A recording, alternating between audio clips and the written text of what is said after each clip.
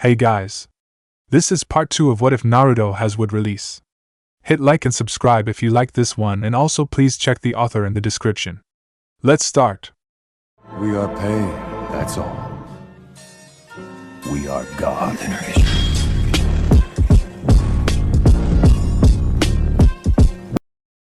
Chapter 6. Looks like this is it, Naruto muttered, at the dawn of the third day as they reached the tower. Things had gone pretty slowly on the way, because that damn Mark kept trying to break the containment seal, and caused Sasuke untold amounts of pain. Naruto had to admire Sasuke for being able to grit his teeth and keep moving through the pain. We made it, Hinata said with relief evident in her voice. Sasuke grunted as his left knee gave out, but Naruto was there in a flash to catch him. Hey, don't strain yourself, you dumbass! Naruto barked, slinging Sasuke's arm over his shoulder. Come on, lean on me. I don't need your help though, Sasuke muttered, which made Naruto smile. I know you don't. Team 7 entered the tower through their designated door and entered an empty room, not really sure what to expect. Look! Sasuke grunted and pointed at wall at the far end of the room. High above them was a text. Naruto read it and raised an eyebrow. Without heaven. What the hell? He asked and pointed at a segment of the text. Words are missing there. Did you think, maybe? Hinata mumbled, staring up at the text with her brow furrowing. Is it telling us to open the scrolls? Naruto reached into his kunai pouch, taking out the scrolls. He handed one to Hinata and took a deep breath, preparing to open the scroll. All right. Open them, Sasuke ordered, and the two ripped open the scrolls, screwing their eyes shut as if the scrolls were going to explode or something. The three slowly opened their eyes and stared at the scroll. They all recognized the inky patterns on the scrolls. These are summoning seals! Naruto exclaimed and threw away the scroll, while Hinata did the same, just in time for them to explode into smoke. The smoke cleared, and the three genin stared. Iruka-sensei! Naruto exclaimed, while the smiling Chunin in front of them grinned. Hey! Long time no see! What's going on? Sasuke asked, blinking. Why were you summoned? At the end of this second test, it's set up so we Chunin meet up with the exam takers, and I was allowed to be the one to greet you. Greet us? Hinata repeated, getting a nod from Iruka, who picked up a pocket watch, staring at it. Well, you weren't the fastest, but you certainly weren't the last, he spoke, grinning. The second test, all three of you pass. Congratulations. So-sensei. What would have happened if we had opened the scrolls before now? Hinata felt obligated to ask. Iruka chuckled as he picked up the earth scroll, holding it up. As you may have figured out, this test's rules are set up to test your ability to perform missions correctly. So, if you were to break these rules and open the scrolls, what would have happened? Sasuke asked, getting a smile from Iruka. Those exam takers would be put in a state of unconsciousness for the remainder of the test period. Those were my orders. Hey, sensei, Naruto said, pointing at the wall. What's the meaning of the writing on the wall? Seems like there's a word missing. We can't figure it out. Ah, Iruka said and pointed at the text. I'm also here to explain that. Read it. This is the motto of the Chunin written by Hokage-sama. Motto? Sasuke repeated. The heaven in this paragraph refers to the human mind, and the earth refers to the human body. Iruka explained. If you lack heaven, seek wisdom, be prepared. That's basically, for example, if someone's weakness is his or her brain, gain knowledge and prepare yourself for the missions. If you lack earth, run in the fields, seek advantages. So, if someone's weakness is stamina, then it's saying that you must continue to train hard. And if you have both heaven and earth, you can succeed even the most dangerous missions. So, basically, all missions become safe and easy. Then us three should have no problem completing missions, Naruto said confidently, grinning widely, while Sasuke smirked at him, and Hinata smiled. Anyway, the words that represent a Chunin, the person word from the scrolls goes there. The last sentence is these rules will guide a person's extremes. I don't think any of you really lack neither heaven nor earth. However, train hard, get stronger, and advance through the ranks. Make our Hokage, and the Hokage before him, proud. Iruka smiled brightly as Naruto gave a lazy salute. Then, he took a good long look at them. Wow, you guys look tired. There are rooms here where you can stay until the exam ends. As if on cue, Sasuke's eyes drifted shut, and he collapsed, only to be once more caught by Naruto, who smiled softly at him. We've been running nonstop since we ran into Orochimaru. No food, no rest. I'm surprised he managed to stay awake this long through that pain. What a guy, he thought fondly, putting Sasuke comfortably on his back and carrying him. Hinata, go get some rest. You deserve it, Naruto told Hinata, who straightened up. But I'm not tired, Naruto-kun. Liar, Naruto said with a shrewd grin. Even I got tired from that run. You must be beat. I'm gonna take this moron to the GG, then I'll go get some rest as well. Hinata blushed at getting caught being tired, but she did as Naruto said nonetheless, heading further into the tower. Now that they were alone, Naruto turned to Iruka again, his eyes unusually serious. Iruka-sensei. I need to see the Hokage. So, later found Naruto in an office near the top of the tower. Inside the office was the Hokage, Kakashi, two Chunin, Izumo and Kotetsu, and that crazy examiner lady Anko. Sasuke was asleep on the sofa in the office, and the Sandaime was looking over the seal on his shoulder. The cursed seal. The Sandaime muttered, sighing. You encountered Orochimaru? Anko asked Naruto, who nodded. That snake freak was just playing with us though. I got the feeling he wanted to test our strength.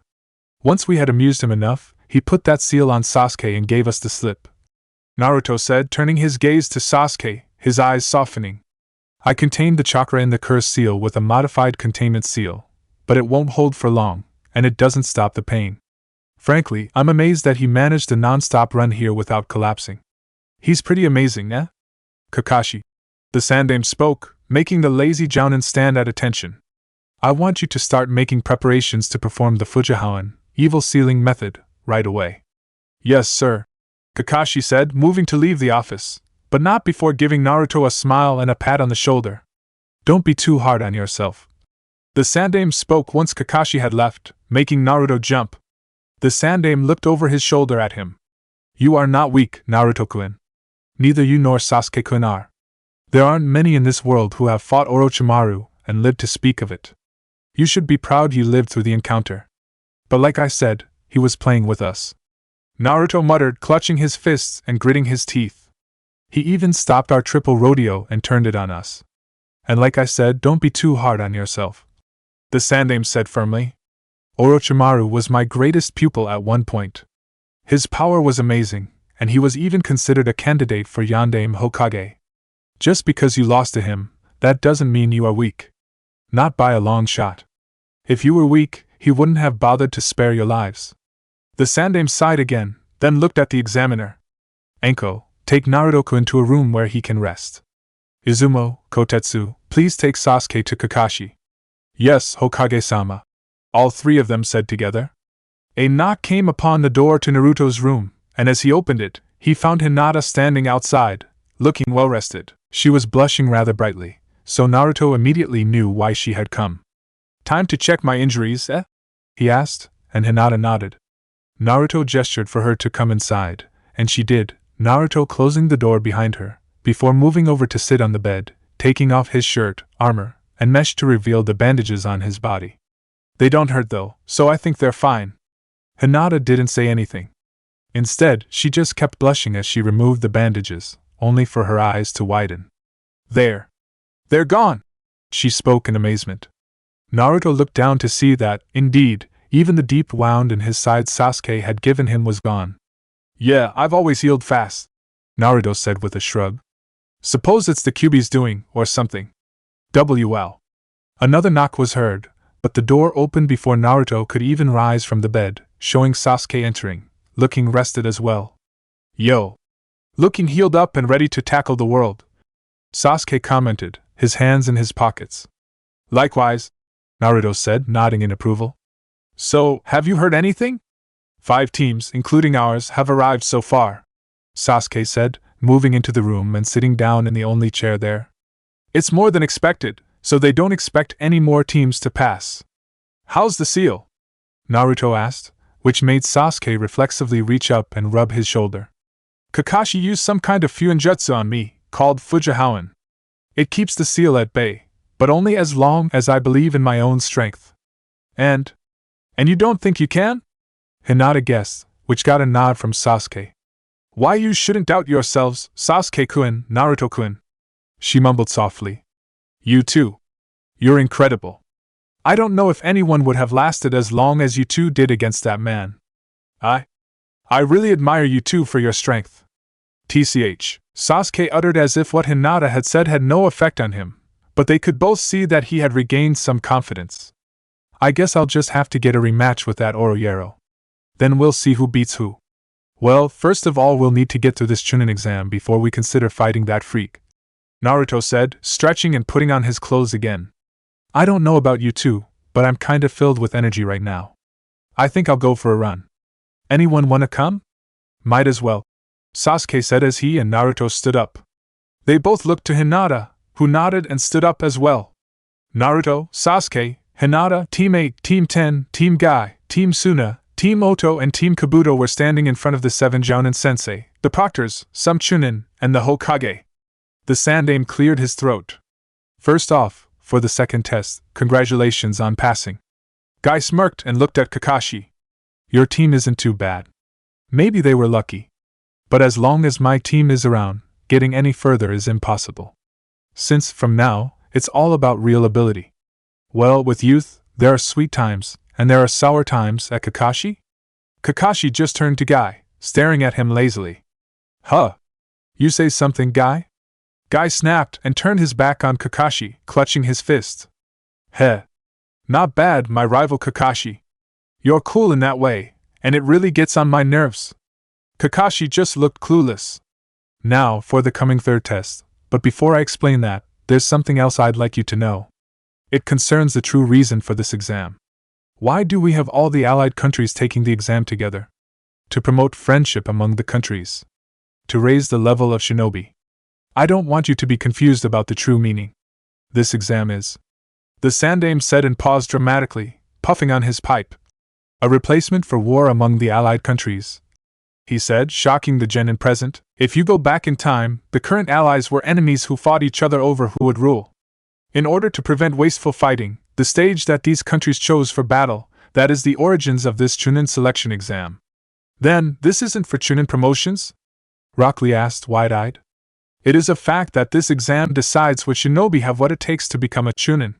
But on the other hand, this exam has another side, where each country's ninja risks their own life to protect their land's prestige.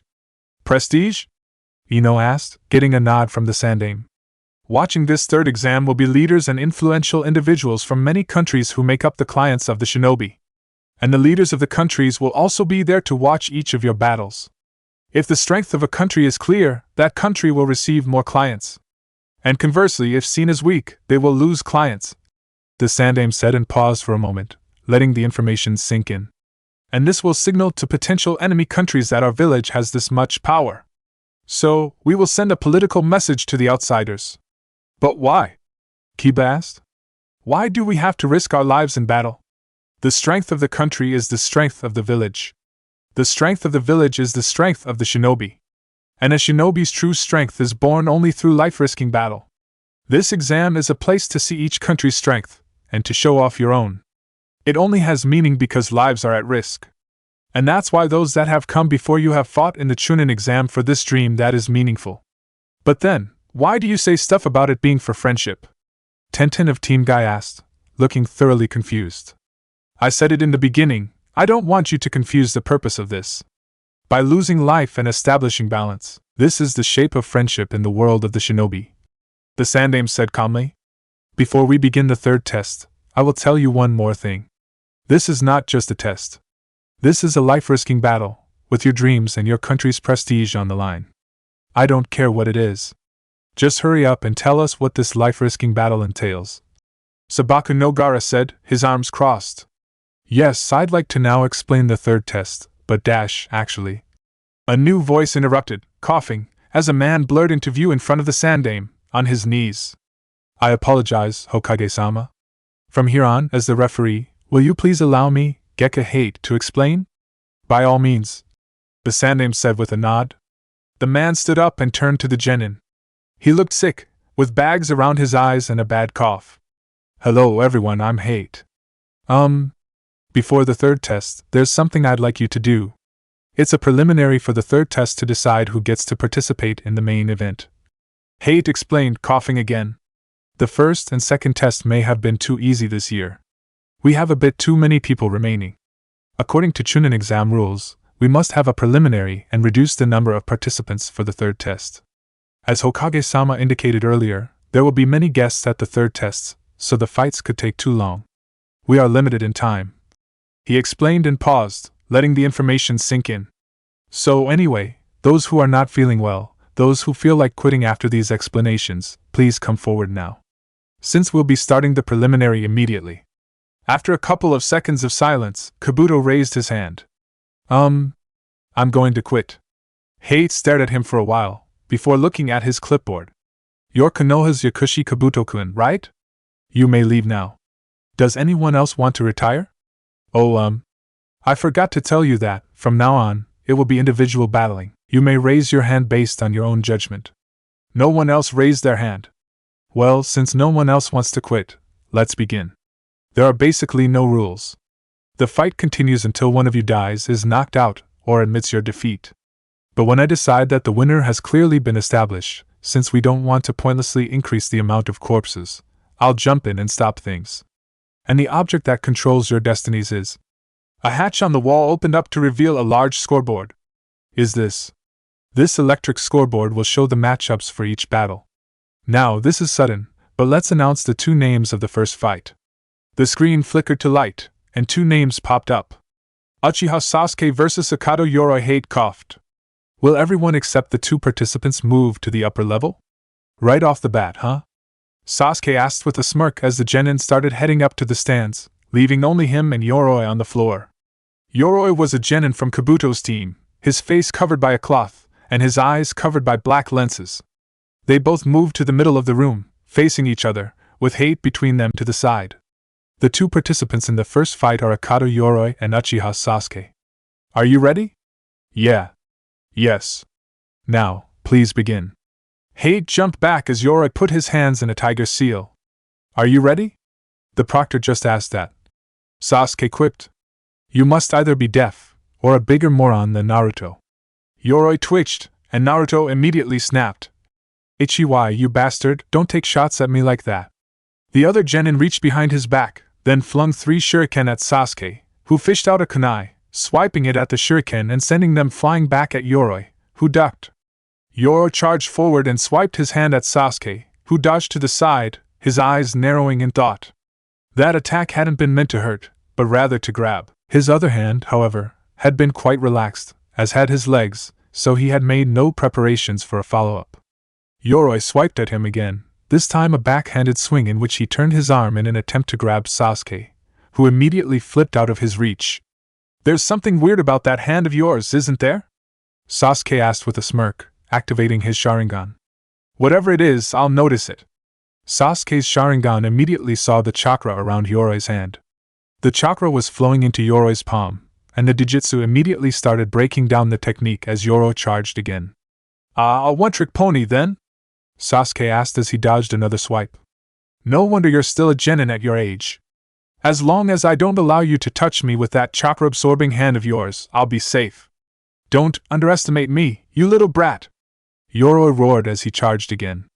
This time, he managed to grab Sasuke and started absorbing his chakra, only for Sasuke to disappear in a poof of smoke. Kage Bunshin? Yoroi exclaimed in shock.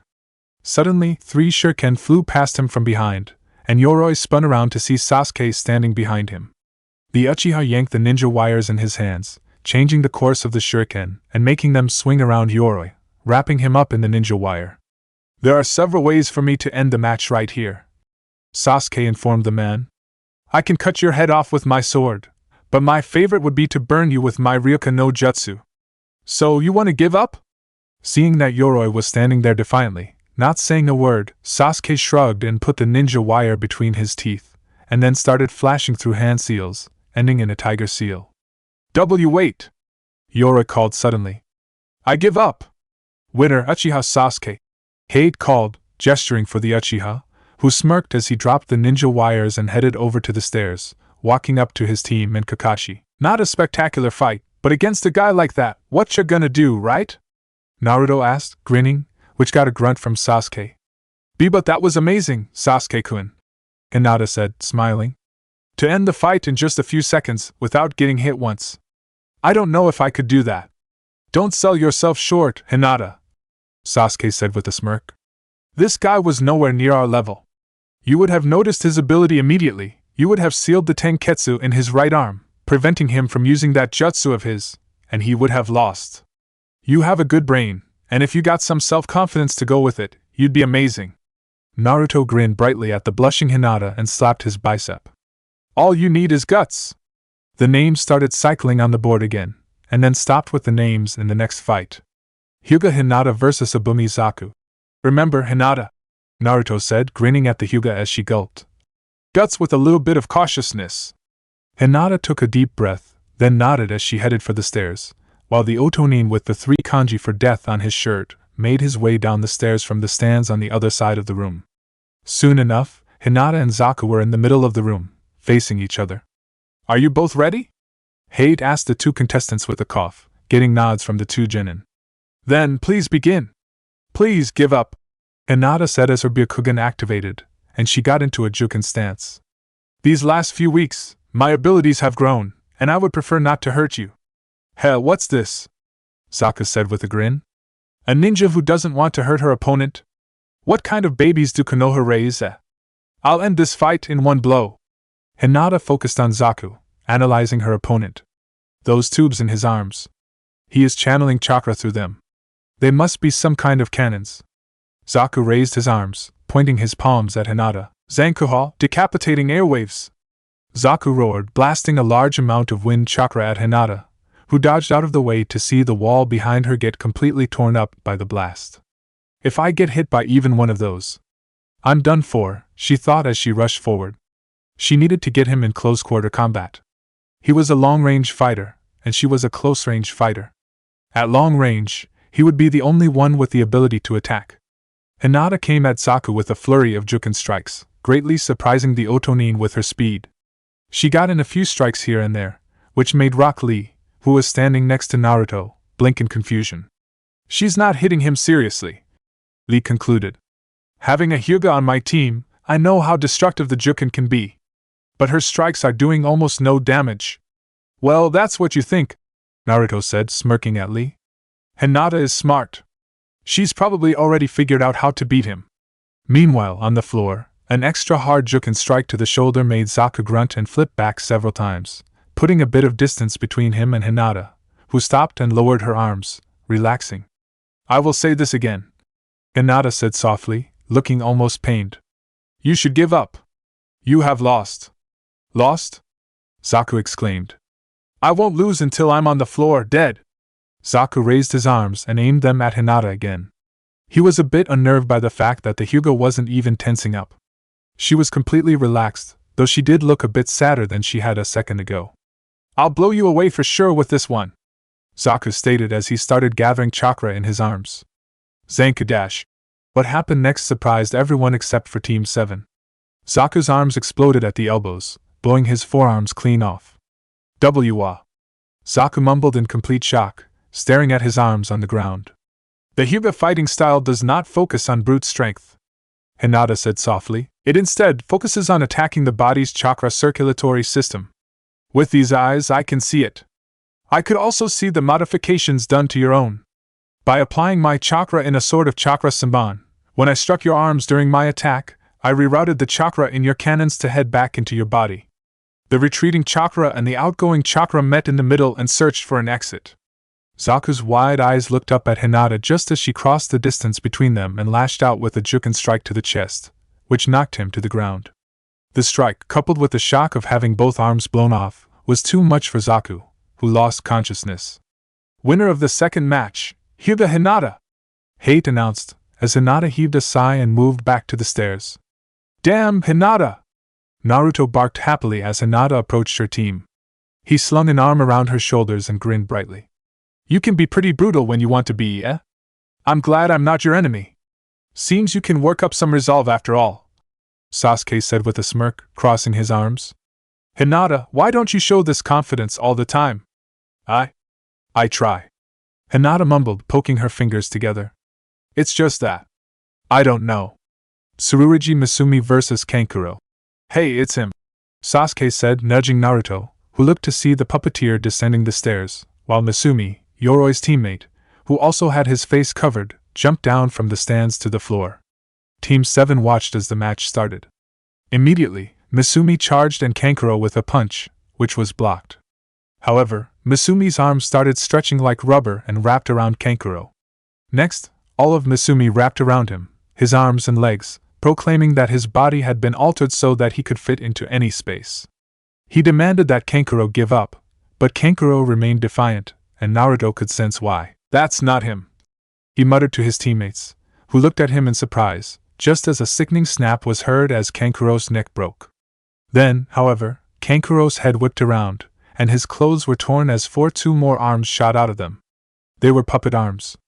The disguise fell, revealing that Kankuro had only been a puppet, and the bandaged package Kankuro had been carrying on his back unwrapped, revealing the real Kankuro. Misumi tried to give up, but couldn't, as the puppet squeezed him too hard.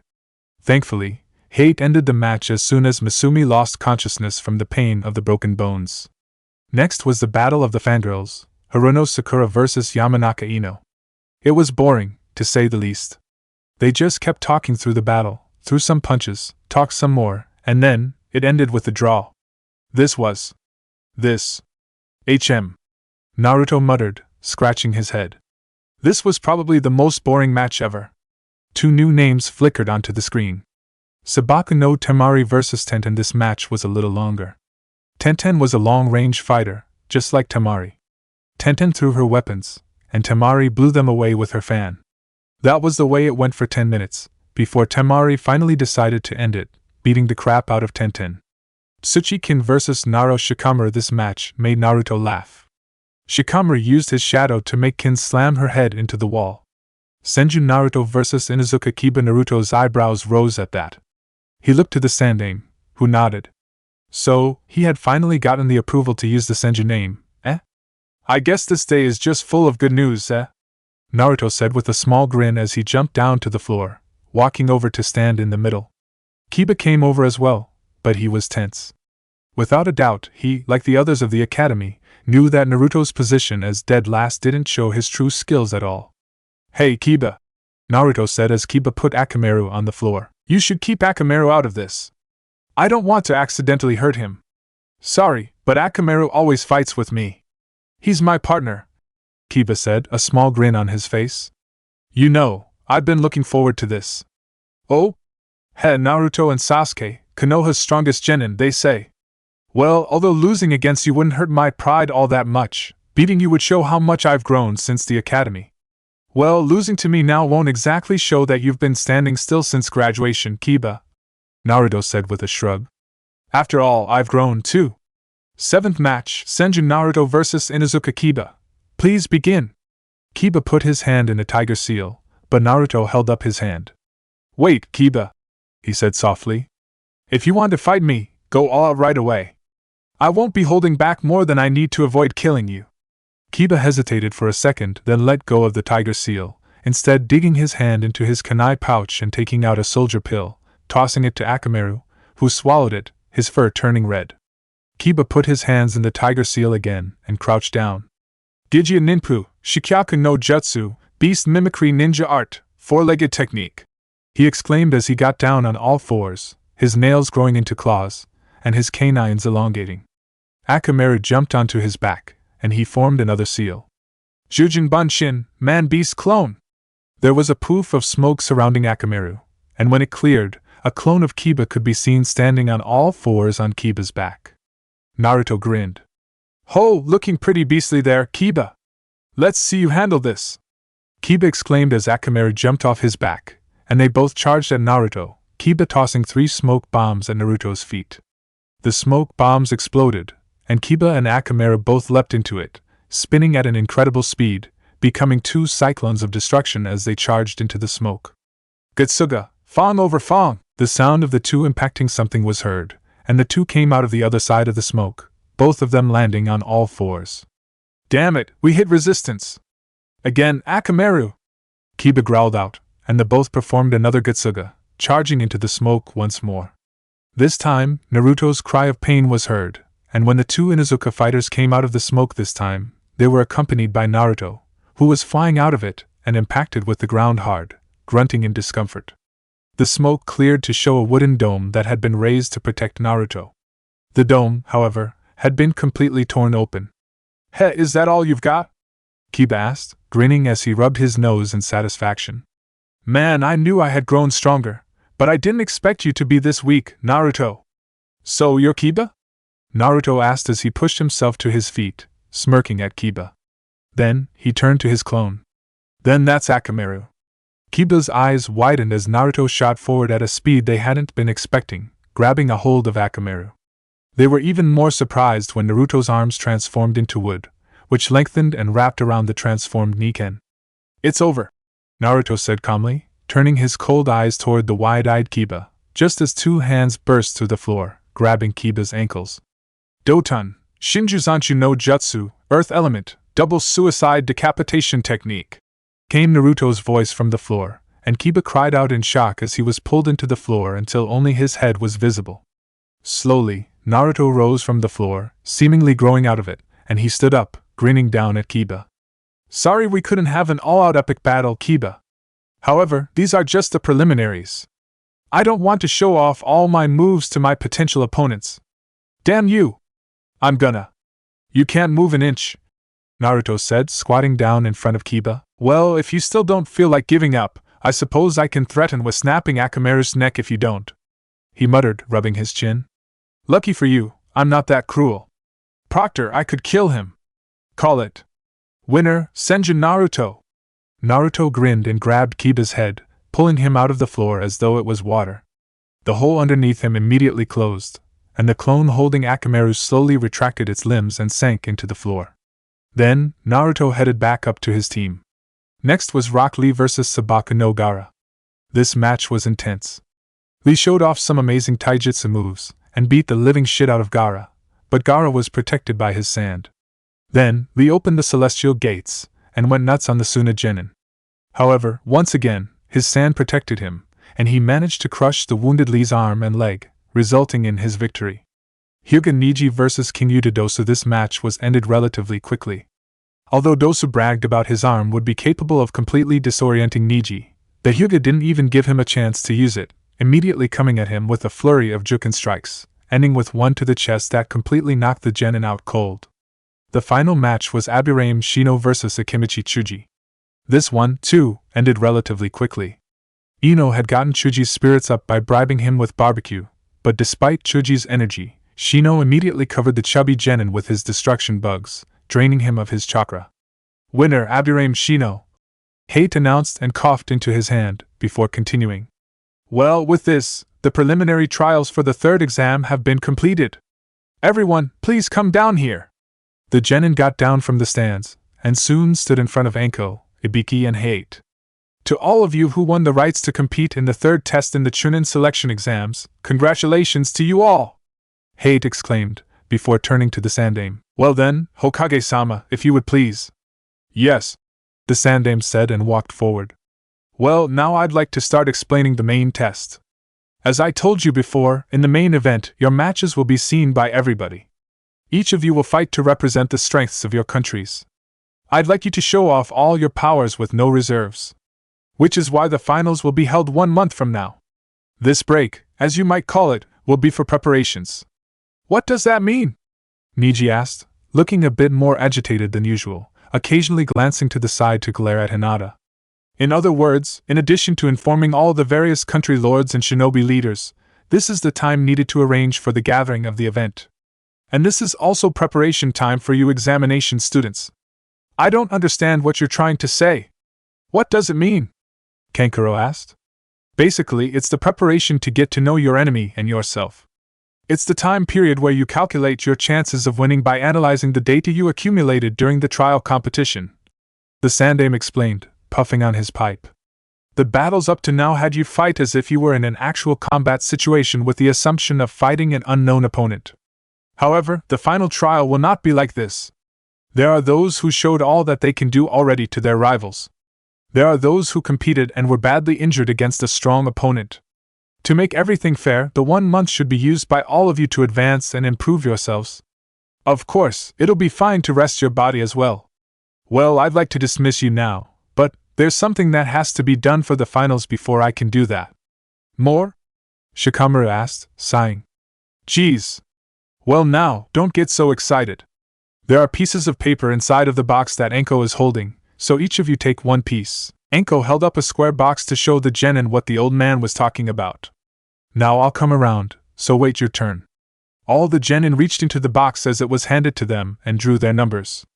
Once they'd announced them, the Sandaime spoke up. Alright, now I'll reveal to you the final tournament. That's what we drew the numbers for. Naruto asked, wide-eyed. Now, Ibiki, show them the match arrangements. Yes, sir. Ibiki said and held up a piece of paper. First match. Hyuga Hinata vs Hyuga Niji. Second match. Senju Naruto vs Aburame Shino. Third match. Sabaka no Gaara vs Kankuro. Fourth match. Uchiha Sasuke vs Naruto. Shikamaru vs Temari. Well then, you're free to start planning strategies or resting as you like. With this, I'll dismiss you all, but are there any final questions? The Sandaime asked, and Shikamaru raised his hand. Can I ask a question? Yes. Since it's a tournament, it would mean that there's only one winner, right? Which would mean that only one person can become a Chunin, doesn't it? No, that's not quite it. The Sandaime spoke, smirking. There will be judges, including myself, the Kazekage, lords of various countries that will make mission requests, and other ninja leaders, who will be watching the final test. Throughout the tournament, these judges will be evaluating your abilities. Those judged to have the necessary qualities of a Chunin will be able to become a Chunin, even if they lose in their first match. That means that it's a possibility that everyone here will become a Chunin? Temari asked. Yes. But there's also the possibility that no one will become Chunin. To advance in the tournament means that you will have more chances to appeal to the judges. Did you understand, Shikamaru-kun? The Sandaime asked, which got a sigh from Shikamaru. Geez, this is so troublesome.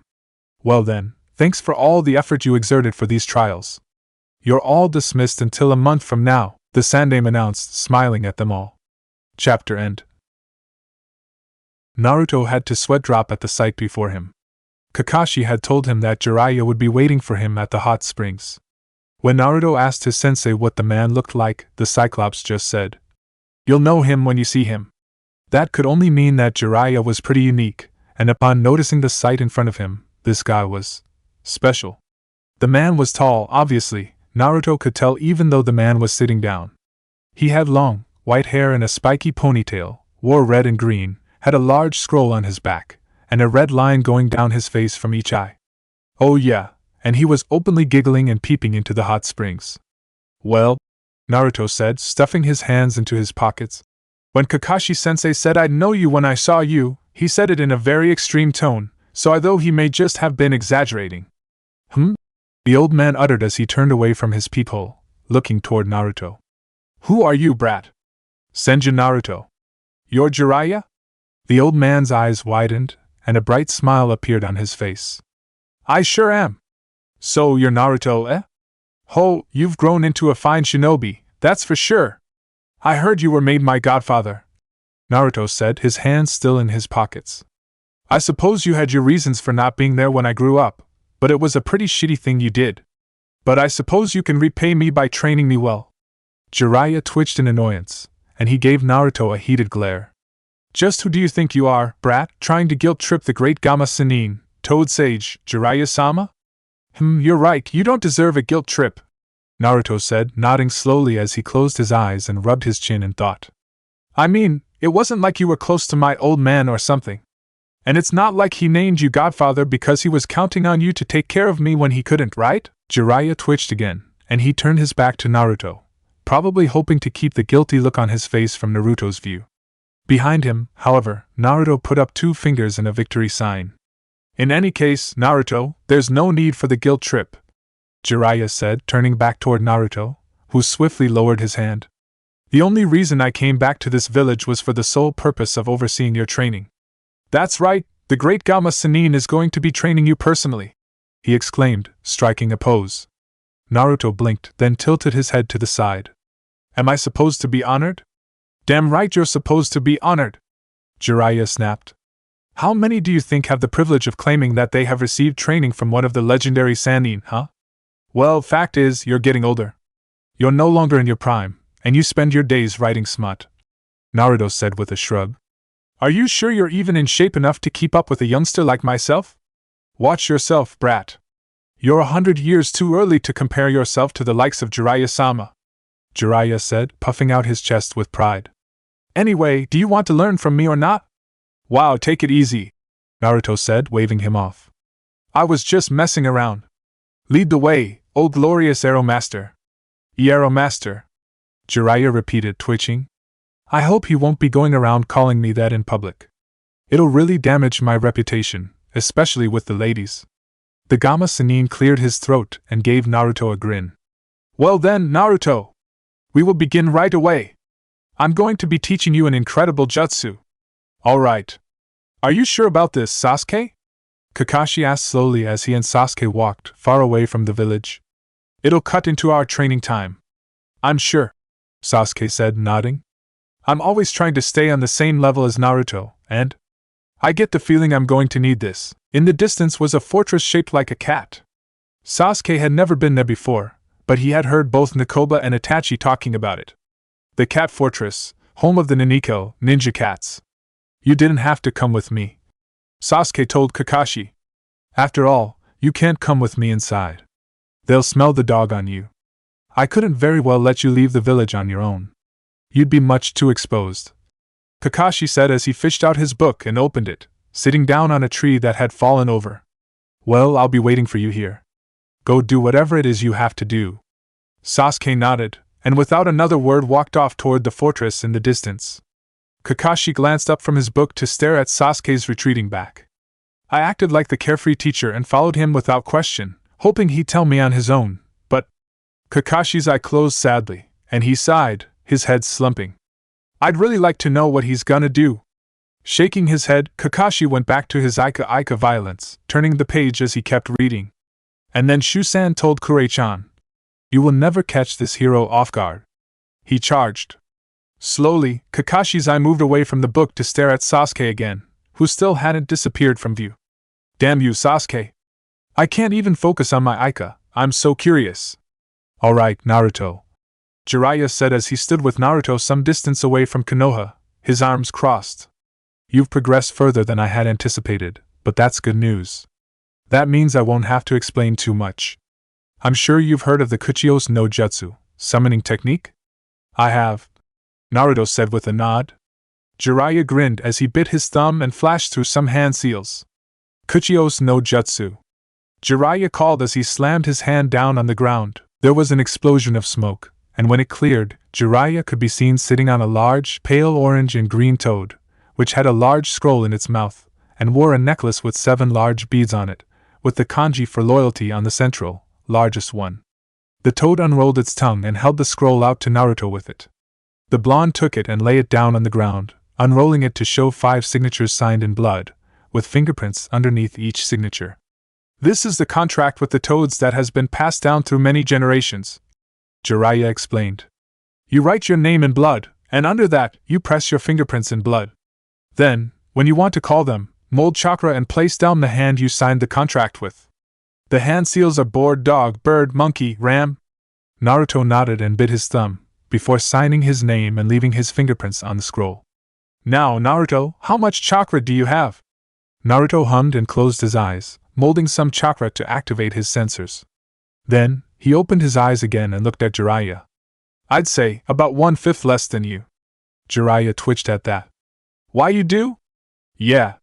I've always had massive chakra stores, but when Sasuke started to catch up in that department, I had to step up my game. The toad disappeared in a poof of smoke, leaving Jiraiya standing there with his arms crossed. Since you have that much chakra, I don't really have an excuse to have you learn how to use it. Naruto, you have 2 kinds of chakra, Jiraiya said, opening his eyes to stare at Naruto seriously. 2 kinds, Naruto repeated, furrowing his brow. You mean I can use Kyuubi's chakra? Know about the Kyuubi, do you? Yes, its chakra is yours to use. It's an amazingly powerful chakra that should be No. Naruto interrupted, shaking his head. I am Senju Naruto, not the Kyuubi.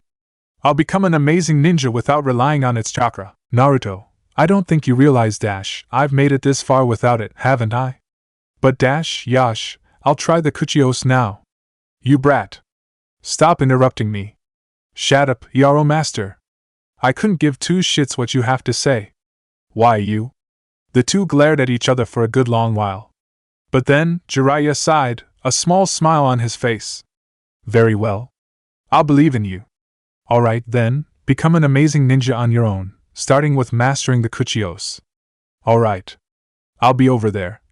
Jiraiya said, pointing off at a waterfall in the distance, under which they had seen several girls bathing when they came here. With a wave, Jiraiya blurred out of view. TCH, old pervert.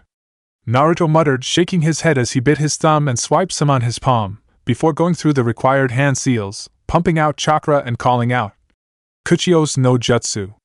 There was another explosion of smoke, this one much bigger than the one that appeared when Jiraiya summoned his toad.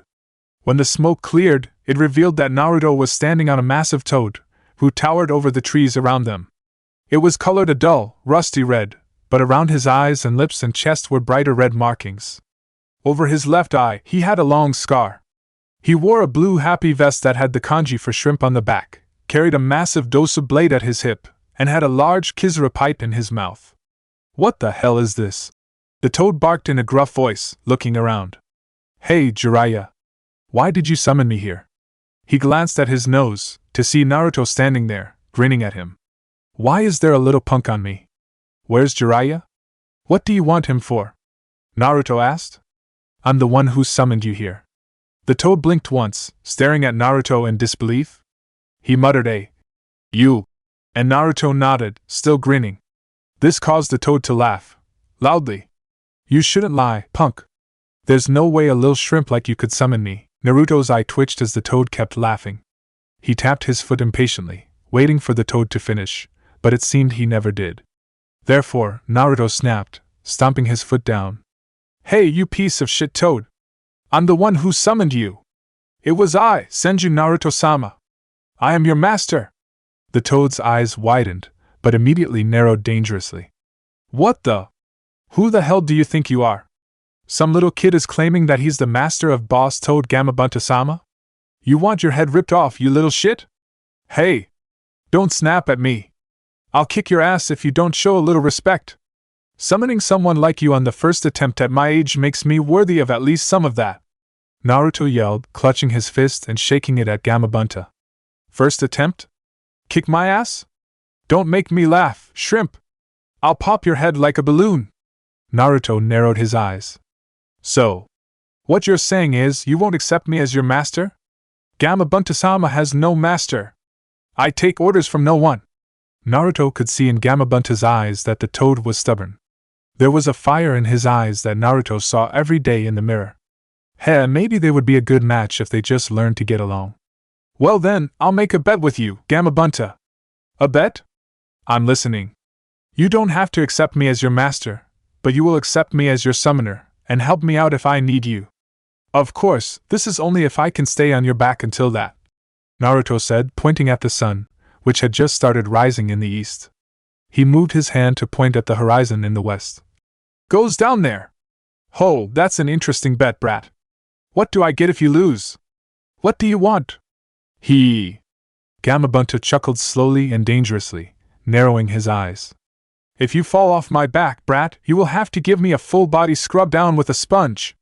Even in all the hard-to-reach places, Naruto flinched at the thought of giving a toad a sponge bath, especially one as big as Gamabunta. He immediately shook those images out of his head, however, and grinned defiantly at the toad.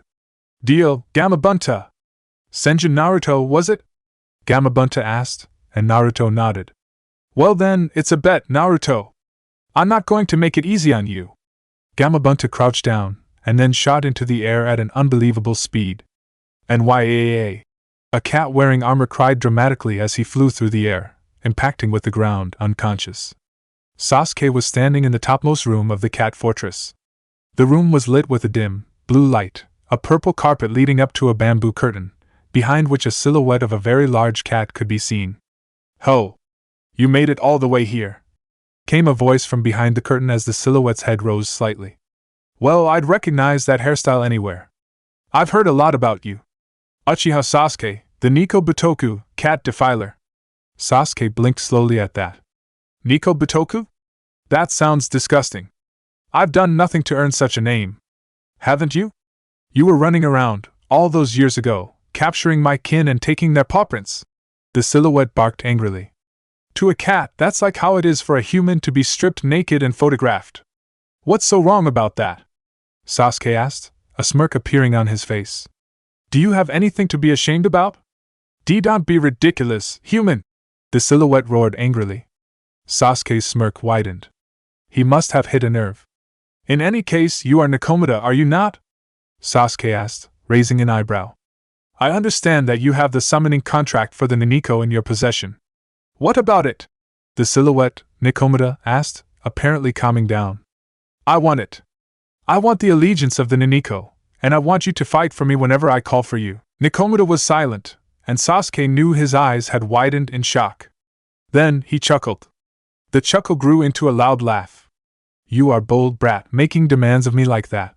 What makes you think I will give my allegiance to you? Because if you don't, I will just have to beat you until you do. It will be quite painful for you. Sasuke said simply, his Sharingan activating. So, what will you do? Nakomata scoffed, and Sasuke saw him performing hand seals behind the curtain, preparing to use a jutsu. Don't, Sasuke said, stopping the cat. You are preparing to use a genjutsu. I can just tell you that genjutsu are useless against these eyes. Don't embarrass yourself by trying a jutsu that won't work. Nakomata chuckled softly at that as he rose to his feet, walking around the curtain to stand before Sasuke. He was large and white, and the tip of his tail was purple and split in two. His body was covered in scars, but the one that stood out the most was the one going across his left eye. Your Sharingan has developed that much at such an early age? Truly, you are Itachi's little brother. Sasuke tensed. You know Itachi? He came here 4 years ago, Nakomata said with a shrug. Then he grinned. Well then, if genjutsu won't work, I'll go with brute force. With that, he slammed his paw down on Sasuke. Meanwhile, some distance away, Kakashi heard the rumble, and looked up from his book, turning to look at the fortress in the distance. Now I'm really curious, he thought, giving the fortress a longing stare. I want to know what's happening over there. Damn it. Fall off, you little shit. Gamabunta barked angrily as he furiously shook his head left and right and up and down in an attempt to get Naruto to fall off his head. Naruto had attached himself with chakra, so he wasn't falling off any time soon. Slowly, Gamabunta stopped shaking his head, closing his eyes and panting. He had been at this for hours now, after all. Well, Naruto said, turning to look to the west. There's still an hour left, but you can quit now if you want. Like hell I will! Gamabunta exclaimed, shooting into the air again. Gamabunta went at it for another full hour. Soon enough, the sun had completely disappeared behind the trees, and a panting Gamabunta exhaled loudly and glanced up at the grinning Naruto. Senju Naruto. You're an interesting guy. I consider myself an honorable toad, and since I lost the bet, I will honor it. I accept you as my summoner. The toads will fight for you if you need help. Thanks, Gamoe-bun, Toad Boss, Naruto said, giving Gamabunta a thumbs up. I have to say, though, that blonde hair fills me with nostalgia, Gamabunta said, a smirk appearing on his face. After all, the last person to ride on my head was the Yondaime. Huh! My old man? Yeah, it was 13 years ago, but I remember it like it was yesterday. After all, you don't tend to forget it when someone summons you on top of the strongest Bija. When he first summoned me, he and I made a similar bet. Oh? He got you to accept him as his summoner too? After a while. He was a bit more respectful than you, so I took him in even after he lost, and was forced to give me a sponge bath. Gamabunta took a drag on his pipe, letting the image of the Yondaime Hokage giving the toad a sponge bath sink in Naruto's head. He exhaled the smoke, then stared at Naruto again. You have the fire of your parents in your eyes, Naruto boy. I expect great things from you, Gamabunta said, then glanced to the west. Well, it's late, and the kids are probably worried. Later, Naruto. Later, Gamoe-bun, Naruto said, giving Gamabunta a lazy salute. The toad exploded into smoke, returning home, wherever that may have been. Nikomata flinched as Sasuke took a step toward him. The monster cat was on the floor, beaten, his fur bloodied. He also had a cut across his right eye, matching the scar across his left. Monster. Nikomata grunted out, shivering. Why, you're a monster! I am Uchiha Sasuke, Konoha shinobi, Sasuke said calmly as he sheathed his sword. And I will have what I came here for. You are beaten, Nikomata. Are you going to give it to me? Despite his fear, Nikomata managed a weak grin. He coughed once, then said, You truly are Itachi's little brother. You beat me just as quickly as he did, and you were also just toying with me, damn you! Nikomata rolled over onto his stomach and pushed himself up, moving behind the bamboo curtain. When he came out again, he was holding a large scroll in his paw, which he handed over to Sasuke, who took it.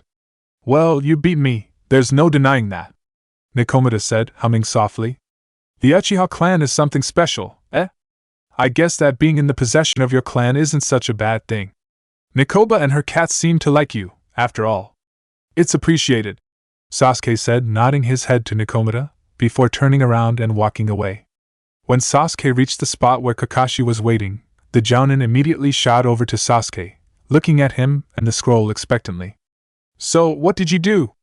Kakashi asked eagerly. Sasuke just smirked and held up the scroll. I procured the Niniko summoning contract for the Uchiha clan. Niniko?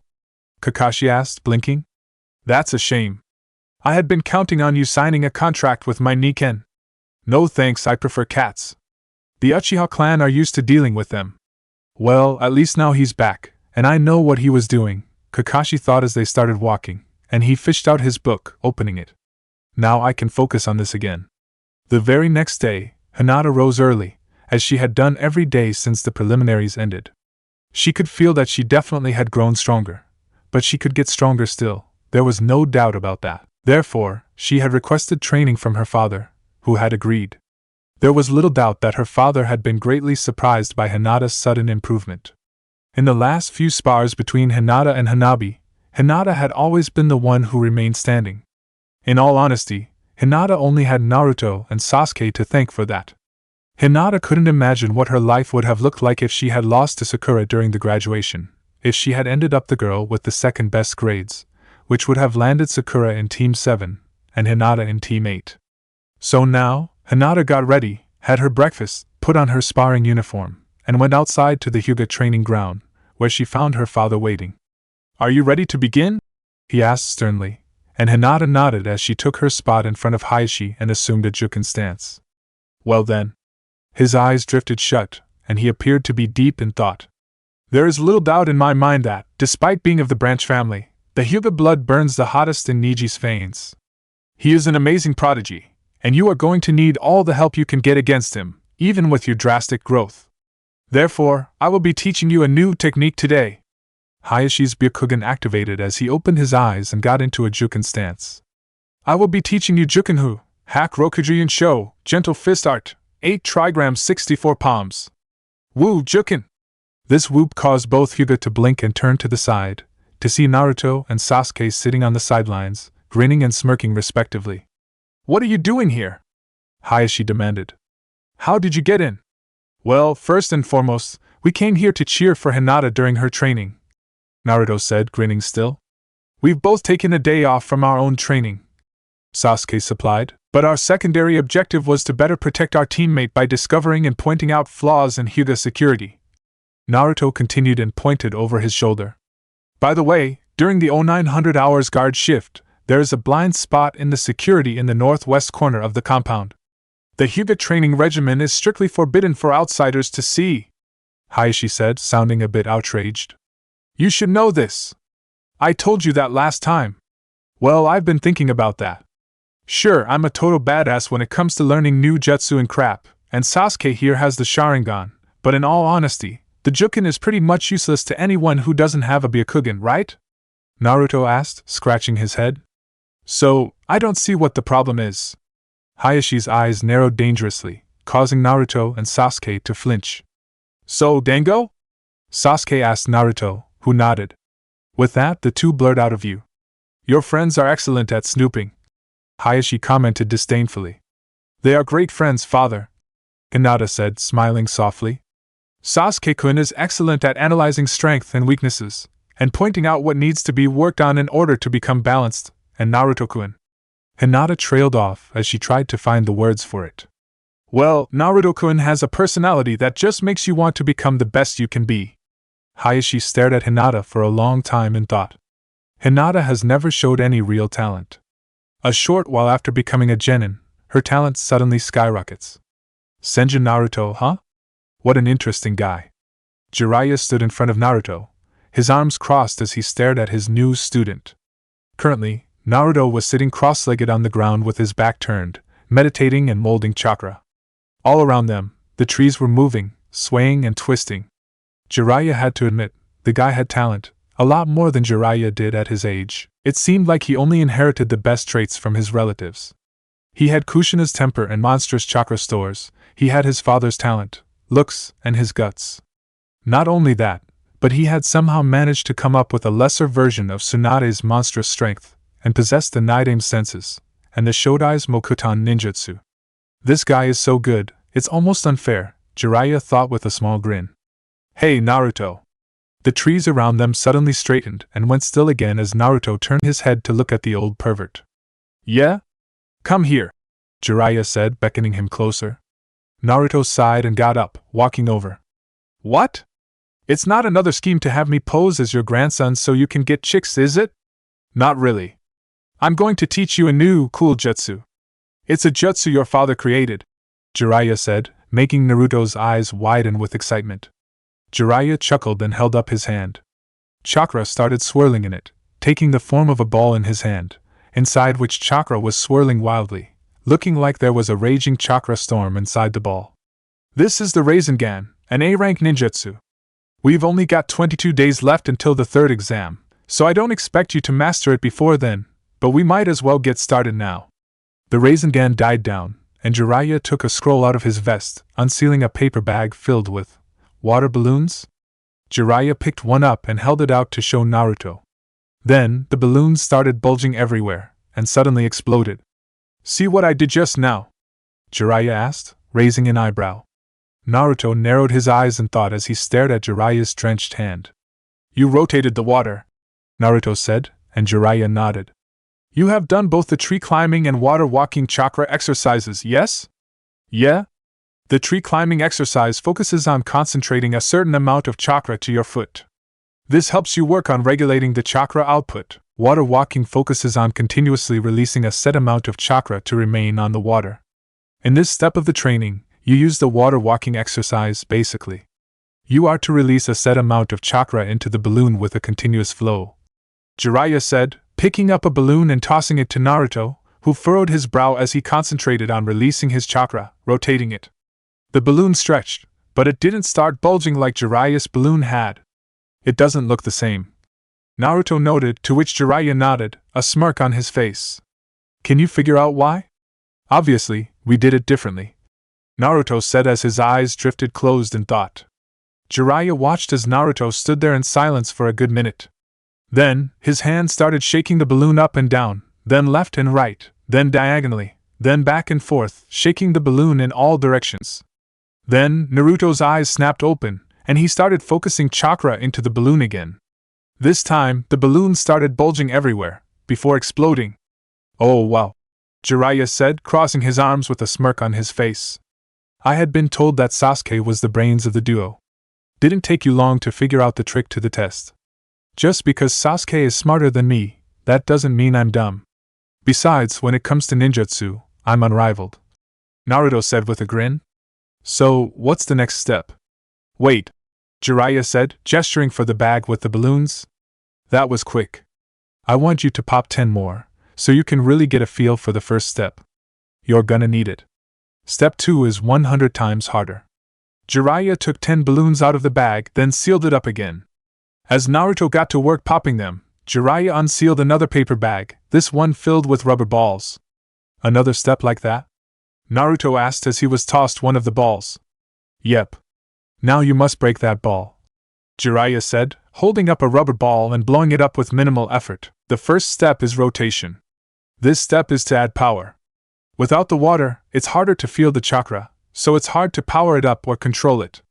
Practice this for a bit. With that, Jiraiya turned to walk away. Where are you going? Naruto asked as he stared at the ball in his hand. I'm heading into the village. A man needs to relax, after all.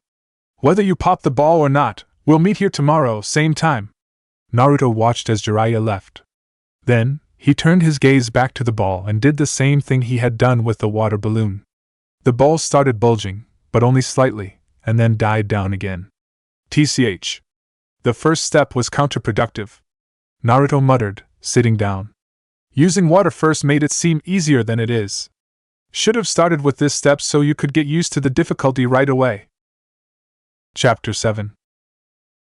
10 days were left until the third exam. Naruto was sitting on the ground in the same spot he had been every day for the last few weeks. Jiraiya had felt very smug. So far, Naruto had only managed to pop a hole in the balls.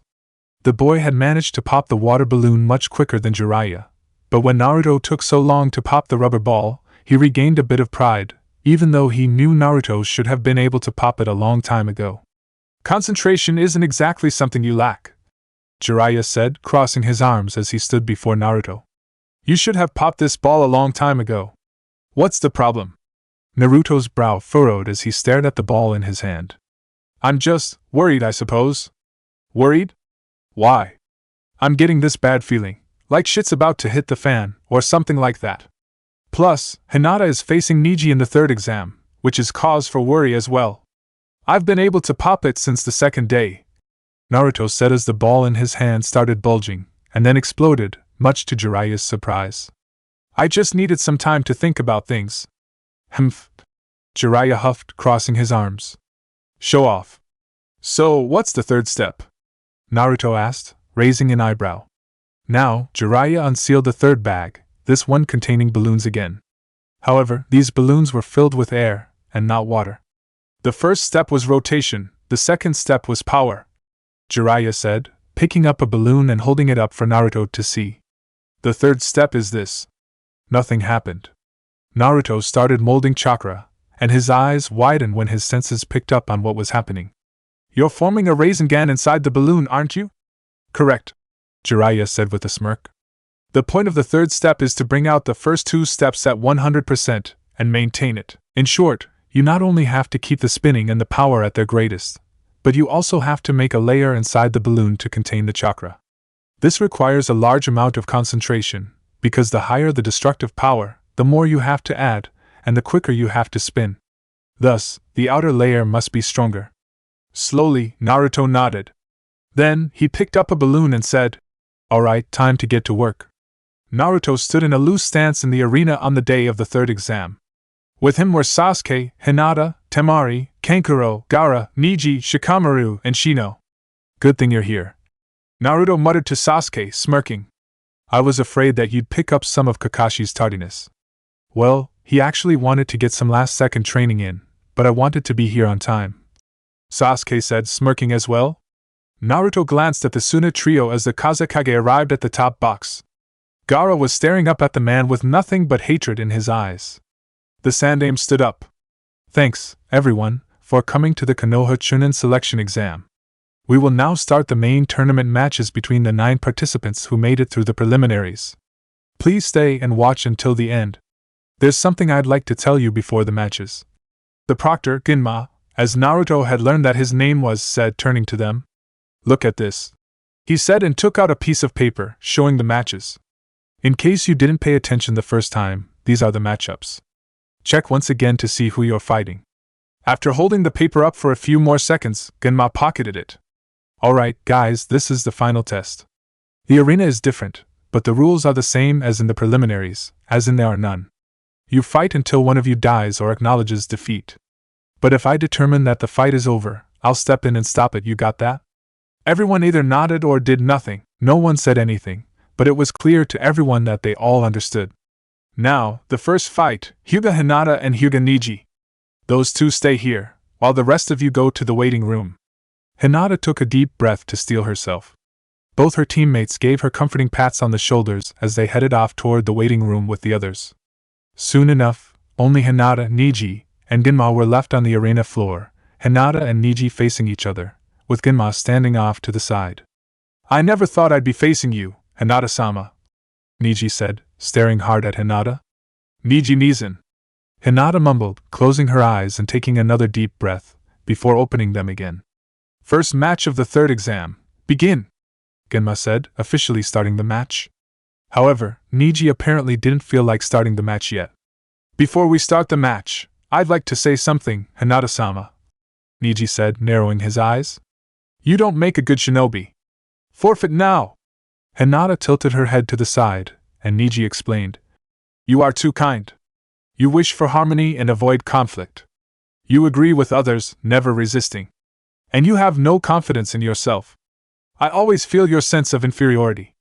That's why I thought it would be best for you to remain a genin. But the Chunin exam can only be taken as a team of 3. You couldn't turn down your teammate's request, and unwillingly entered. That's reality. Am I wrong? Yes, Hinata said, making Niji blink. Kakashi-sensei told us all that it was completely voluntary to enter. We all entered willingly, without being pressured by anyone else. I entered this exam because I wanted to change. Niji sighed. Hinata-sama. As I thought, you are a spoiled brat of the main house. People cannot change themselves. Losers are losers. Their personality and strength will not change. Because people cannot change, differences are born, expressions like elite and loser are created. Looks, brains, ability, size, personality. All people judge and are judged in these values. Based on these unchangeable factors, people discriminate and are discriminated against. And they suffer within their own means. Just like the fact that I am from the branch family, and you are from the main family cannot be changed. I have seen through many things with this Byakugan. So I know, you are just acting strong. Deep inside, you just want to run away from here. Hinata's eyes drifted shut, and her head lowered slowly, which made Niji smirk. Your eyes closed, and you ducked your head. Defense mechanisms that dash Niji Nizan. Hinata interrupted in a voice that was much different from her usual voice. It was still soft and gentle, but there was an edge to it that had never been there before. When she raised her head again and opened her eyes, her Byakugan was activated, and she slipped into a Juken stance. Please stop trying to talk me to death, and let's fight instead. A bark of laughter that could be easily recognized as Naruto's was heard from the opening in the arena wall where the other competitors were standing, while Niji flinched in surprise. However, his eyes immediately hardened, and his Byakugan activated as well as he gritted his teeth and assumed a Juken stance. Fine. I'll show you that you cannot change your destiny. Niji charged at Hinata, and the two became engaged in a Juken fight, which was something that was actually quite beautiful to look at. The Juken was very graceful, and when two opponents had the same graceful flow, it looked more like a violent dance than a fight. Niji was visibly frustrated by this, as it would appear that the two were evenly matched. Each strike that Niji threw at Hinata was blocked or deflected, and each strike that Hinata threw was met with the same defenses. The fight continued like this for several minutes, both fighters moving at amazing speeds. Naruto, watching from the stands, looked at Sasuke, who was observing the fight through narrowed eyes. TCH. He uttered, crossing his arms. She really is too soft. Yeah, Naruto said with a nod. If it were you, she'd already have you on the ground, writhing in pain. She used a cheap shot. Sasuke muttered, directing a glare at Naruto. You'd do the same if someone kicked you in the junk. Naruto laughed to himself, then looked down at the fight again. Naturally, he couldn't keep quiet. Hey, Hinata! Don't go easy on him just cause he's family. Kick his ass! As if obeying Naruto's order, Hinata surprisingly quickly batted one of Niji's attacks out of the way and lashed out, hitting him with a Juken strike to the left shoulder. Niji grunted in both pain and surprise, skipping back a couple of steps and staring at Hinata in shock. I have changed, Niji Nizan, Hinata said softly, staring at Niji with pity. People can change. I was once weak, but I have become much stronger. Naruto-kun once told me that our destiny is what we make it. The talk of a loser clinging desperately to the hope of improving their life. Niji growled out. Don't think you can beat me, just because you managed to hit me once. Niji charged at Hinata, and once more they became engaged in that flowing, deadly dance that was a Juken fight. Hinata! Give him the Sasuke special! Naruto barked out, which caused a noticeable blush to appear on Hinata's face, despite her being completely focused on fighting Niji. Meanwhile, Sasuke cringed at the mention of that move. Hinata batted another strike out of the way, then closed the short distance between them with a spin, which ended with her knee flying up and smashing straight into the soft spot between Niji's legs. The male Hyuga's eyes bugged out, and every single male member in the audience winced and covered their junk with a loud, shocked "OH!" as sympathy pain coursed through them. As Niji was no doubt trying to blink the lights of pain out of his eyes, Hinata took advantage of the situation and got into a strange stance, crouched down slightly with her left as pointing forward and down, and her right pointing backward and up. "Nizan, you are in the range of my hack. Jukenhu, hack Rokuji and show!" Niji only had time to go wide-eyed before Hinata charged forward, jabbing him twice with her fingers with a cry of "And I show!" Then 4 times yelling "Yan show!" This continued, Hinata doubling her strikes 3 more times, and finished off striking him 64 times with a cry of "Rokuji and show!" Niji cried out in pain as he flew back, spitting up blood. He impacted hard with the ground and rolled several feet, before coming to a stop on his back. "I am possible," he grunted out through gritted teeth.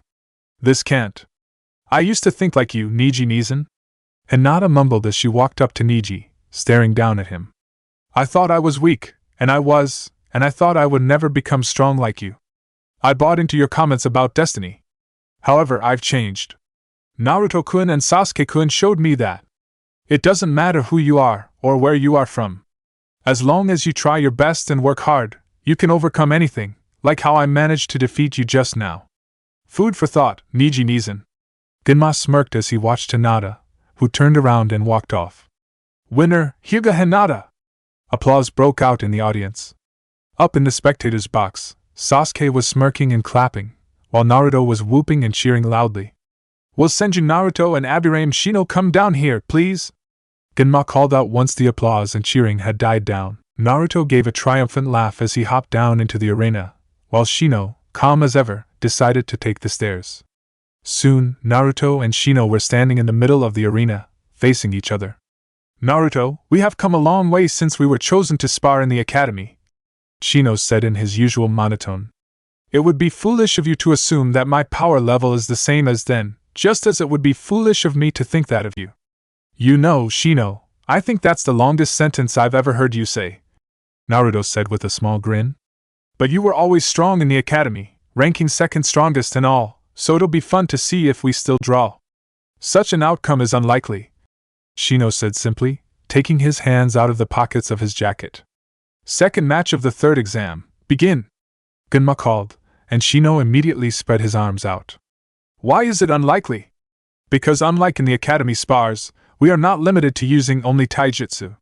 Those destruction bugs are damn gluttons," Naruto thought with his eyes narrowing slightly, watching as the bugs started flying out of Shino's sleeves to swarm around him. "I've got plenty of chakra to spare, but it'd be crappy to waste it all in the first match, especially since I'd be fighting Hinata in the next one. Shit, I actually have to plan this match? I'm no good at that." Suddenly, Naruto's eyes widened, and he leapt to the side, jumping away several feet. "How sneaky of you, Shino!" he said with a small grin on his face. "But unfortunately for you, I'm a pretty decent sensor. I can sense the chakra inside every single one of your bugs. They won't sneak up on me." Shino was smart. Hell, he was a lot smarter than Naruto, so the blonde knew that the bug user was already making plans for how to proceed. "I don't want to give you the upper hand by leaving you on the offensive, so I'm gonna go ahead, alright?" Naruto said, flashing through seals. "Mokuton, Shishurin no Jutsu, wood element, 4-pillar prison technique." Shino's eyebrows almost shot into his hairline as timber burst from the ground all around him, trapping him inside a wooden cage. Naruto, however, furrowed his brow, and with a TCH, changed his hand seal from a snake to ram, which caused wooden spikes to shoot out of the bars, impaling Shino, who dispersed into a swarm of bugs. Naruto furrowed his brow, trying his damnedest to sense Shino. At the last second, his eyes widened, and he spun around in time to block a punch coming from behind him. So, Shino had let almost all the bugs in his body leave so that he could hide better. If it wasn't for the fact that 3 bugs stayed in him, Naruto would never have sensed him. Naruto lashed out with a punch, which was dodged, but he utilized the momentum from the swing to bring his leg up in a backspin kick, which connected with Shino's cheek with enough force to send him flying through the air, impacting hard with the wall of the arena. "That was careless of you, Shino," Naruto said with a smirk as Shino pushed himself to his feet. "Was it?" Naruto went wide-eyed at that, realizing that he had let his senses dull during the fight. Activating his chakra sensor ability, he discovered no less than 19 destruction bugs on his body. Damn, even for so few bugs, they were suddenly sucking out his chakra quickly. Naruto leapt away, and only his fur-collared shirt remained in place, the only article of clothing that actually had bugs on it, leaving him in his mesh shirt and armor plating. "TCH, your bugs are fast eaters," Naruto muttered, flashing through seals again. "Doton, Dosakiryu no Jutsu, Earth Element, Earth Dragon Technique." Suddenly, the ground in front of Naruto shot into the air, forming a dragon made out of dirt, which charged straight at Shino, whose eyebrows shot up again, and he was forced to dodge the attack again and again. Naruto was actually planning ahead this time, so when Shino's back hit the four-pillar prison, he triumphantly switched hand seal from rat to snake, and wooden poles shot out of the bars to wrap around Shino, who muttered a "What?" in surprise. "Shino," Naruto said as the dragon disintegrated, "I'm sure your bugs can eat through this wood. However," he put his hand in a half-ram seal, and a spike grew from the bar Shino was strapped against, to poke him in the back of the neck. "Could they eat through it before that spike pierced your spine?" "This was unexpected," Shino said. "Why?" "Because you have never shown yourself to plan ahead before. I underestimated you. Proctor, this match is over. I forfeit." Genman nodded and raised his hand. "Winner, Senju Naruto!" Surprisingly, applause broke out, which shocked Naruto, as no one had ever really shown that they liked him before. Or maybe they just did it as a courtesy. Nonetheless, Naruto liked it, so he grinned widely and raised his hands in victory as he jogged over to his shirt to pick it up, the wooden prison retreating into the ground, leaving no sign that it was ever there. When Naruto reached the spectator's box, he found both his teammates waiting and smiling at him. Well, smirking, in Sasuke's case. "Good job. But he almost had you with his distraction," Sasuke commented, and Naruto gave an embarrassed grin. "Yeah, almost. I was just lucky he sent so few bugs after me. Then again, if he'd sent more, I would have sensed them sooner." "You did great, Naruto-kun," Hinata praised. "I'm expecting you to do the same in the next round, Hinata," Naruto said, his grin turning excited. "It'll be you against me." Hinata's confidence, what little she had mustered so far, vanished in an instant as she made that realization, and her eyes widened in fear. "Don't worry," Sasuke said with a smirk. "Just give it your all, and you can walk away with your head high whether you win or not. Yeah, don't go soft on me, Hinata. I'm looking forward to this," Naruto said, patting her on the shoulder. "Will Sabaku no Gaara and Kankuro come down here?" Genma called. Immediately, Kankuro's eyes widened in fear as he cast a terrified look at Gaara, then raised his hand and called out, "Proctor, I'm gonna forfeit." Boos were heard from the crowd at that, their blood having started pumping with the previous two matches, and Gaara gave Kankuro a dangerous stare. "Well then, Uchiha Sasuke and Naruto Shikamaru, come on down." Sasuke smirked, and after Naruto patted him on the shoulder, he hopped down into the arena just like Naruto had done. Shikamaru sighed to himself as he stared down at Sasuke, who gestured for him to come down. How troublesome. "Proctor, I'm also gonna forfeit. Let the Suna girl fight him." The crowd started booing again, but Shikamaru looked completely unaffected by them, instead just plopping down with his back against the railing, his eyes drifting shut. Temari scoffed and drew her fan, giving it a swing which mustered a gust of wind. She leapt out of the box and rode the wind on her fan down into the arena, landing in front of Sasuke with a smirk on her face. "All right then. The fifth match of the first round. Begin." Temari immediately pulled her fan back and then swung it, calling, "Futon, Kamaitachi, Wind Element, Sickle Weasel Technique." A gale of wind was sent forth, looking more like a horizontal hurricane than anything, but Sasuke didn't dodge or anything. He just smirked and flashed through hand seals, ending in a tiger, which made Temari's eyes widen. "Katon, Gakaku no Jutsu," Sasuke called out, bringing his hand to his mouth, before blowing out a massive fireball that smashed into the Futon Jutsu. It drew power from the clashing technique, and the flame burned hotter as it pushed through the wind and charged straight at Temari, who leapt out of the way, just as the fireball smashed into the ground where she had just been, exploding. Dust and smoke rose in a great cloud from the explosion, and Temari was seen coming shooting out of it. She landed a bit unsteadily, and Sasuke immediately saw why. Her right leg had been kinda badly burned by the attack, as had the back of her right hand. The Tsunagenin was gritting her teeth as she glared at Sasuke, who kept smirking. "I think you might want to give up now, you being a futon user, and me being a katon user," Sasuke advised, grabbing the hilt of his sword and slowly drawing it out of its sheath. "From here on out, I'll be getting serious." "Heh, think I'll give up just cause I'm at a disadvantage?" Temari asked with a scoff. "Get real, katon," Sasuke muttered as he finished drawing his sword and gave it a twirl to hold it horizontally in front of him. "Isohaha, fire element, sharp spear blade." Suddenly, the entire length of Sasuke's Chikudo was engulfed in flames. As Sasuke charged at her, Temari felt a bit more confident. After all, he didn't have very large flames right now, so it would be impossible for him to overpower her attacks, right? "Futon Kamaitachi!" Temari called once more, swinging her fan and sending forth a blast of wind at Sasuke. What happened next, however, greatly surprised her. Sasuke swung his sword at the incoming attack, and amazingly deflected it. No, that was wrong, he took control of it.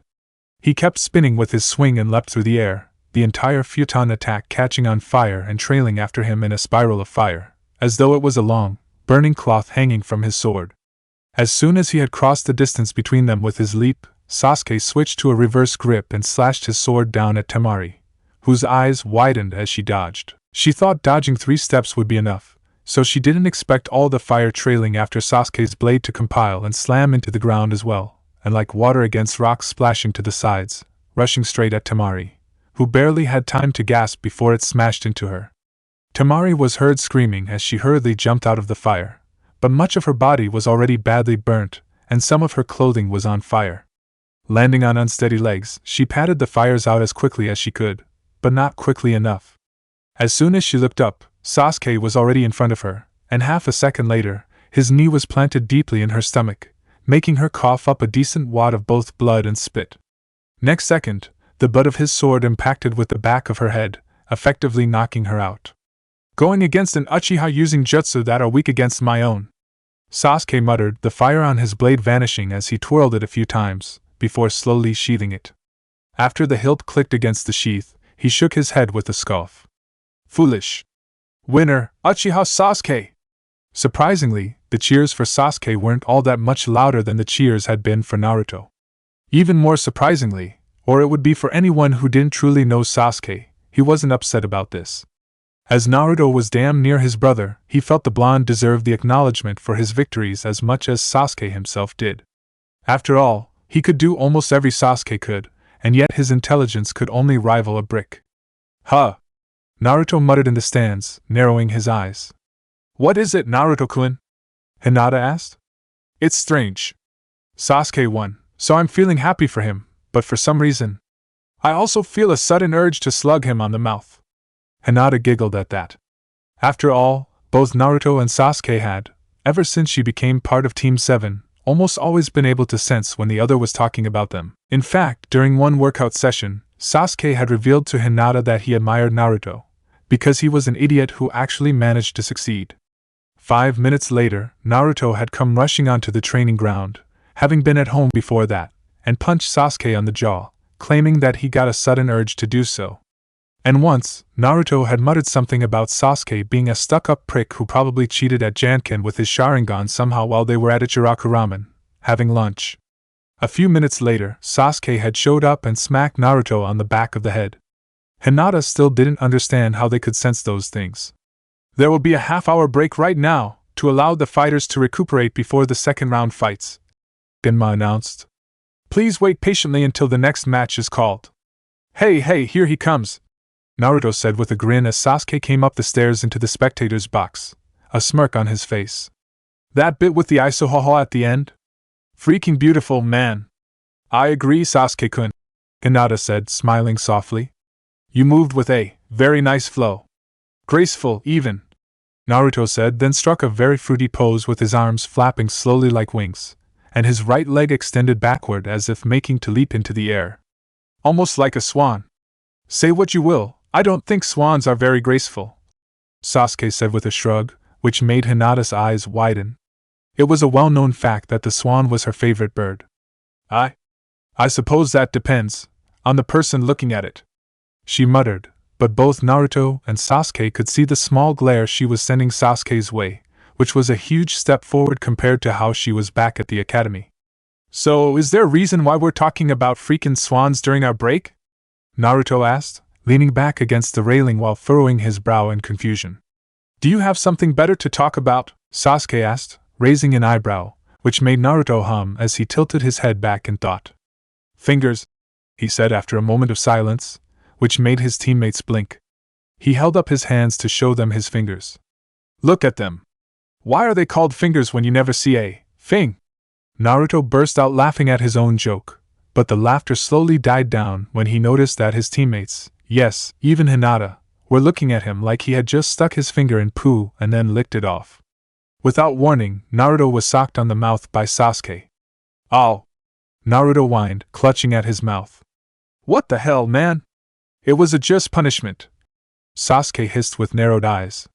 I felt my own IQ drop from hearing that crap. Geez, I get it, Sasuke gets testy after a fight, Naruto muttered as he licked the inside of his lips to check for blood. Good thing your punches feel like there were 3 pillows between your fist and my face.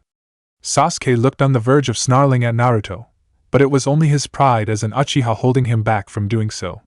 Sasuke took a deep breath, and reminded himself that Naruto was only trying to rile him up, and he wouldn't give the blonde the satisfaction of him getting pissed. So, when this is over, what are we eating? Naruto asked, changing the subject seeing as Sasuke wasn't going to snap at him. The Uchiha in question raised his fist for another janken, but Naruto pointed at their other teammate. Let Hinata decide for once. Whatever you two want is fine by me. Hinata mumbled, but both Naruto and Sasuke turned to give her stern looks. Hinata, Naruto muttered, which made Hinata jump, as his tone held the promise of tougher training sessions, a usual punishment he and Sasuke had taken to threatening her with whenever she reverted to her meek, quiet self. Why yakiniku sounds good? That's a good idea. I have no objections, Naruto said, and Sasuke nodded. Same here, sounds good. The half-hour break passed kinda slowly for Team 7. Sasuke spent it by juggling kunai, Naruto sat against the railing and tried to touch his nose with his tongue, and Hinata spent it by closing her eyes and fantasizing about something. Every so often, she would smile or blush, so whatever it was must have been good. Alright, I'm thinking of something, lavender, Naruto said when the half-hour was almost up, sitting on the railing. Sasuke was leaning against it with his left arm and right elbow, his chin resting in the palm of his right hand as he looked out at the arena. Is it Hinata's eyes again? Man, you're good at this, Naruto praised with a grin. Alright, now I'm thinking of something, red. The Sandame's hat. Damn it! I thought for sure you'd guess Gaara's hair. Alright, the first match of the second round is about to begin, Genma announced, having flickered into view in the center of the arena. Oh, thank whatever deity is out there, Sasuke muttered in relief. Those in the crowd who had left the stadium during the break had by now returned, and were eagerly awaiting the following matches. Hyuga Hinata and Senju Naruto, you know the drill, Genma said, and both Naruto and Hinata hopped down into the arena. They walked to the center and stood across from each other, Naruto smiling, and Hinata looking nervous. Genma looked them over. Alright, I hope you're both rested and ready, because the first match of the second round begins. Now! Slowly, Hinata got into a juken stance, and Naruto got into his own unorthodox fighting stance, his smile turning into a grin. Don't be nervous, Hinata, he said with the encouraging voice he always used during spars to get her to push herself to her limits, and beyond. I'm really happy to be able to test myself against you. Let's make this as fun as possible, yeah? Oh, okay, Naruto-kun, Hinata said softly, closing her eyes and taking a deep breath. As she did, her back straightened slightly, her shoulders relaxed, and she shifted her footing slightly. Then, when her eyes snapped open, her Byakugan was activated. I'm ready. They stood stock still for a few moments. Hinata's brow furrowed. Naruto-kun? Naruto gave a small laugh. To be honest, I'm a little nervous of getting in close with you. You're dangerous in close-quarter combat. But then, I really want to push you, so I'm a little torn. Please make the first move, so I won't have to bother with thinking too much. might blow a fuse. Hinata, to her credit, only hesitated for a second, torn between the horror at the thought of hurting Naruto and the urge to comply with his request. The latter won out, and she charged at Naruto, who grinned wider. The grin disappeared, however, when he barely dodged the first strike, the same with the following 5 strikes. This was different from the spars. When they trained, they always pushed themselves to their limits, and even though they put on the show of doing the same during spars, they always tended to hold back a bit. Even though Naruto knew that Hinata had been doing the same, he didn't know exactly how much until this match. Naruto caught Hinata's wrist and stepped into her, his shoulder under her arm, and flipped her over him.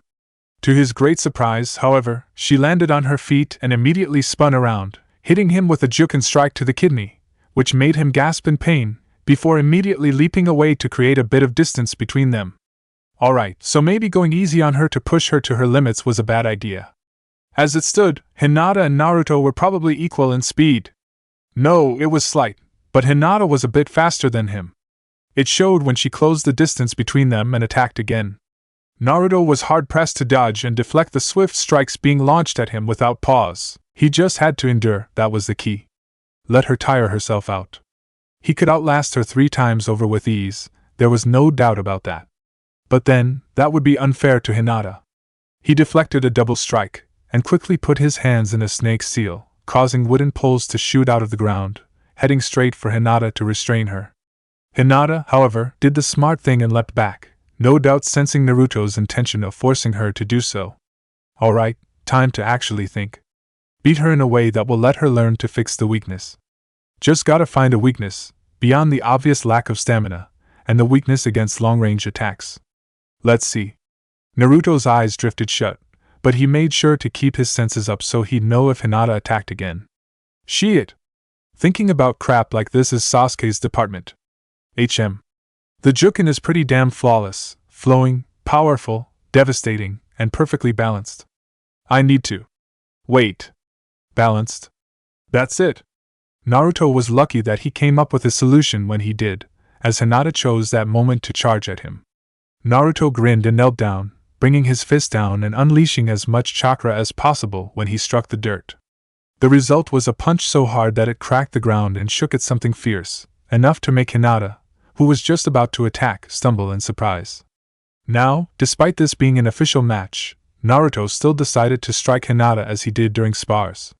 He had never liked so much as the thought of bruising her, but had agreed when she had said that it was important that she learn not to flinch when encountering pain in the field.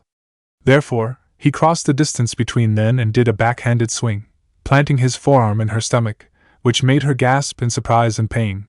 He rolled her over his shoulder again, and this time it worked in tossing her onto her back. Confident that she had come back to her senses by now, he jumped and spun, bringing his fist down toward her. For a moment, he feared that he was wrong, but at the last second, Hinata rolled out of the way as his fist smashed into the ground. Even more surprising, she spun on her back and smashed her heel into Naruto's face with enough force to cause him to tumble across the ground a few feet.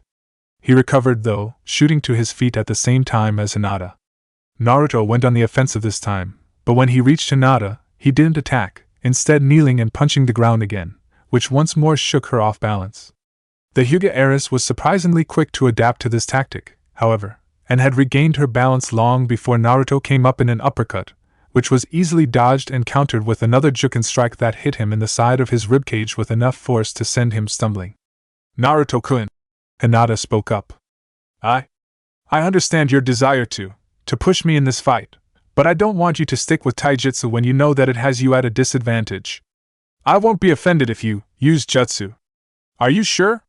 Naruto asked, and when Hinata nodded, he started going through hand seals. Well, if you insist. Naruto finished his chain in a ram's seal, and his cheeks puffed out. Then, he fired a ball of water at Hinata, who danced out of the way. Not finished, though, he fired 3 more at her. The third one was in a path where he had predicted that she would be. So, with a cry of surprise, Hinata dodged right into the ball of water, which knocked her off her feet. Gotcha! Naruto said as he flashed through hand seals again, then slammed his hands down into the ground, which started shaking as 3 wooden poles shot out of the ground and wrapped around Hinata, suspending her upside down in the air. I win! Naruto announced to Hinata, who smiled softly at him. Congratulations, Naruto-kun! Hey, you should be proud, Hinata! Naruto praised, grinning. I had to use ninjutsu to defeat you. If this had been purely taijutsu, you probably would have won. Anyway, I think you'll have to concede to have the proctor call it.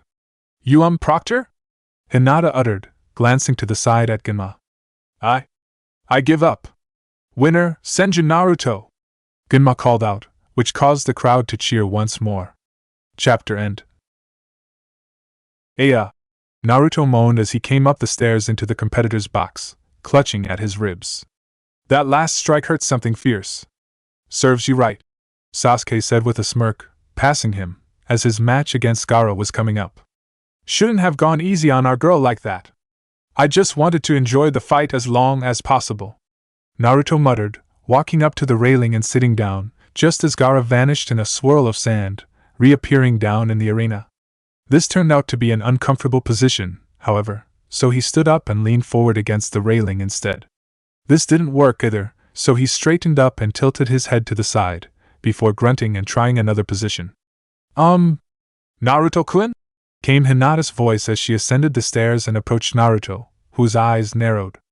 He uttered in response, placing one hand against the railing with the other in his pocket, his brow furrowed as he tried to adjust himself into a comfortable position. What's wrong? It's Gaara, Naruto said, staring down at the redhead. His chakra feels vile. And he doesn't exactly look like the most stable child in daycare, so… You're worried about Sasuke-kun? Hinata asked as she walked up to stand next to him. No, I'm not worried. Sasuke is strong. Could probably wipe the floor with Gaara. Then why are you fidgeting, Naruto-kun? Naruto's eyes narrowed again. Because I don't think Gaara is as inclined to hold back as Sasuke is. He muttered, but managed to tear his gaze away from the arena floor to look around the stands, taking in everyone's expectant expressions. This is probably the match everyone was looking forward to the most. Oh, there's Kakashi-sensei. Let's go say hi. Meanwhile, down in the arena, Sasuke and Gaara were staring into each other's eyes. Sasuke hated to admit this, but Gaara had pretty intimidating eyes. It was as though he saw Sasuke as nothing but a bug to be crushed, and he had complete confidence that his power level allowed him to think as such. This made him dangerous. Besides, Sasuke had seen Gaara's power in the preliminaries. Not only did he have that sand that rose up to protect him from attacks, but he also had that second skin of sand to protect him as well. He could also control his sand with ease, and use it to crush his opponents. Sasuke would have to be an idiot to think that the sand in the gourd was the only sand Gaara could control. Scraping his foot slightly against the ground, Sasuke took in the texture and found himself gritting his teeth in annoyance. In all likelihood, the very ground was Gaara's weapon.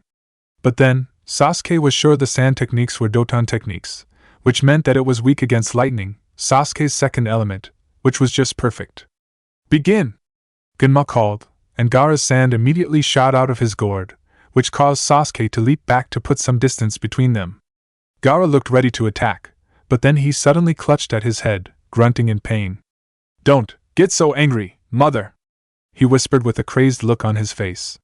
I fed you some nasty blood last night. I'm sorry. But this time, it will be delicious.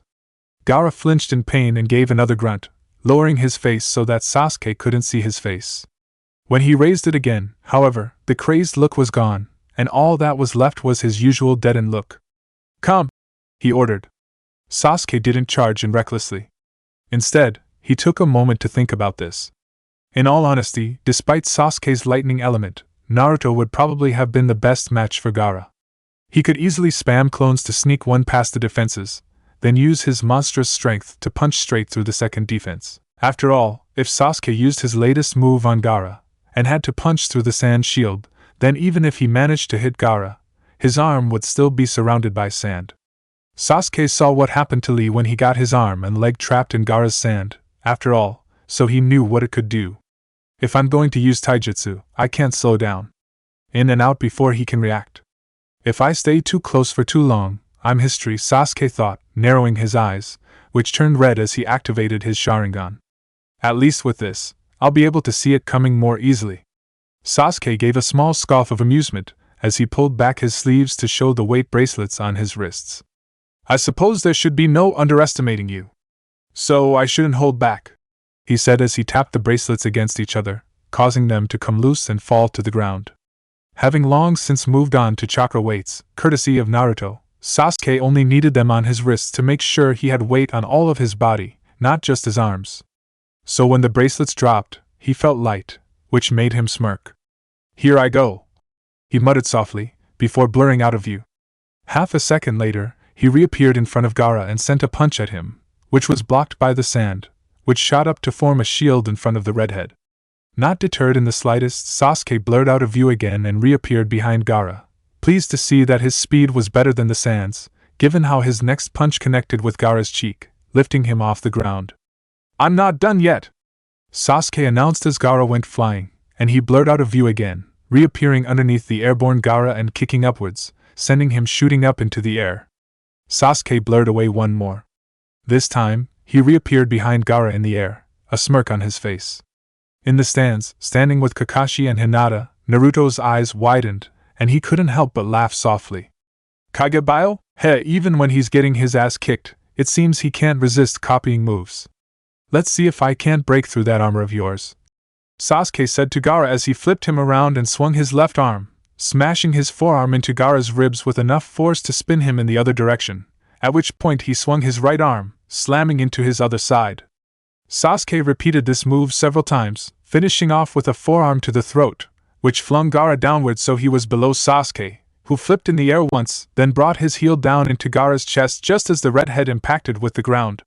Sure Rindan, Lion combo, Sasuke proclaimed triumphantly as he saw Gaara's face crack, some chips of sand armor flying off him.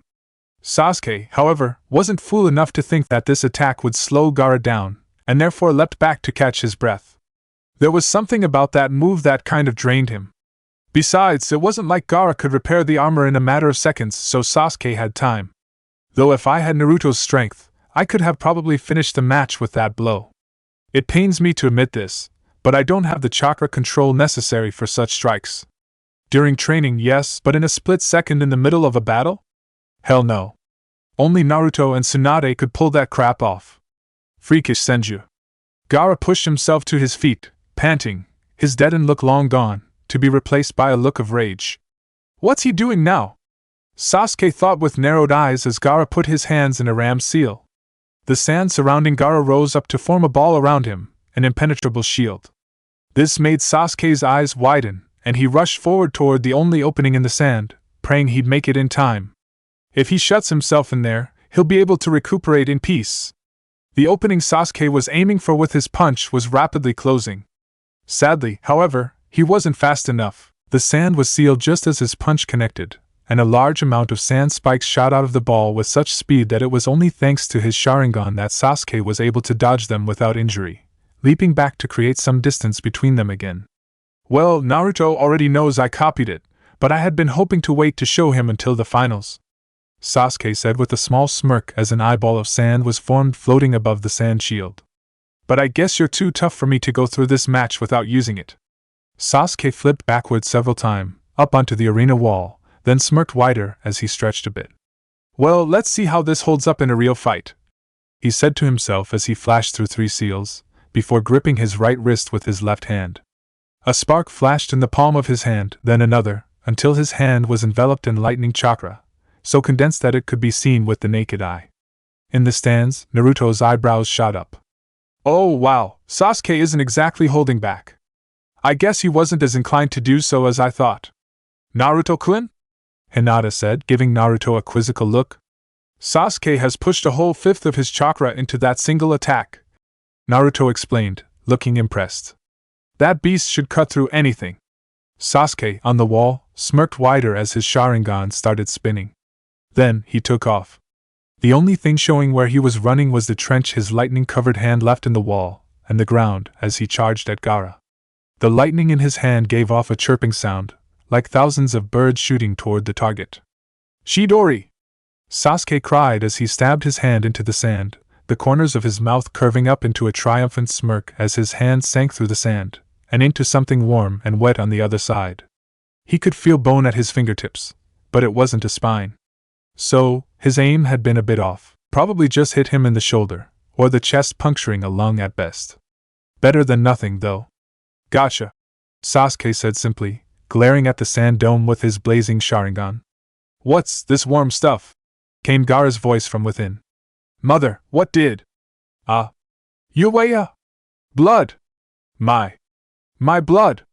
TCH, shit! Sasuke muttered as he felt the sand tightening around his arm.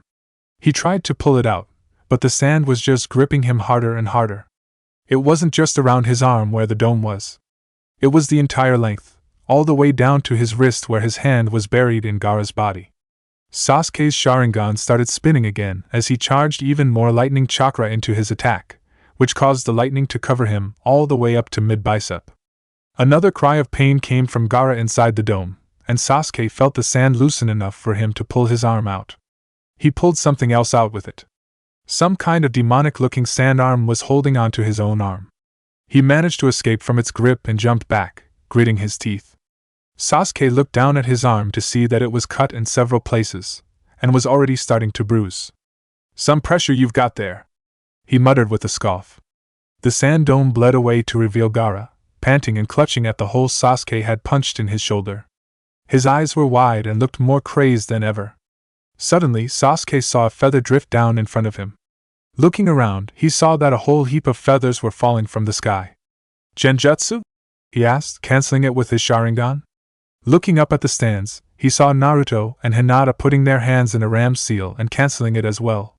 In a blur, Naruto and Hinata had joined Sasuke down on the arena floor. This is interference, Sasuke commented offhandedly, to which Naruto gave a grin. Somehow, I don't think this genjutsu is Gaara's doing, the blonde said, looking around at all the sleeping people in the stands. Any theories? Why are you asking me? I've been a bit busy if you hadn't noticed. A smoke bomb suddenly went off in the Hokage's box, making Team 7 go wide-eyed.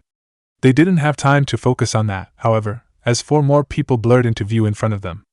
It was Genma, Temari, Kankuro, and the Suna Jouninbaki. Naruto! Sasuke barked at his best friend, who gave him his full attention. Go check on Hokage-sama. What about you? Something's off about this freak, Sasuke said as an explosion went off in the distance. When the smoke cleared, they could see a massive 3-headed snake having been summoned outside the east wall. Evidently, this is some kind of invasion, and that snake freak is at the center of it. Judging by the smoke bomb, the Sandaime is the target. You're a Senju. Protecting the will of fire is somewhat your duty, no? I'll take care of Gaara. TCH, there you go, taking charge again, Naruto mumbled. Alright, I'll leave this to you, Sasuke, Hinata. Yeah. Good luck, Naruto-kun. Naruto gave both of his teammates a pat on the shoulder, then blurred out of view and reappeared on the roof in front of the Kage's box, just in time for the Kazekage's 2 bodyguards to be sliced in half by an Anbu, a captain, judging by the white robe he wore. A blur shot out of the smoke, landing on the roof of the box. It was the Kazekage, and he was holding the Sandaime from behind with a kunai at his throat. GG! Naruto yelled, his eyes wide in shock.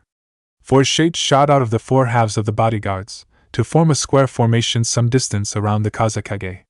Naruto and the 4 Anbu shot after them, but didn't have time to catch them before they all formed seals, and a purple barrier formed around the Kazekage and Hokage. Sensing the potent chakra in the barrier, Naruto's eyes widened when he noticed that 2 of the Anbu were on a collision course. Shit! He grunted out as his hands formed a snake seal. 2 wooden poles shot out of the roof and wrapped around the Anbu, catching them before they hit the barrier, and another pole shot out for the still airborne Naruto to land on. Don't touch it! He barked at the Anbu as he hopped down to land next to the captain, while the poles set down the 2 Anbu. This barrier is superheated. You'll burn to a crisp. Thanks for the assist, Naruto-san. The captain spoke in a surprisingly calm and collected voice. But then, one could expect no different from a veteran Anbu. My expertise lies mostly in assassination techniques. I hear you're a decent sensor. Any ideas? There's no way anything physical will pierce that barrier, and neither will any chakra pass through, Naruto said, analyzing the barrier. It's a 4-point barrier, so only one of the casters needs to be taken out for the whole thing to come crashing down. And since we can't pierce it, we can only rely on Hokage-sama to bring it down from the inside. The captain concluded, nodding. Shit! Naruto looked down at the arena floor, to see the trio of Tsunagenin rush off, probably at the order of their sensei. He was pleased to see that Sasuke and Hinata gave chase not even a second later. When he looked back to the Hokage, he saw the Kazekage reaching up and literally pulling his own face off like a mask, to reveal a pale, snake-like face underneath. Orochimaru! Naruto growled out through narrowed eyes. Shit, he's good. Managed to hide his chakra signature from me until now. So, in the forest, he wanted me to know where he was. They watched as Orochimaru released the Sandaime, and walked a few steps away from him, taking off the Kazekage hat and robes. The Sandaime removed his robes as well, to show that he was wearing battle armor underneath, an unusually serious look on his face. So, if Hokage-sama could take out just one of those four, we could join in. The captain muttered, giving off a tisk of frustration. As if hearing him, the four Oto ninja forming the barrier suddenly formed another one inside, protecting them from attack. Naruto gritted his teeth at that and knelt down to the roof and pressed a finger against the tiles, while his other hand formed a half-ram seal. What are you? Another Anbu asked in confusion. I'm trying to find a weak spot. Naruto muttered, putting all of his concentration into the sensing. Then, his eyes widened when he felt that it was only a thin layer of chakra connecting the bottom of the box, and not an actual barrier. He flashed through seals at an amazing speed, ending in a snake seal. Mokuton, Shimura Budenoki no Jutsu, Wood Element, Strangling Vines Technique, he called out as the roof started rumbling. Then, several wooden poles, thinner than his usual ones, burst out of the roof under the four Oto ninja, wrapping around them and lifting them into the air. The attack broke their concentration, and the barrier faded out of view as the vine-like wood wrapped around them tightly enough to make them cry out in pain. They moved upward, wrapping around the next of the Oto ninja. One of them seemed to have two heads, so he took no chances and wrapped a vine around both neck. Then they tightened. Cracks were heard, and all four bodies went slack, their struggles ceasing. Now that the barrier was down, and the four Oto ninja were down, Naruto and the four Anbu rushed over to the Sandaime to stand protectively in front of him.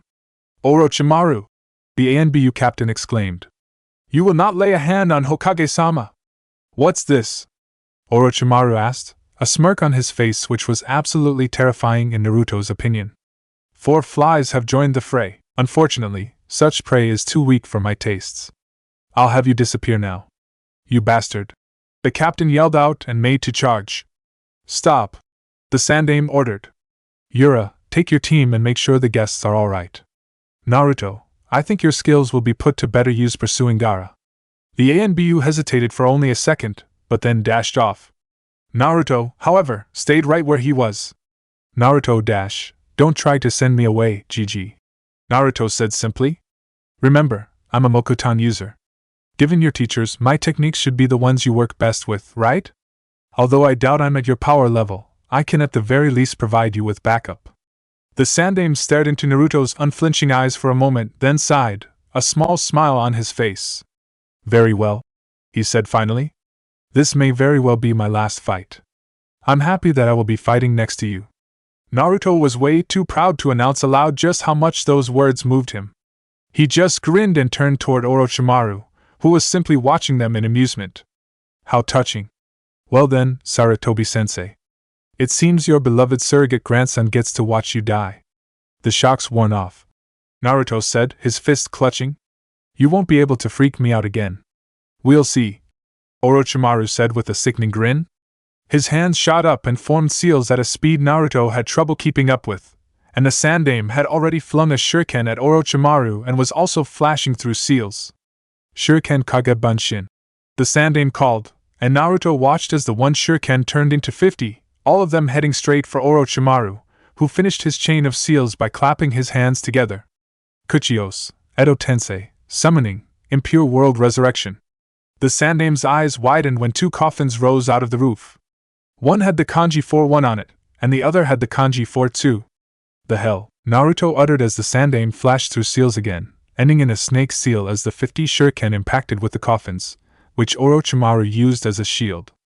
GG, what is this? Prepare yourself, Naruto-kun, the Sandaime said in a very grave tone of voice. You are about to meet your ancestors. My. Naruto trailed off as the lids of the coffins fell down to reveal who was inside. Standing in the coffin marked one was a man with tan skin, despite the lack of blood in the body, and waist-length black hair combed back with 2 single locks framing his face. He wore all black, along with dark red armor, traditional back during the Warring States period. And standing in the coffin Mark II was a tall, fair-skinned man with white, shaggy hair, dark-colored eyes, and 3 red markings on his face, 1 under each of his eyes, and 1 on his chin. He too wore traditional shinobi armor, but this one was blue, and he also had a white fur collar that Naruto easily recognized, along with the hapuri on his face. Shodai. Naidame. Naruto uttered in surprise. It's been a long time, Saru. The Naidame spoke, his gaze drifting toward Naruto. Oh, it's you. You've grown old, haven't you, Sarutobi? The Shodai said, sounding, if only slightly amused. I would not have thought I would meet with you 2 brothers again in a situation like this. The Sandaime muttered. It is regrettable. Please prepare to be defeated. Shodai-sama! Naidame-sama! It's them, isn't it? Naruto asked, the hope he had been clinging to that this was just an elaborate genjutsu slipping away from him. Oh, who is this Saru? The Naidame asked. A copycat? Actually, Senju Naruto is Shodai-sama's great-great-grandson. The Sandaime informed them, smiling slightly for the first time. Quite the inheritor of your wills. I wish we could have met under different circumstances, GG's. Naruto said with a bow of his head. The Naidame hummed and looked behind him at Orochimaru. Edo Tensei, huh? This youngster is the one who summoned us with the Kinjutsu, huh? He's quite something. If that's so, then, Sarutobi, Naruto. I guess that would mean that we would have to fight against you. The Shodai said regretfully. How about you cease the old folks' chatter and get started, why don't you? Orochimaru said as he approached the 2 Hokage, raising his hands, both of which held a kunai with a tag hanging from each. No matter how much the world changes, there is always fighting. The Shodai muttered, which made Orochimaru chuckle. You like it that way though, right? Making tools of the dead. Nothing good will come of playing with time. The Sandaime scolded, narrowing his eyes at the snake freak. Meanwhile, now far from the walls of Konoha, Sasuke and Hinata were in hot pursuit of Gaara. I'm a bit worried about Naruto-kun, Hinata said softly, her Byakugan activated. Don't worry about him, he can handle himself, Sasuke said reassuringly. Just focus on the task at hand, alright? We'll meet up with Naruto for yakiniku later. He gave Hinata a soft smile. Usually, one wouldn't have thought anything of it, but coming from Sasuke, who rarely smiled at anyone, this showed Hinata that the Uchiha had complete confidence in not only Naruto's ability to survive, but also their own. Hinata, steeling herself, nodded. Then, her eyes widened. Sasuke-kun, we have pursuers! Sasuke tensed up at hearing that. How many? 8, no, 9 ninja with Otogekure headbands. And there's only 2 of us. Not great for laying an ambush. Sasuke muttered, gritting his teeth. No, even then, their commander is Orochimaru, a former Konoha ninja. Which means they know our tactics. Sasuke concluded. That Kankuro guy talked to his sensei like Gaara was an important weapon in this invasion, which means that it will most likely be difficult to fight him, his siblings, and the Oto ninja at the same time. Divide and conquer. Hinata mumbled, to which Sasuke nodded. Yeah. We'd have to split up, one of us acting as a decoy for the Oto ninja, while the other keeps up the pursuit. I can. Sasuke turned his head to look at Hinata, to see her giving him a small smile. Sasuke-kun, I'm sorry for being selfish, but I think Gaara would be the more difficult opponent. That's why. I can stay behind, and act as a decoy. At this, Sasuke looked ahead once more, his eyes narrowing.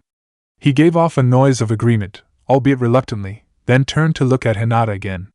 If you don't survive this, I'm going to drag you out of the afterlife to kill you myself, understand? Hinata gave a nervous smile and a nod, then promptly stopped on the next branch they landed on, while Sasuke kept going. She took a deep breath in an attempt to steady herself, her eyes drifting shut. No less than 3 minutes later, 8 of the Oto ninja landed on the forest floor below, to find Hinata standing there waiting for them, her eyes with a hardened edge to them. What's this? The evident leader of the ninja uttered, sounding amused. One brat? It's the Hyuga girl we were warned about, an Oto ninja to the leader's left said. Remember, we shouldn't play around with this team. Hinata got into a Juken stance and glared at the ninja with her Byakugan. This is as far as you're going to go. she announced as firmly as she could, but even then it was still soft, and evidently didn't carry much weight, as the ninja just started laughing at her. Any other genin, save for maybe Sasuke and Naruto, would have been caught off guard by the ninth ninja coming down at her from behind, but not Hinata. Her Byakugan saw it, and she was sure she surprised the other ninja when she spun around and deflected the kunai aimed for her head, before swiftly delivering a juken strike to the man's throat. Hinata felt the bile rise in her throat when she felt the man's throat give away from her strike, which crushed it easily, but she was a ninja, and these men were enemies, so she couldn't afford to go into shock right now. "You bitch!" the leader exclaimed in shock, then gave a hand signal, which caused the other 7 to charge at Hinata, who steeled herself and took a deep breath as she spun to face them. Her spar with Hanabi hadn't meant much. Prodigy or not, Hanabi was still a child. And Naruto and Sasuke always held back in spars. Therefore, Hinata had doubted how much progress she had made in her training. Now, however, fighting these men, she could tell how much she had progressed, and could tell that Naruto and Sasuke had held back much less than they claimed. The strikes seemed to come at her in slow motion, and she dodged and countered with a surprising ease. Plus, this fight gave her an opportunity to test out the new move she had been working on, a combination born from her father's Kaiten, Revolving Heaven, and her training in medical ninjutsu. Jukenhu, Senpu no Mezu, Heavenly Fist Art, Whirlwind Scalpels, she proclaimed as the 4 remaining ninja came at her from all around her. She started spinning with an amazing speed, but unlike the Kaiten, she didn't create a dome of chakra. Instead, she covered her hands with chakra scalpels, and became a spinning top of invisible blades, slicing into the enemy with blades so thin that the wounds weren't even visible. But their internal organs took damage, that was for sure. To the 4 attacking ninja it looked as though Hinata had just spun and hit them with karate chops, felt like it, too. And for a moment, there was silence. Then, the 4 victims cried out in pain and collapsed to the ground, clutching at their chests. "I'm impossible," the leader growled out as he clutched at his chest. What did you? "I severed several muscles around your heart, and cut off all chakra flow to it," Hinata explained, exhaling slowly, thus destroying any possibility of healing the damage. "I did so with each ninja I took down here. Of course, they aren't conscious to complain. This can't be," the leader growled out, trying to rise but failing miserably. Our intel said, you were the weakest member of your team." "I am the weakest member," Hinata confirmed, a small smile on her face. "That's a scary thought, isn't it? Well, I'm sorry, Oto-san. I haven't yet become so jaded that I can take the life of a defenseless enemy. So, I have to leave you here." Wait. The leader grunted out, but Hinata had already jumped off. "Well then, shall we begin?" Orochimaru asked as he sank the kunai into the back of the 2 Hokage's heads. "But before that, I really must have the both of you return to your true forms." Steam started rising from the 2 walking corpses, and all signs of deterioration started vanishing. Within moments, both looked completely alive, as though they had never been dead. "They look as they did, even more so now," the Sandaime muttered, and Naruto glanced at him, to see him. "Hey Gigi, you're not hesitating, are you?" "I am mortified, I admit, but I am fully prepared to do what needs to be done, Naruto-kun," the Sandaime said, tensing up. "You still have a chance to go help Sasuke-kun, but I doubt you will."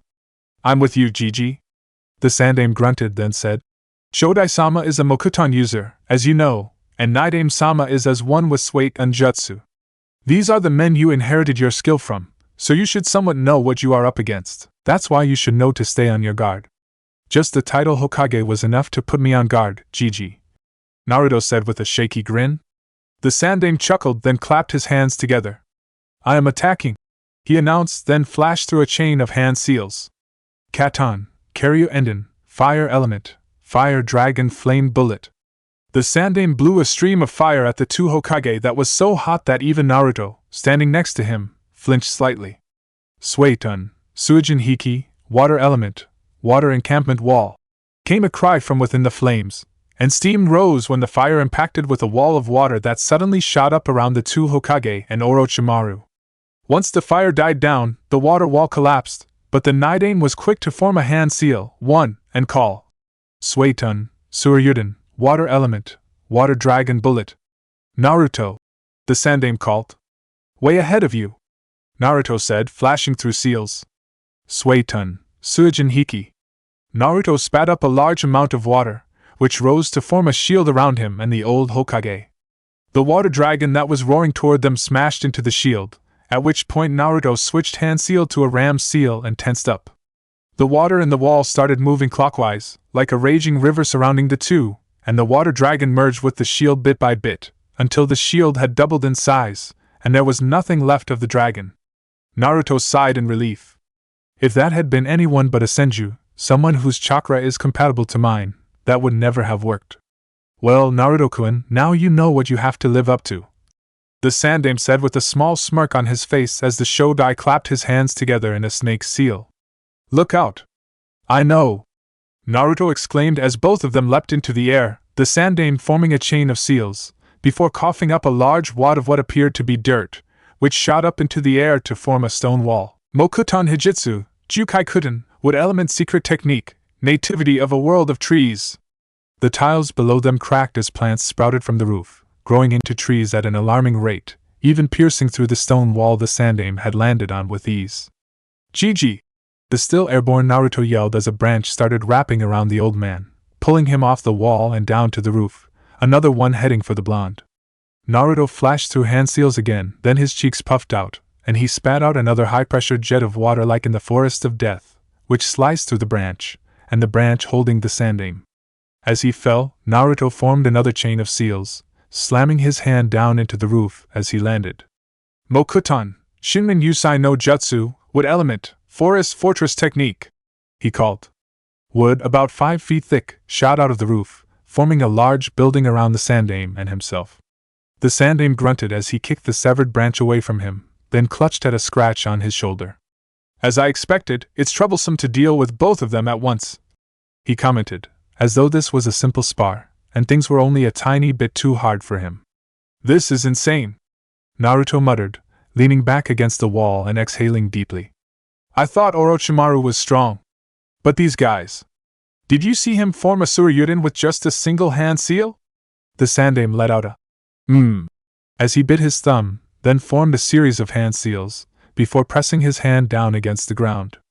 Kuchios no Jutsu! There was an explosion of smoke, and when it cleared, a monkey stood before the Sandaime. Well, a man-like monkey anyway. He was tall, insanely so, standing about as tall as Jiraiya, his body and tail covered in white fur, which protruded from his sleeves and pants. He had long hair that reached down his back, along with long sideburns and a goatee. He wore black shinobi clothing with mesh armor underneath, over which he wore a sleeveless kimono shirt with white fur trimmings, and markings reminiscent of tiger stripes on it, which was held closed by a red sash. He also wore a Konoha forehead protector. Sarutobi, the monkey said, looking the old man over. It's been a long time since last you summoned me. What's the reason? And who's the Nidaime-looking brat? Naruto twitched at that, but he had heard many things about the Monkey King Enma, the Sandaime's summon, so he wasn't really keen on mouthing off against him, considering he'd heard that Enma's strength was near equal to Tsunade's. This is Senju Naruto. He's helping me fight Orochimaru, who has used Edo Tensei to summon Shodai-sama and Nidaime-sama. Orochimaru. So it's come to this, after all. Enma muttered. You're pathetic, you know that, Sarutobi? This is all because you wouldn't kill him when you had the chance that time. That's what we're going to do from here on, Sarutobi said, unmoved by the insult. Humph. You're a little too late. Enma. Use the Konganuni, adamantine staff. Despite the fact that Enma looked incredibly rebellious, there wasn't even so much as a second of hesitation before Enma exclaimed. Gotcha! Henge! Enma disappeared in a puff of smoke, to be replaced by a long, very thick staff, which flew at Sarutobi, who caught it. All right, let's go, Naruto-kun. Why yeah, Naruto said, clapping his hands together, which caused the wooden house to sink back into the roof. I am going first, Naruto-kun. Target the airborne, Sarutobi muttered, to which Naruto nodded. Then, the old man charged. Chapter 8. As Sasuke jumped from tree to tree, he blinked suddenly when he noticed something. Looking down, he saw that his left hand was trembling slightly. What the hell? He muttered in confusion. I've been having a bad feeling for a while now, but for it to have physical symptoms. Naruto. Sasuke stopped on a branch and looked over his shoulder, back toward Konoha. This was annoying. He had given Hinata those words of comfort, but in all honesty, he was worried about Naruto. After all, an enemy that felt they were strong enough to take on the Hokage had to be some enemy. Focus, he berated himself as he jumped off again, continuing his pursuit. Just like Naruto, I have a job to do.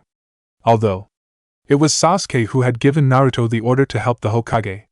If anything happened to Naruto, he gave a burst of speed, blurring out of view when he saw his prey, to reappear in front of them, which caused the trio of Suna ninja to freeze in their tracks.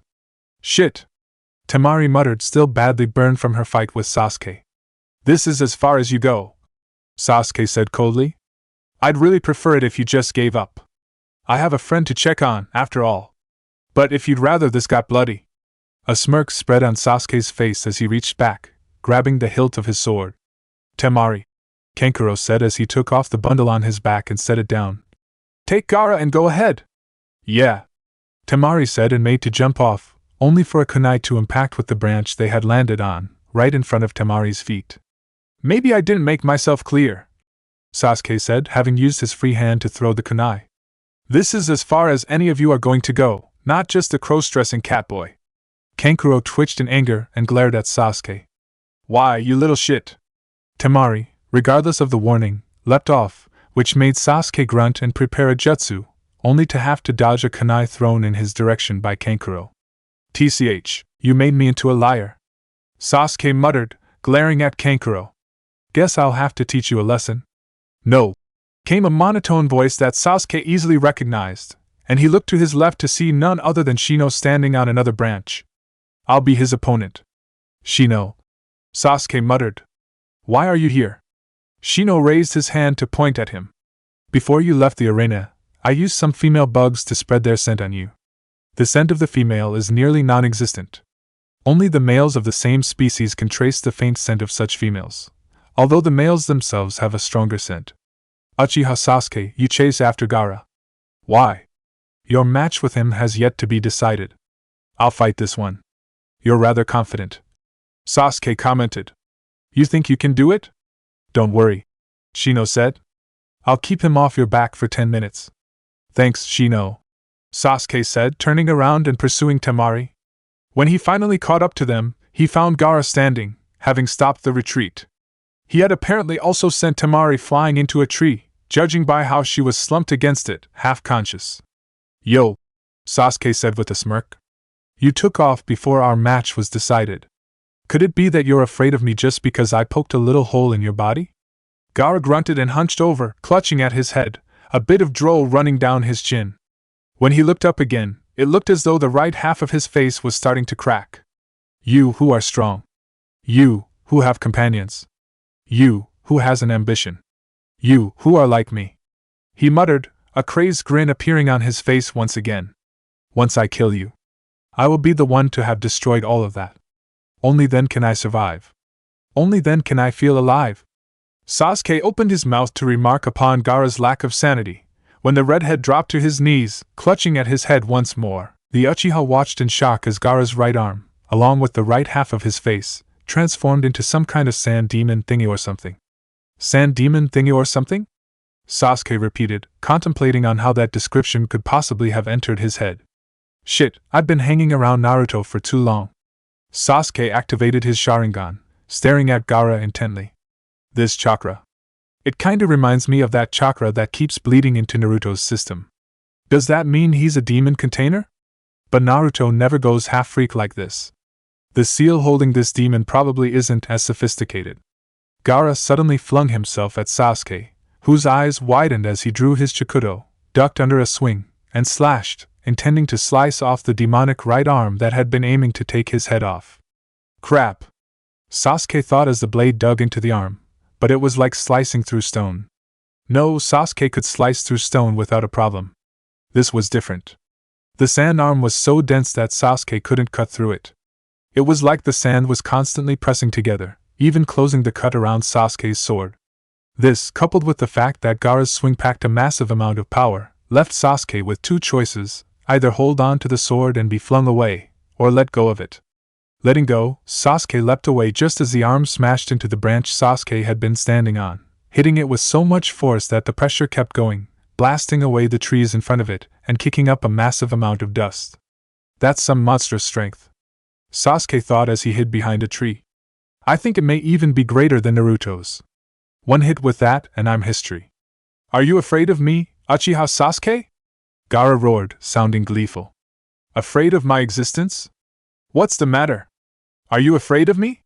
Has your fear overtaken the hatred, the killing urge? Is your reason for existence as puny as that? If you crave an answer, come and get me. The chirping of a large amount of birds approaching at an insane speed was Gaara's only warning, before a hand encased in lightning burst out of the sand covering the right side of his chest, making him cry out in what could only be described as unbearable agony. You're too loud, Sasuke said from behind him as he slowly pulled his hand back, until it was inside Gaara's body. I'll have my sword back now. With that, Sasuke spun and slashed to the right, slicing his hand through Gaara's arm, splitting it in two and knocking loose the sword that was still lodged in his arm. Sasuke kept spinning, his left hand lashing out and catching the sword, flipping it in his hand. Then, he completed the spin by using the momentum to give his stab extra speed as he impaled Gaara through the left side of his chest with the sword. Gaara screamed again, but surprisingly, the scream turned into maniacal laughter, which was the only warning Sasuke got, before the split arm swung back and impacted with his cheek, sending him flying and causing the sword to yank out of Gaara's body. I see. Gaara growled out with a dark chuckle as Sasuke flipped in the air and landed on another branch. So that's what it was. The reason why I'm so excited. I just got the answer. It's this pain. Defeating a man strong enough to hurt me and utterly destroying him, that's what gives me an even greater sense of existence. Bit of a psycho, aren't you? Sasuke asked as he rubbed his aching cheek. More. Gaara screamed with a maniacal laugh. I want more. Sasuke watched as more of Gaara's body transformed, a tail of sand sprouting from his tailbone. Here I come. Gaara roared as he shot towards Sasuke again, making his eyes widen. He's faster than before, Sasuke thought, dodging at the last second as Gaara tore through the branch he had been standing on. As he flew through the air, claws in his right arm shot outward and wrapped around tree branches, stretching like as they slowed the airborne Gaara down, and then they flung him back towards Sasuke, who flashed through hand seals. Katon, Ryuka no Jutsu! He called, blowing a white-hot stream of fire at Gaara. Gaara, however, was unaffected by the fire, flying straight through it at Sasuke, who only managed to raise his arms in a block before he reached him. The blow impacting with his forearms sent Sasuke flying, grunting in pain. That blow hurt. I think I got a crack in my forearm from that blow, Sasuke thought, gritting his teeth.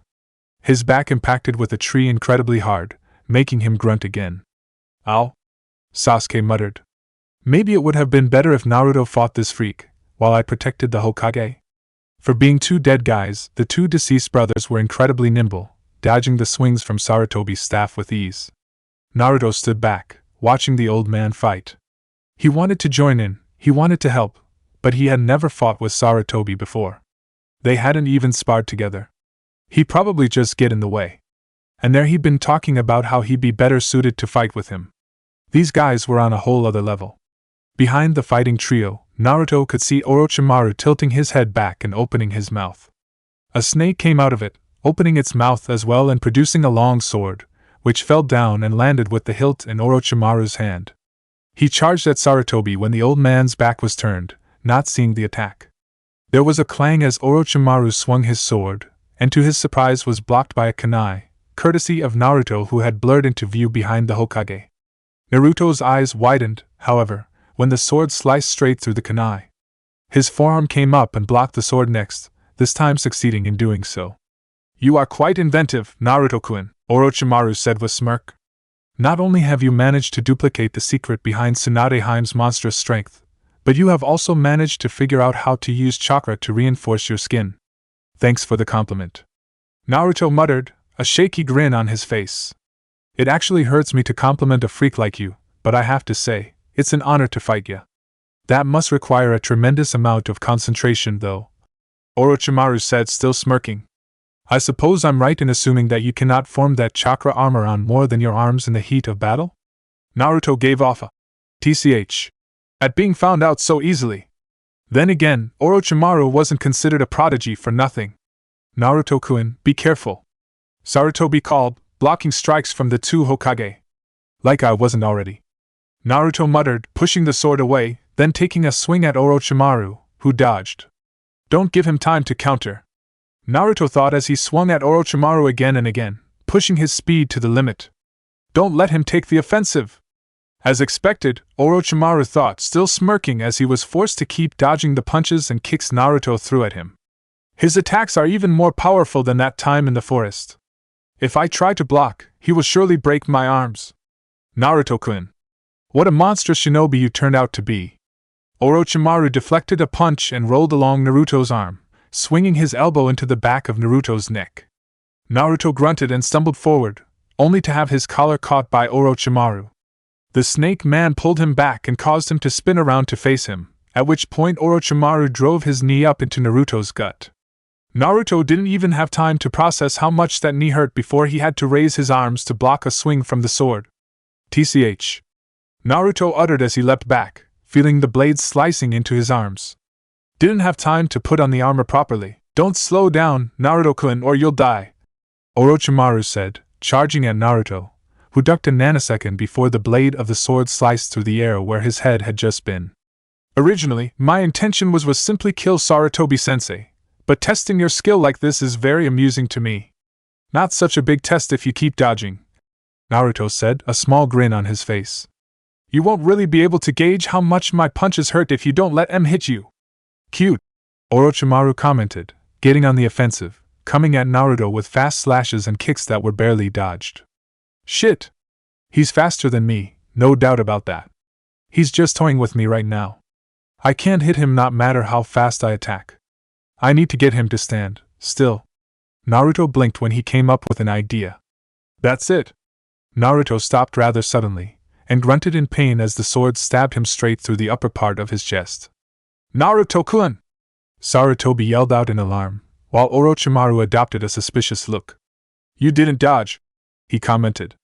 Naruto coughed up some blood, then grinned suddenly as his hand shot up and gripped Orochimaru's collar. Try to dodge this, he exclaimed, then swung. The punch impacted with Orochimaru with such force that it sent the snake flying through the air, the sword ripping out of Naruto's body.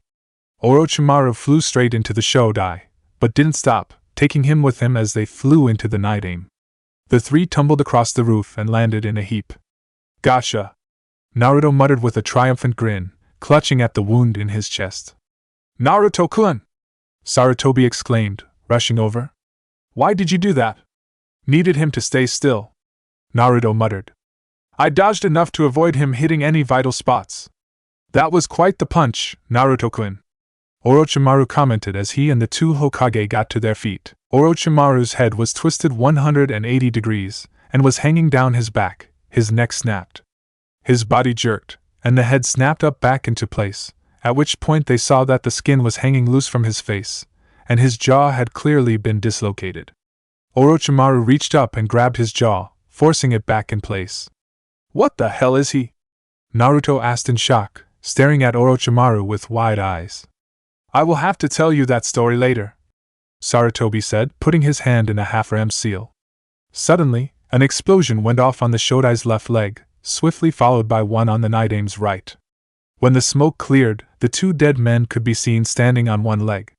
The Shodai had his left leg and left hand blown off, and the Night Aim had his right leg and right hand blown off. Explosive tags?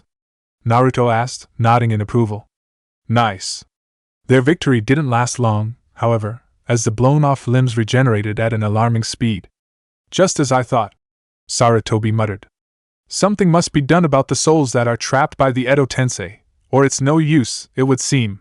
What's the matter, Sarutobi-sensei? Orochimaru asked, sounding amused. Your breath seems to be coming rather fast, you know. There is only one jutsu that can end this, Sarutobi muttered to Naruto, clapping his hands together. Orochimaru chuckled, however, and smirked widely at Sarutobi. You've grown old, haven't you? I've never seen you strain so much. He chuckled again, which got him a glare from Sarutobi. What's so funny? It's so pitiful, you know, Orochimaru said, reaching up to his own face. Even you, the one who was hailed as the god of shinobi, cannot defeat old age. Orochimaru tore off the skin that was hanging off his face, to show another face underneath, that of a young woman, which made Naruto's eyes widen. "Who the hell are you?" Sarutobi demanded. "Is it that much of a shock that you can't figure it out?" the woman asked with a creepy chuckle. "It's me. I'm Orochimaru." Sarutobi's eyes widened at that. "You can't mean you already finished that kinjutsu? It's been more than 10 years since I left the village. I suffered quite a bit. You terrifying, inhuman creature, you," Sarutobi growled. "One of the reasons I didn't choose you to be the Yondaime was because of your twisted ideology."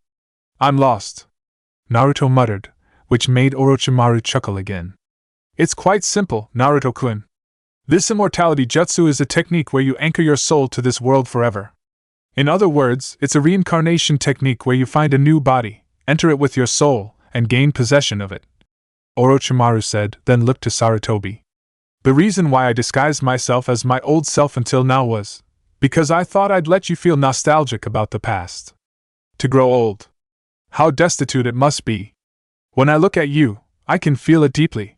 You will die here, and I will obtain an even younger, more beautiful, stronger body. Konoha really entertains me to no end." Sarutobi narrowed his eyes at that. Then, they widened in realization. "I see. Uchiha Sasuke, huh?" "Yes, that's exactly it," Orochimaru said with a nod. "It's Sasuke-kun." "What?" Naruto barked, giving Orochimaru a glare. "Like I'd let you take him. You have commendable spirit, Naruto-kun." "I hope it lasts," Orochimaru said, smirking. "A reincarnation jutsu that steals the body of another and makes the soul immortal, eh? What number face, body, is that one, Sarutobi wanted to know. "I believe it's the second one," Orochimaru said. "I intend to possess Sasuke-kun after he grows up a bit more to my tastes." He gave a creepy chuckle which sent all the wrong shivers down Naruto's spine. He reached up for his face, covering it with his hand. "But to have you die, cursing your fate and regretting your entire life, I suppose this face would be best." When Orochimaru removed his hand, his old face was back, and Naruto was surprised to find himself thinking that he felt more comfortable this way. "It seems I'll have to kill you now and correct my past mistake," Sarutobi said, forming a very familiar hand seal. "Kage Bunshin no Jutsu." "Ha, you really have grown old," Orochimaru said with a laugh. "To think you'd shorten your own lifespan out of impatience." "Naruto-kun," Sarutobi said, going through a chain of 9 hand seals. "Please try your hardest to make sure my Kage Bunshin aren't dispelled." "Why, Gigi?" Naruto asked in confusion. "The order of the seals," came Emma's voice from the staff that was laying forgotten on the ground. "There's not mistaking it. Sarutobi's going to use that jutsu." "What jutsu?" Naruto barked in frustration. Sarutobi looked intrigued over his shoulder at something. Naruto had no idea what he was looking at. It was as though only the Sandaime could see it. "It's already too late," Orochimaru said. "No matter what you do, I've won. Konoha is going to be demolished. Konoha is my home," Sarutobi proclaimed. "The Hokage is one who continues to act as the main pillar of the house, protecting it. He's the one who carries the will of fire, entrusted with it. It won't be easy for you." The Shodai went through a chain of hand seals, and then Naruto noticed how everything around him got covered in blackness. He could see nothing but himself. "Genjutsu?" he thought, putting his hands in a ram seal. "Kai!" Nothing happened. That surprised Naruto, as he had never encountered a genjutsu before that he couldn't release from. What absurd nonsense. He heard Orochimaru's voice through the darkness. "You're just, for a short while, one of the leaders in the history of the organization called Konoha. Even the remains of the rock portrait will eventually fade and crumble." "Humph, to me, Konoha isn't just an organization," Sarutobi retorted. "Every year, there are a lot of shinobi born and raised in Konoha. They live and fight to protect the village, and to protect what's precious to them, they will go to their death. Even if we are not related by blood, the people of this village are, to me, my most precious, most important family." In the past, Naruto had heard the Sandaime speak words like this, but never before had he been so moved by them. It was one thing to hear the old man speak of it in an office, and another to hear him speak those words in the middle of a battle, protecting the village and risking his life.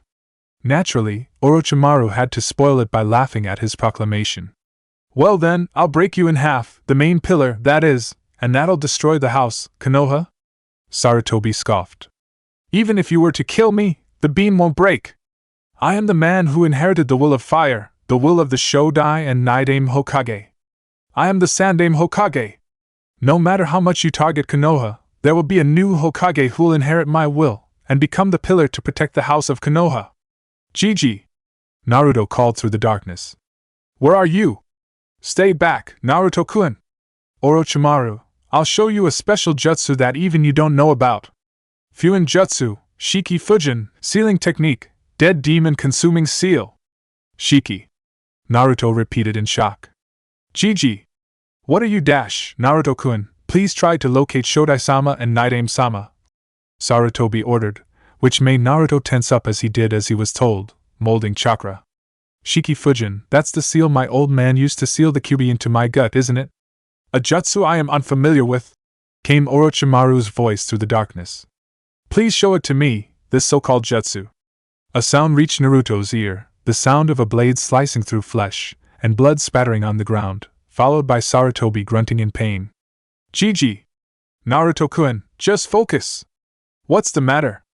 Orochimaru asked. Do you intend to let the former Hokage kill you bit by bit as they toy with you? Please hurry up and present this jutsu to me. TCH, this damn genjutsu. Naruto thought in frustration as he got to working on the task Sarutobi had assigned to him. The Shodai's chakra is all over the place. I can barely even sense the old man. But the Nidaime. Naruto's eyes widened. Gigi! The clone to your left, 3 o'clock. He called, then focused harder.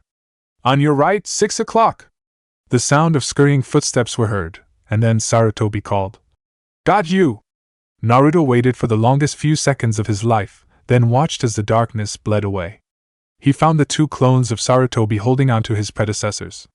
Something had happened to them, as their bodies started crumbling, and their personalities seemed to return. Sorry, Sarutobi. The Shodai muttered. We've caused you a lot of trouble. The Nidaime said with a small grin. Please forgive me, Shodai-sama. Nidaime-sama. The real Sarutobi requested, screwing his eyes shut. The 2 clones seemed to pull something out of the corpses, and Naruto noticed that their shirts had perfectly round holes in the chest. Fuin! The 2 clones exclaimed in unison, flinching in pain, and Naruto saw the seals appear on their chests, that seal that Naruto was so familiar with. Only their seals were different. This seal didn't have a 4-element seal around it, but instead something else. The dirt and dust that made up the Shodai and Nidaime crumbled, to reveal underneath 2 teenagers, 2 of the Oto ninja that had taken part in the Chunin exam, to be exact, Zaku and Kin. You treat even the lives of your subordinates so lightly, Sarutobi muttered. Naruto watched as tears started flowing down the old man's face. The lives of your subordinates? Orochimaru repeated with a glare. How long do you intend to keep spouting such nonsense? Come, Enma! Sarutobi called as his 2 clones puffed out of existence.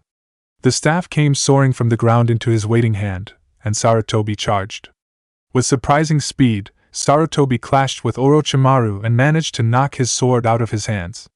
Enma's arms suddenly grew from the staff, heading straight for Orochimaru, but the snake freak lashed out with his hand, and a large amount of snakes shot out of his sleeve to wrap around it.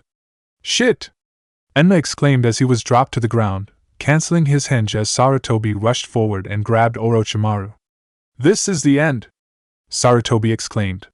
Orochimaru's eyes widened, and he gave off a grunt of pain. Something was happening that hurt him bad, and he twitched his finger. The sword that was on the ground behind Sarutobi rose into the air, pointed at the old Hokage's back, then shot straight toward him. Die! Both Sarutobi and Orochimaru yelled at the same time. A squelching sound was heard as the sword pierced flesh. However, it hadn't hit Sarutobi. Naruto had thrown himself between the Hokage and the sword, taking it to the chest and averting it. Gah! Naruto exclaimed in pain. Throwing himself in front of it hadn't exactly allowed him to maneuver to avoid any vital spots. As such, he could feel that the sword had pierced him straight through his right lung. You brat! Orochimaru grunted out. Let the old man do his thing, you snake freak! Naruto muttered, a small grin on his face as he clutched at the sword, feeling his breath becoming labored. He could feel the blood pooling into his lung. And no interruptions. Sasuke, standing in front of Gaara with a determined look on his face, suddenly went wide-eyed as a shiver went down his spine. This feeling, he thought in shock as he looked toward Konoha. Naruto? Die, Uchiha Sasuke! Sasuke looked toward Gaara in surprise, having completely forgotten about the redhead, to see him just a couple of feet away from him, his demonic right hand reaching out to grab him. Sasuke-kun! A lavender blur came from Sasuke's right, slamming into Gaara and sending him veering off course. Hinata? Sasuke uttered in surprise, seeing the Hyuga girl standing in front of him, looking FOT to fight for another few hours. You took care of the tail, then? Yes, Hinata said with a nod. I'm sorry I'm late, Sasuke-kun, but I encountered Shino-kun on the way here. He had been poisoned, and I couldn't just leave him. Kankuro? Sasuke asked in alarm. Shino-kun had already defeated his enemy. I treated Shino-kun as best I could, then hurried here. Good thing you did, Sasuke admitted. I was a bit distracted. I noticed. That was sloppy of you, Sasuke-kun. Sasuke blinked at hearing that, giving Hinata an incredulous look. That was sloppy of me? He asked, sounding impressed. Wow, we have been rubbing off on you. In any other circumstance, he was sure Hinata would have giggled at that, but her Byakugan was solely focused on Gaara right now. The redhead was getting up, growling loudly, and still looking quite insane. He was transforming further. His left arm turned demonic as well, as did the rest of his face and upper body. Now, only his legs were still human. Gaara spread out his arms, and Sasuke saw bulges appearing along them, taking pointed shapes. Then, he flung his arms forward, sending a large amount of what Sasuke recognized as shuriken made of sand at them. Hinata! Sasuke exclaimed, readying his sword. His Sharingan helped him see each shuriken headed for him, and with 3 quick slashes, all of them were sliced in half, missing him completely, while Hinata nimbly dodged those heading for her. Hinata, stay out of this fight, Sasuke ordered, narrowing his eyes as he stared into Gaara's own. Sasuke-kun? Hinata uttered in surprise. This is kind of personal for me, Sasuke said. So please stay on the sidelines. You've done more than your fair share today. Hinata hesitated for a few moments, but then nodded and jumped off. Now that they were alone, Sasuke closed his eyes, took a deep, steadying breath, then opened them to stare into Gaara's eyes once more. Those eyes, he thought, gritting his teeth. They're so damn familiar. Once, I saw those eyes whenever I looked into a mirror, whenever I looked at Naruto. This guy knows loneliness. If I hadn't found Naruto, would that be me? Gaara drew in a deep breath, mouths opening up all over his body, all of them inhaling as well. Then, Gaara blew out a massive amount of air and sand.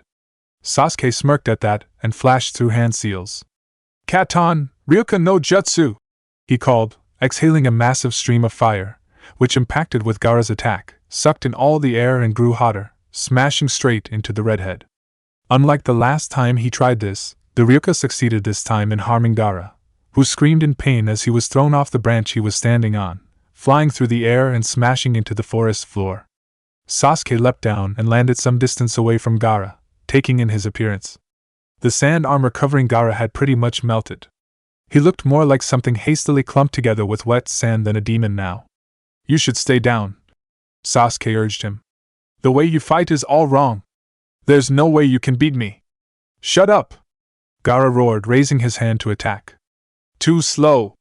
Sasuke exclaimed as he rushed forward, his sword catching on fire. He slashed 3 times as he ran past Gaara, and once more a scream was heard from the redhead as most of his sand arms and his tail were sliced off. See? Give up now. No way. Gaara uttered raspily. There's just no way.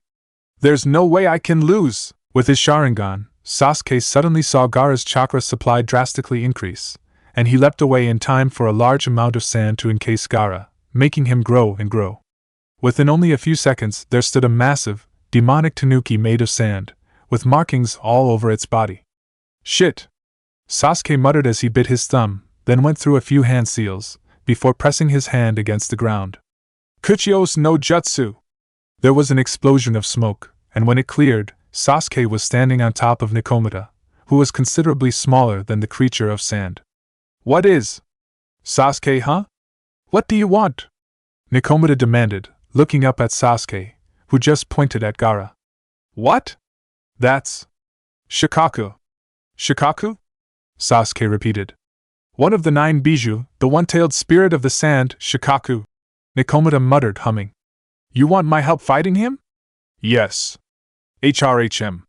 I can't grow quite that big, but I can grow somewhat bigger. Should help, I suppose, Nekomata said as he closed his eyes in concentration. Slowly, his body grew larger and larger, until his head was poking out over the treetops. Even then, he was only half as tall as the Shikaku. This is as big as I can get, but it's more than enough for me. Hold on tight, Sasuke!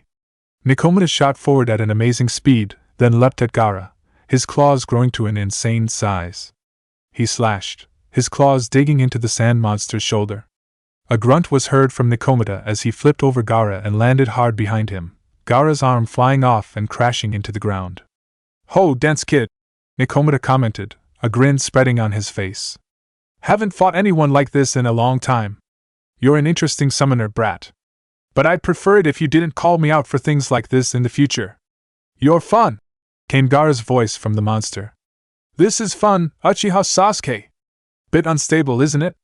Nekomata commented, chuckling softly. It's to be expected, holding the Shikaku. Gaara rose from the monster's forehead, until he was buried up to the waist. Thank you for keeping me entertained so far, Gaara said as he put his hands in a ram's seal. Now I'll show you the true power of the sand demon. So, that's the medium, huh? Nekomata said. He shows signs of insomnia, from being possessed by Shikaku.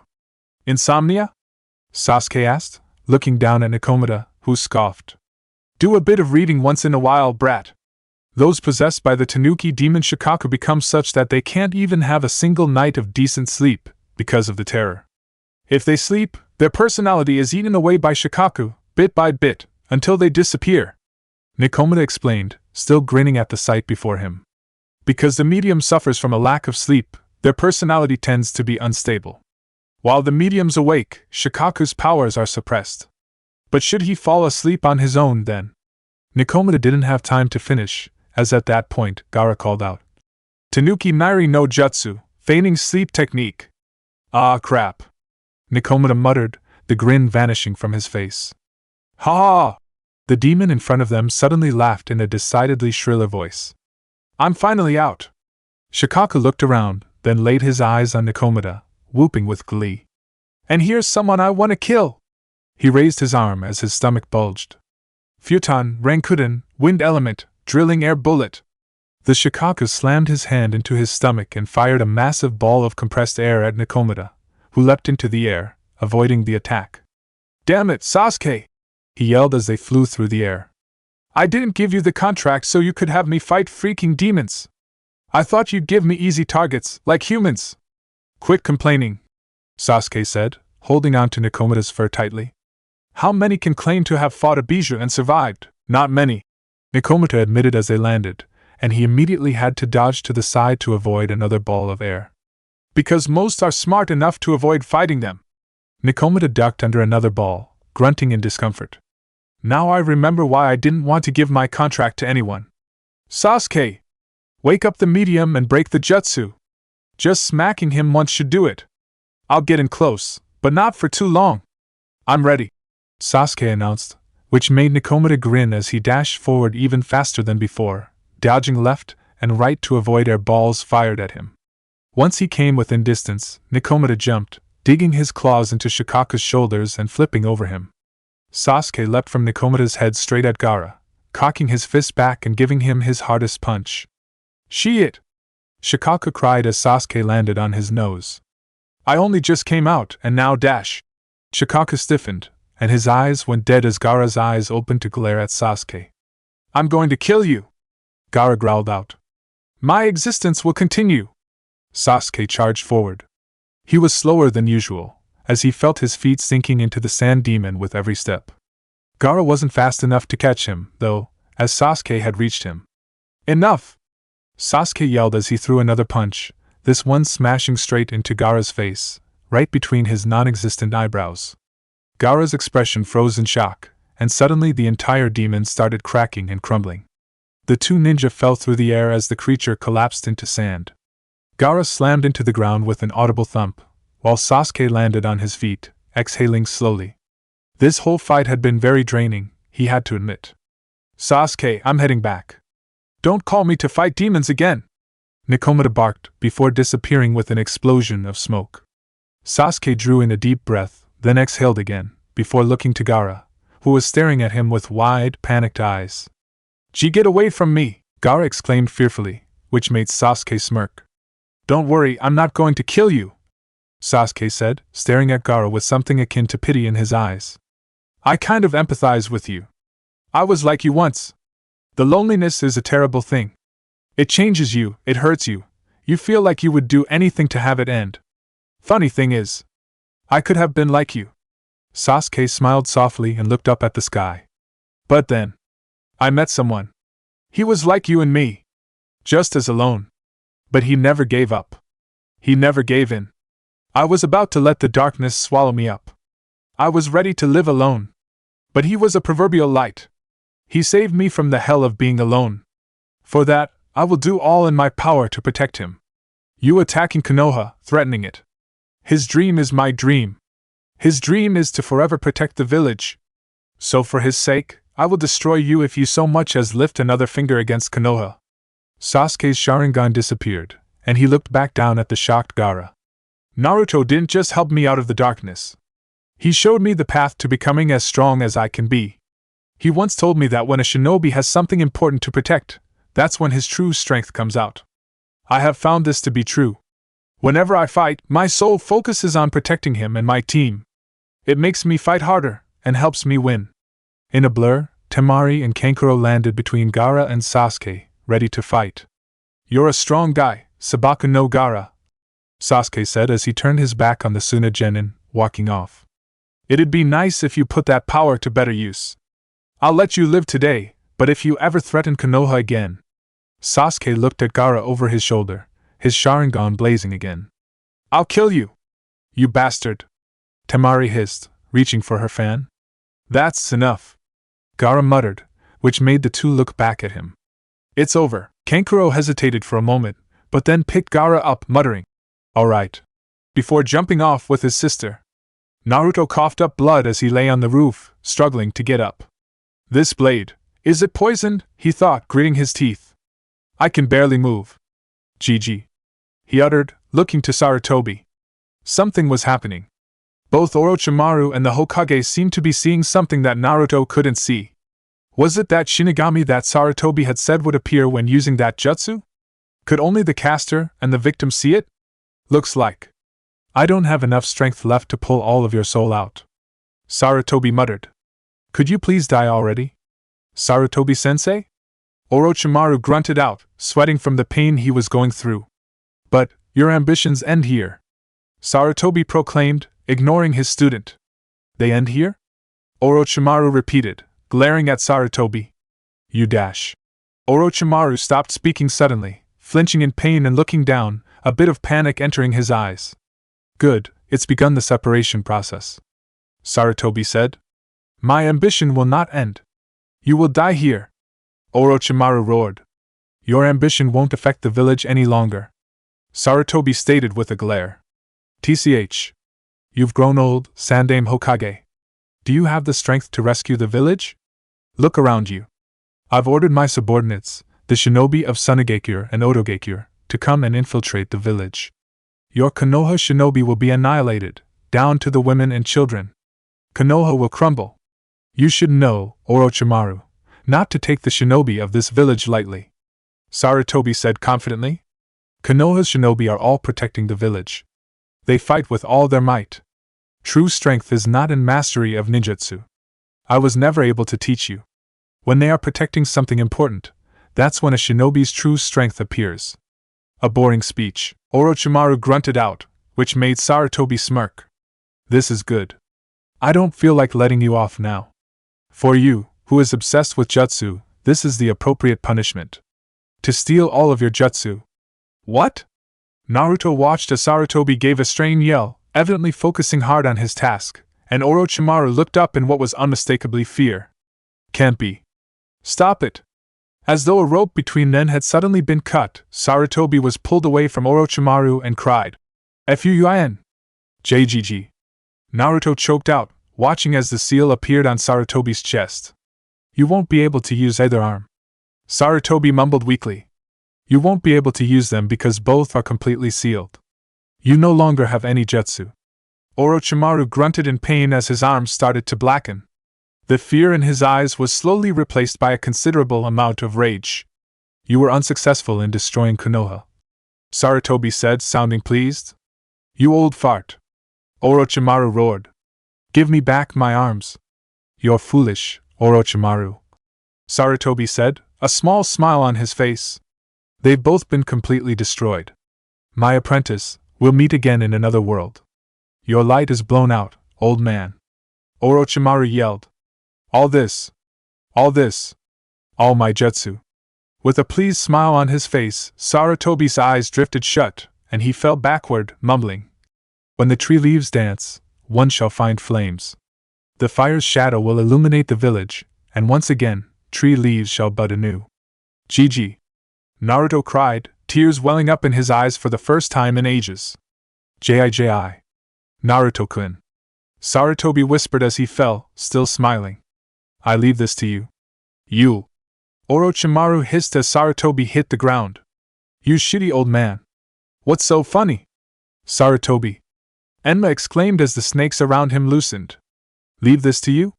Orochimaru growled as he walked up to Naruto, who glared up at him through teary eyes. "He'll leave this to you, eh? I'll show him."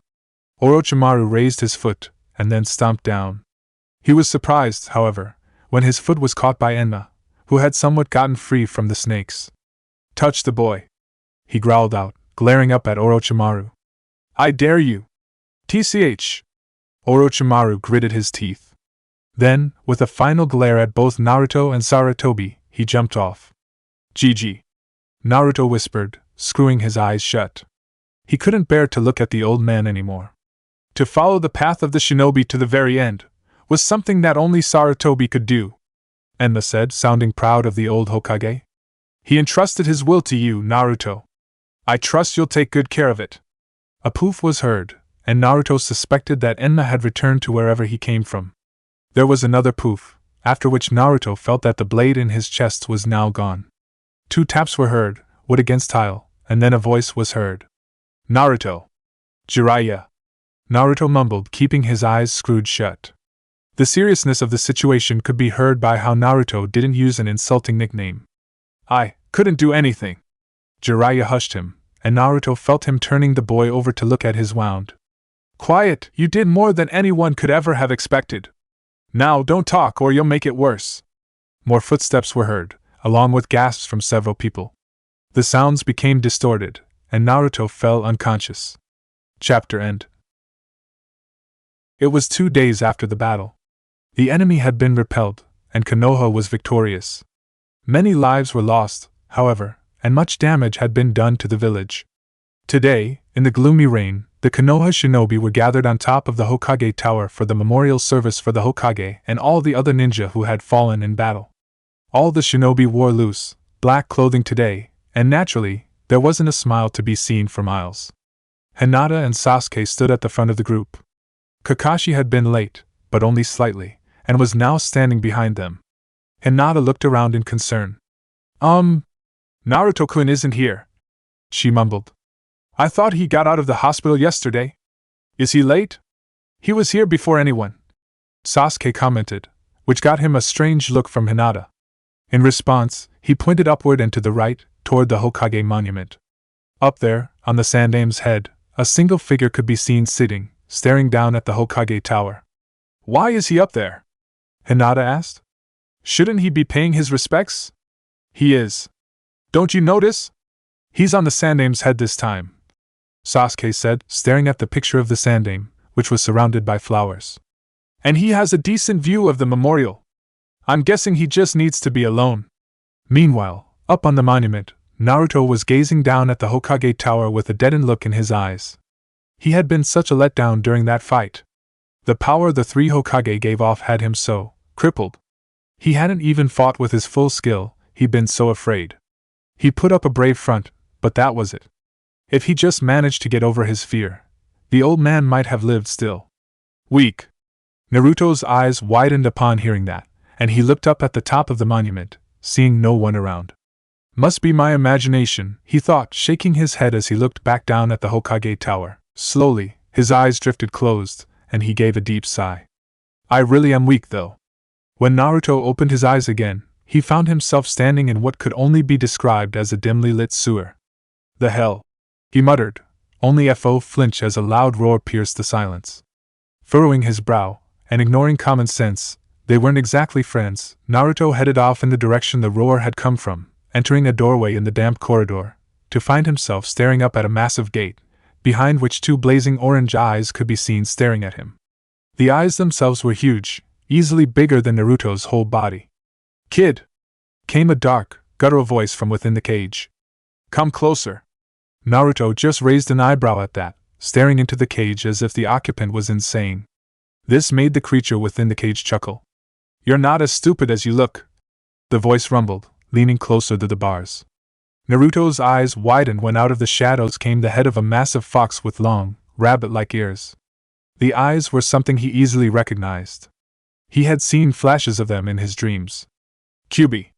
I thought you might be too stupid to recognize me, the fox said, and Naruto noticed that he referred to himself with washi, a word usually used by old men. I had been hoping more like. Perhaps I would have been able to get you to come closer and let me eat you. So, this is you, the cause of all my troubles. Naruto muttered, taking a few steps closer, but still keeping his distance from the demon. It's kinda amazing. We've been together for almost 14 years now, right? Because of a 1 in a million chance, you got sealed into my gut. You've been stuck here in the darkness for almost 14 years, and I've had to endure the villagers' hatred for almost 14 years, and yet, we've never met before. You probably know my name, but I don't even know yours, despite us being so connected. You know my name, brat. The Kyuubi grumbled, glaring down at Naruto. Why don't you use it? I thought Kyuubi was the name people had just given you. Naruto admitted.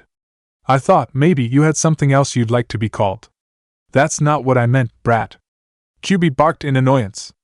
I mean, I introduced myself the second I was sealed in here. Naruto twitched at that, then glared and pointed up at the fox. You can't blame me for not remembering that. Hell, of all things, your name would be the hardest to remember of that night, and yet I don't even remember my parents' dying words. Don't blame me because you were dumb enough to introduce yourself to a brat who was so young he'd be lucky enough to have even 2 sentient thoughts to piece together. You dare raise your voice at me, you little shit? The fox roared. If these bars weren't in the way, I'd crush you like the insect you are. Now, Naruto said, waving him off, calming down in an instant. Right, sorry, I shouldn't have yelled. The Kyuubi flinched as if struck at hearing that. But you picked a bad time to call me down here. I'm kinda bummed right now. Naruto took a deep breath, then grinned at Kyuubi and flashed him a thumbs up. Sorry, Fox, but I forgot. Let's reintroduce ourselves, yeah? I'm Senju Naruto, inheritor of the Will of Fire. Nice to meet you. The fox glared down at Naruto for what felt like the longest time. Kurama, brat. Don't forget it again. Again, nice to meet you, Kurama. It's Kurama. The fox roared as it slammed its head against the bars in a rage. Haha, sorry, a little joke. Naruto laughed, waving him off again. Telling me not to forget it again was like an invitation, after all. You're too serious for your own good, you know that? Kurama growled at Naruto, who turned around and walked away, giving a chuckle. Well, I'll talk to you again soon. I'm in mourning right now, and I'd rather be alone. Stop that, you brat, Kurama growled, which made Naruto stop and turn to look at him. Don't act all chipper. I'm inside you, remember? Don't expect me to buy that behavior when I just saw you sulk. I wasn't sulking. Naruto muttered. Besides, I didn't know you could see that, and I didn't want to drag you down with me. Didn't want. You got a lot of rage in your eyes. Naruto explained, staring up at Kurama. Usually, I would have probably dragged you down and made you feel guilty, since that's how I roll, but I figured you've got enough on your plate. You're feeling responsible. Kurama commented, laying down in his cage and staring at Naruto curiously.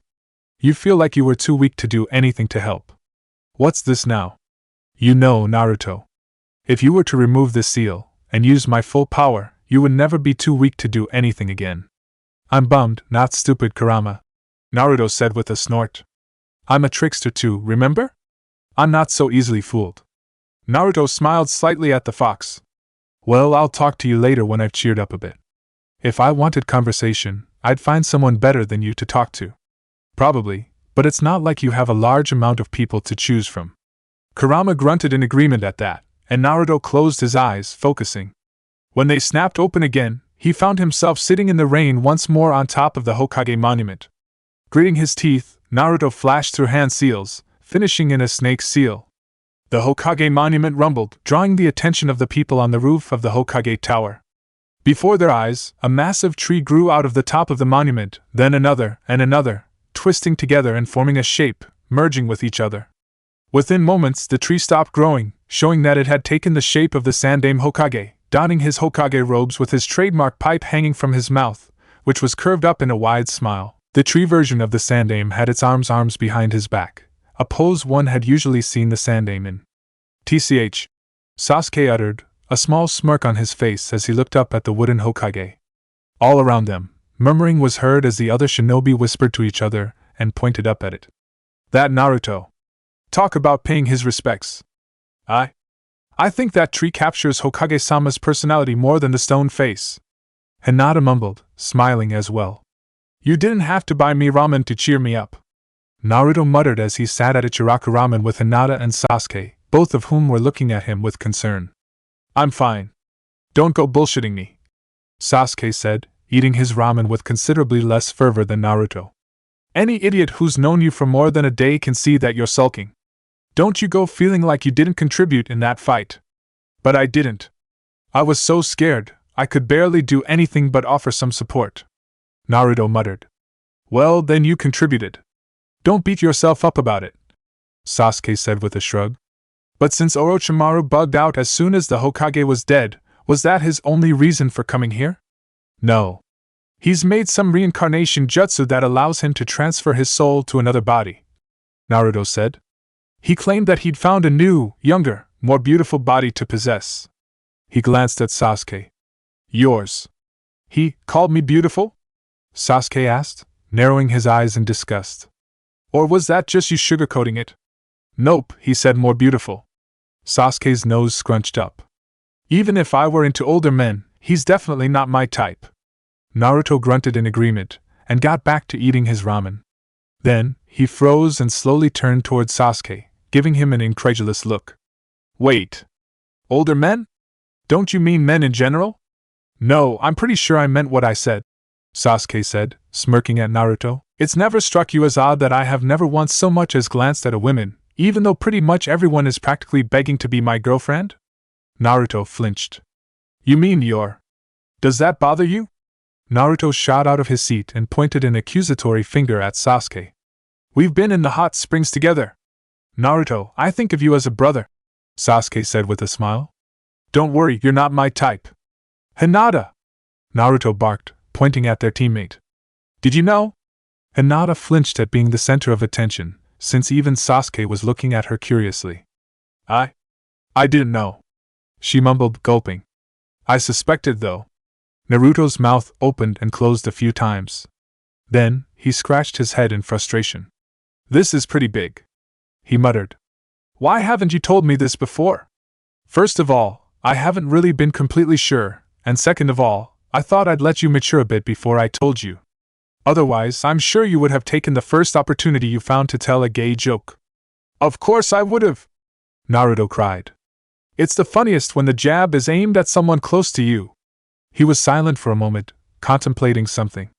Wait, does that mean that maybe homosexuality isn't infectious, Naruto, stop being homoph-. Sasuke was interrupted when Naruto grabbed his collar and smashed their lips together in a kiss, making Sasuke's eyes widen as a furious blush appeared on his face. His blush was nothing compared to Hinata's, however. Her face was burning so hot, steam could almost see rising from it. Naruto broke the kiss and leaned back, closing his eyes in thought. The hell are you doing? A blushing Sasuke barked, glaring at Naruto, who suddenly gave a triumphant grin. That did not feel right, he announced happily. Sweet, I'm not gay. With that, Naruto furiously wiped his mouth, spat 3 times on the ground, then sat back down again and went back to eating. Really, though, I'm happy that you've come to terms with it, and that you're comfortable with it. Sasuke was still blushing from the forceful kiss, and looked back to his ramen feeling a bit uncomfortable. Thanks, he muttered with a huff. I hope you have no problem with this, Hinata? Both ninja turned toward the female of the team when she didn't respond. Her face was still bright red, and she was staring at Sasuke and Naruto in complete and utter shock. Her mouth was moving slightly as though she was attempting to speak. Then, she promptly fell back, passing out. Ah, Hinata. Really, though, Sasuke said as he and Naruto walked through Konoha, having dropped Hinata off at the Hyuga compound. When the alarmed Hyuga guards asked what happened to the unconscious Hinata, an awkward Naruto had just responded with, "Yaoi overload." Really, what? Naruto asked, chewing on a dango stick. They had stopped by Sasuke's favorite dango place for a few sticks. Any more shocking revelations? No, I'm talking about you, Sasuke said. You shouldn't blame yourself. Your opponents were the 2 first Hokage. Both of them have been labeled ninja gods by their enemies. It shouldn't be surprising that you couldn't do much to them. I've heard that the Shodai's chakra was so intense that he could create a sort of pressure that could shatter the ground beneath him. The fact that you were intimidated fighting both of them doesn't exactly label you as weak. I doubt I would have fared any better. It's not really working, Sasuke, but thanks for trying to cheer me up, Naruto muttered, rolling the dango stick from one corner of his mouth to the other. Then, he stopped and perked up. Hey, have we created any Kagebunshin lately? No, Sasuke muttered. Why? I'm sensing a chakra source nearby.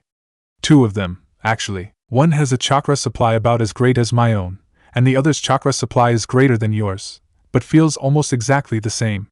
Sasuke's eyes widened at that. Almost exactly the same? What do you mean? Well, you know how I've said that when you activate your Sharingan, your chakra feels darker? Naruto asked, to which Sasuke nodded. This chakra has that darkness in it. But I thought your clan was killed? Sasuke, still wide-eyed, came to a realization. Which means that there's only one person that chakra could belong to. Meanwhile, near the outskirts of the village, 2 shinobi were walking along a small river. Both were wearing black cloaks with red clouds printed on them, along with straw hats. The taller of the 2 had a sword on his back, a massive, thick sword wrapped in bandages. The duo stopped suddenly, finding their path blocked by 2 Konoha jounin, Sarutobi Asuma and Yuhi Kurenai. It's been a long time, Asuma-san, Kurenai-san, the shorter of the 2 said in a rather pleasant tone of voice. So, you're a shinobi from this village? Asuma said, puffing on his cigarette. What did you come here for? The shorter of the duo lifted his straw hat slightly, revealing his eyes, both of which had a blazing Sharingan in them, which made Asuma and Kurenai go wide-eyed. No doubt about it, Asuma muttered as the shinobi removed his straw hat and unbuttoned his cloak slightly, revealing a young face with black hair, lines under his eyes, and a Konoha forehead protector with a slash through it. Uchiha Itachi. So, you're already acquainted with Itachi-san, huh? Then I also need to introduce myself, the taller of the duo said as he removed his own straw hat, to reveal a blue-skinned man with very sharp teeth, beady eyes, and what looked like gills on his cheekbones. Hashigaki Kisame. Nice to make your acquaintance. You're not making any acquaintances here, Asuma said with a small smirk on his face. It looks like we've got the task to take you on. Itachi-san, your home village doesn't seem to like you very much, Kisame commented. I've also heard of you, Kurenai said, staring at Kisame. Hashigaki Kisame, formerly of Kirigakure no Sato, a renegade ninja wanted by numerous countries, including the Water Country, for assassinating a feudal lord, and sabotage, as well as various other crimes. You boys are listed as S-rank criminals in the bingo book, you know, Asuma said, the smirk disappearing. Itachi, coming back to this village after what you pulled. Asuma-san, Kurenai-san, I have no wish to kill you, Itachi said. Please do not interfere with my affairs. Can't really just walk away, Asuma said. What is your purpose here? Suddenly, Kisame grabbed his sword and swung it down with enough force to crack the ground when it hit, kicking up a lot of dust. This person is quite annoying, the Sharkman said, a grin on his face. Shall I kill him? It does look like we can't leave the village without a fight, Itachi said, not looking away from Asuma for a second. But don't overdo it. Your style attracts too much attention. It's settled then, Kisame said as he lifted his sword again to rest it against his shoulder. For a few moments, there was silence as everyone just stared at each other. Then, Kisame moved with incredible speed, swinging at Asuma, who drew a pair of trench knives and blocks the swing. Asuma gritted his teeth as he struggled, the sword coming lower and lower. I'm being pushed down by just the tip of his sword. What kind of monster is he? Slowly, the sword was placed against Asuma's shoulder, which made Kisame grin. The shark man pulled the sword back, making Asuma grunt in pain when he felt something tear against his shoulder, looking to see the bandages coming off the sword's tip, revealing not a blade, but a series of downward-facing scales running along the entirety of its length. My great sword Samahata doesn't cut, it shaves, Kisame announced with a grin. Suddenly, Asuma grinned slightly, despite the pain. Kurenai, you're late. Kisame's eyes widened as it appeared as though he suddenly started sinking into the ground, but Itachi looked quite unaffected, even as roots shot up from the ground and wrapped around him, a tree forming behind him. Above the Uchiha, Kurenai came out of the tree trunk, raising a kunai. This is the end, Kurenai announced, stabbing the kunai downward. A blink was all it took, and Kurenai suddenly found that the tables had turned. All of a sudden she was the one wrapped up in roots, and before her stood Itachi, looking emotionless as usual. Genjutsu of this level have no effect on me. This is Genjutsu counter, Kurenai thought as Itachi drew a kunai. She closed her eyes and bit her own lip, drawing blood. The pain was enough to cancel the Genjutsu, and she opened her eyes in time to see Itachi coming at her. She ducked the swipe from the kunai, only managing to cut a few of her hairs, but that wasn't enough. A foot came flying at her at an intense speed, and she raised her arms to block. The kick was powerful, though, and sent her flying out over the river. Kurenai! Asuma yelled, looking in her direction, which made Kisame chuckle as he raised his sword again. Not paying attention will be the end of you! The sword came swinging down just as Asuma turned to him, but he wouldn't have enough time to block. The Samahata impacted with flesh, but it wasn't Asuma's. In front of the Jounin stood none other than Naruto, who had raised his arms in an X and blocked the strike. Asuma looked toward the airborne Kurenai, to see her get caught in the air by Sasuke, who set her down on the water. Sorry to steal the spotlight, Naruto said with a small grin on his face. Smelled the Uchiha, and you know how Sasuke is. If he wants something, he'll go get it. And who are you? Kisame asked, grinning as well. Powerful brat, to be able to block my Samahata like this. It's considered polite to give your own name before asking another's. Too true. Hashigaki Kisame. Pleasure to make your acquaintance. Senju Naruto. The pleasure's mine, Naruto said, nodding in Kisame's direction. Kisame's speedy, bloodshot eyes widened at that. Senju Naruto, eh? The Kyuubi boy. Itachi-san, our search didn't take too long. Itachi didn't respond, however. He had locked eyes with Sasuke, who was staring back with a remarkable calm. It's been a long time, Sasuke. Itachi spoke calmly. Uchiha Itachi. Sharingan? Kisame asked, looking away from Naruto to stare at Sasuke. Who is this Itachi-san? My little brother. I thought you killed your entire clan? Sasuke gritted his teeth when Kisame mentioned that. His fists clenched, and a look of incredible rage appeared on his face. Sasuke! Naruto barked. Hit the freaking brake! Don't rush in just because you're a little angry! Naruto seemed to be able to snap Sasuke out of his anger, because he finally broke eye contact with Itachi to give his friend a glare. A little angry? My hatred isn't just a small thing. That is a subjective, philosophical point of view. And it would be better discussed elsewhere.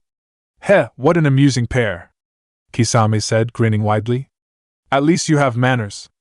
Only when it counts, Naruto said, grinning as well. Kisame, bring the boy, Itachi ordered, walking up to the railing and climbing up on it, before jumping down onto the river. Understood. Naruto's eyes widened when he suddenly felt pain in his arms, and he pushed the sword off him, jumping back out of reach. Naruto, are you alright? Asuma asked, his eyes wide as Naruto landed next to him. Yeah, somehow, Naruto muttered, looking down at his forearms to see that the scales on the sword had sliced into them. There's something freaky about that sword, you noticed, eh? Kisame asked, sounding proud. That's right. My Samahata eats chakra. That reinforcing technique you used to solidify your arms won't work against this sword. Naruto, grateful though I am that you blocked that attack. I'm a jounin, and you're a genin. Asuma muttered, which made Naruto grin again. You'd feel kinda pathetic if a genin had to fight in your stead? Yeah. Don't worry. Kisame spoke as he started going through hand seals. I'll target you both at once. Suiton, Sukudan no Jutsu, Water Element, Water Shark Bullet Technique. Naruto flashed through seals as well as the water in the river rose and shot toward Naruto and Asuma, taking the shape of a shark. Doton, Shikidomu, Earth Element, Earth Dome. He exclaimed as he knelt, pressing his hand against the ground. Around him and Asuma, the earth rose up to form a rock-hard dome around them. Naruto hummed as they heard the water shark crash against the dome. Well, he seems to be a water type. If you want to take charge in this, I don't suppose you know any earth techniques? Asuma closed his eyes and let out a HRHM as he puffed on his cigarette. Very few. I'm mostly a wind and fire type. Then, shall I? Yeah, I suppose you'll have to. Bring him down as best you can. I'll sneak attack whenever I can, and keep that sword away from you, Asuma said. Even though you have a massive amount of chakra, it'd still be a waste to have it eat it all. Heh, thanks for the consideration, Naruto said with a small grin. Suddenly, the dome was shattered, courtesy of Samahata, which smashed straight through the stone as though it was paper. Hide and seek is over, Kisame said, grinning.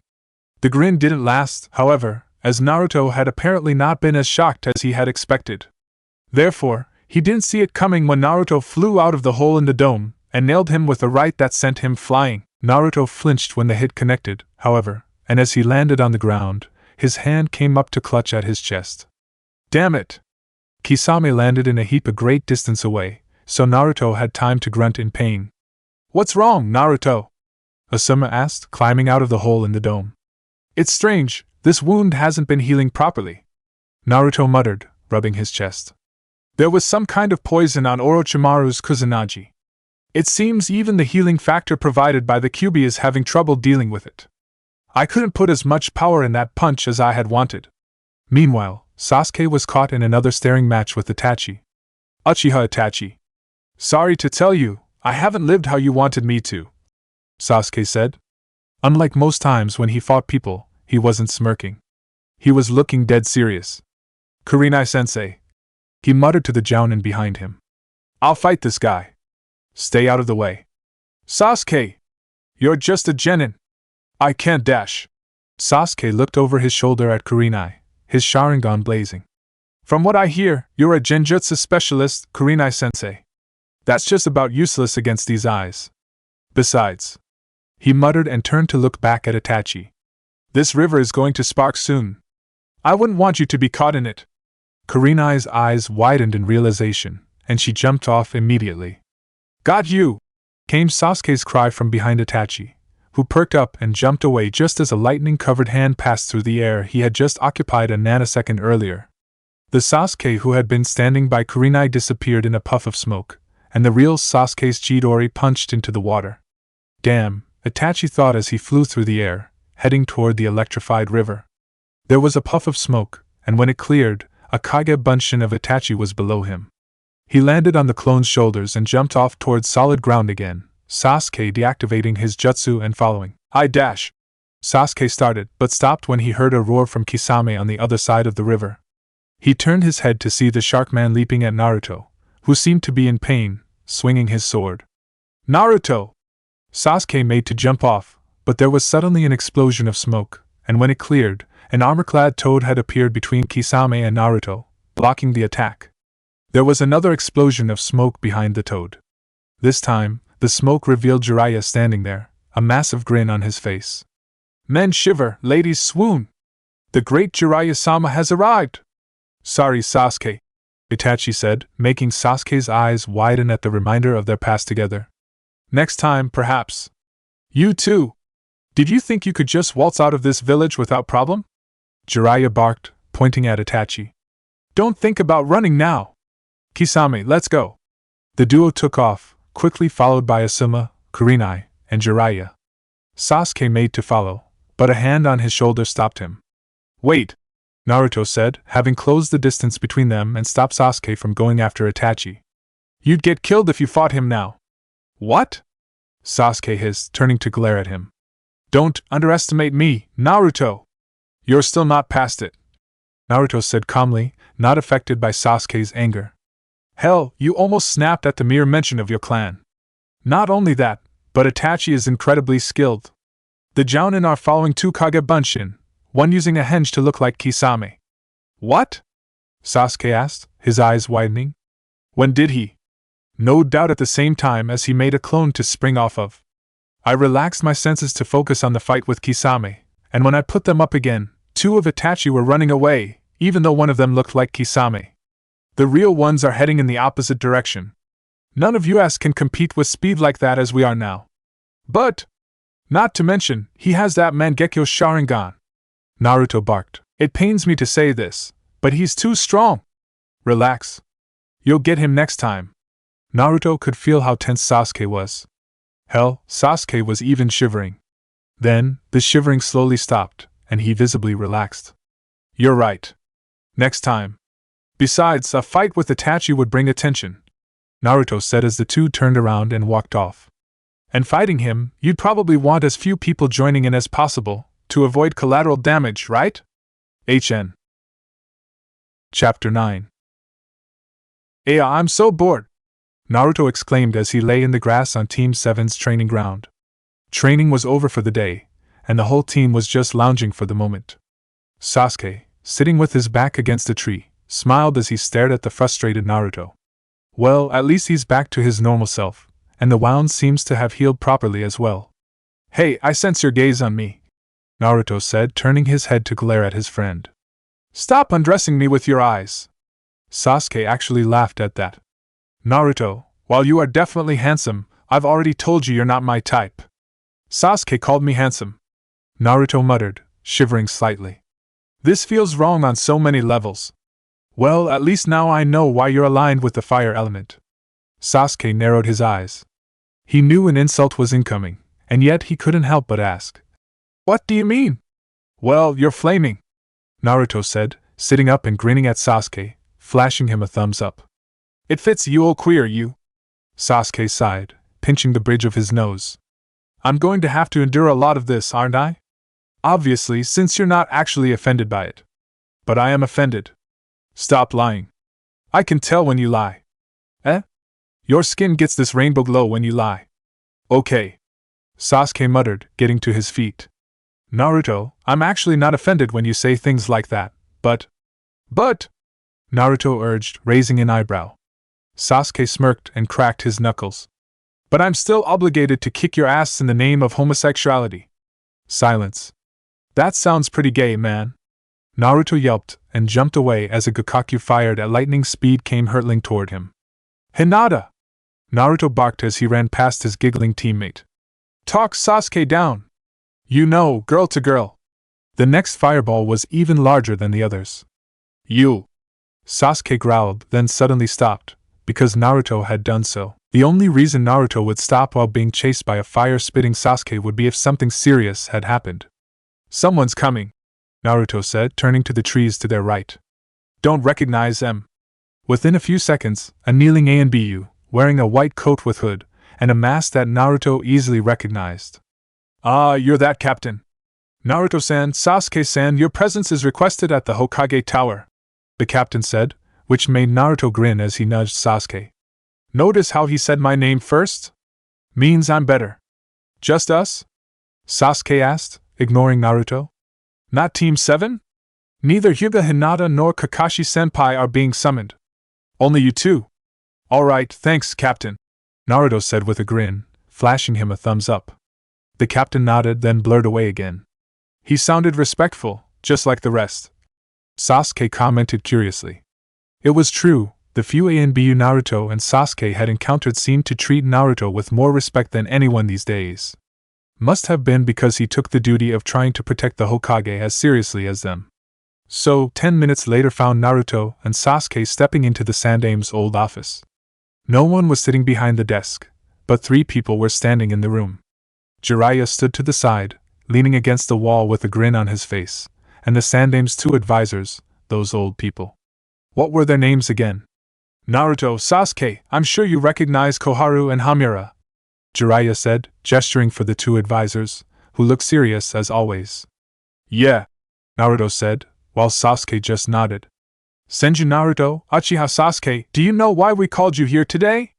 Hamura asked, to which both Naruto and Sasuke shook their heads. The Sandame Hokage is dead. As such, a new Hokage needs to be chosen.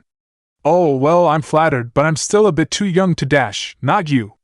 Hamura barked at Naruto, who flinched at the volume of the old man's voice. The person we have chosen is Tsunade of the Legendi Sannin, Koharu said. Eh?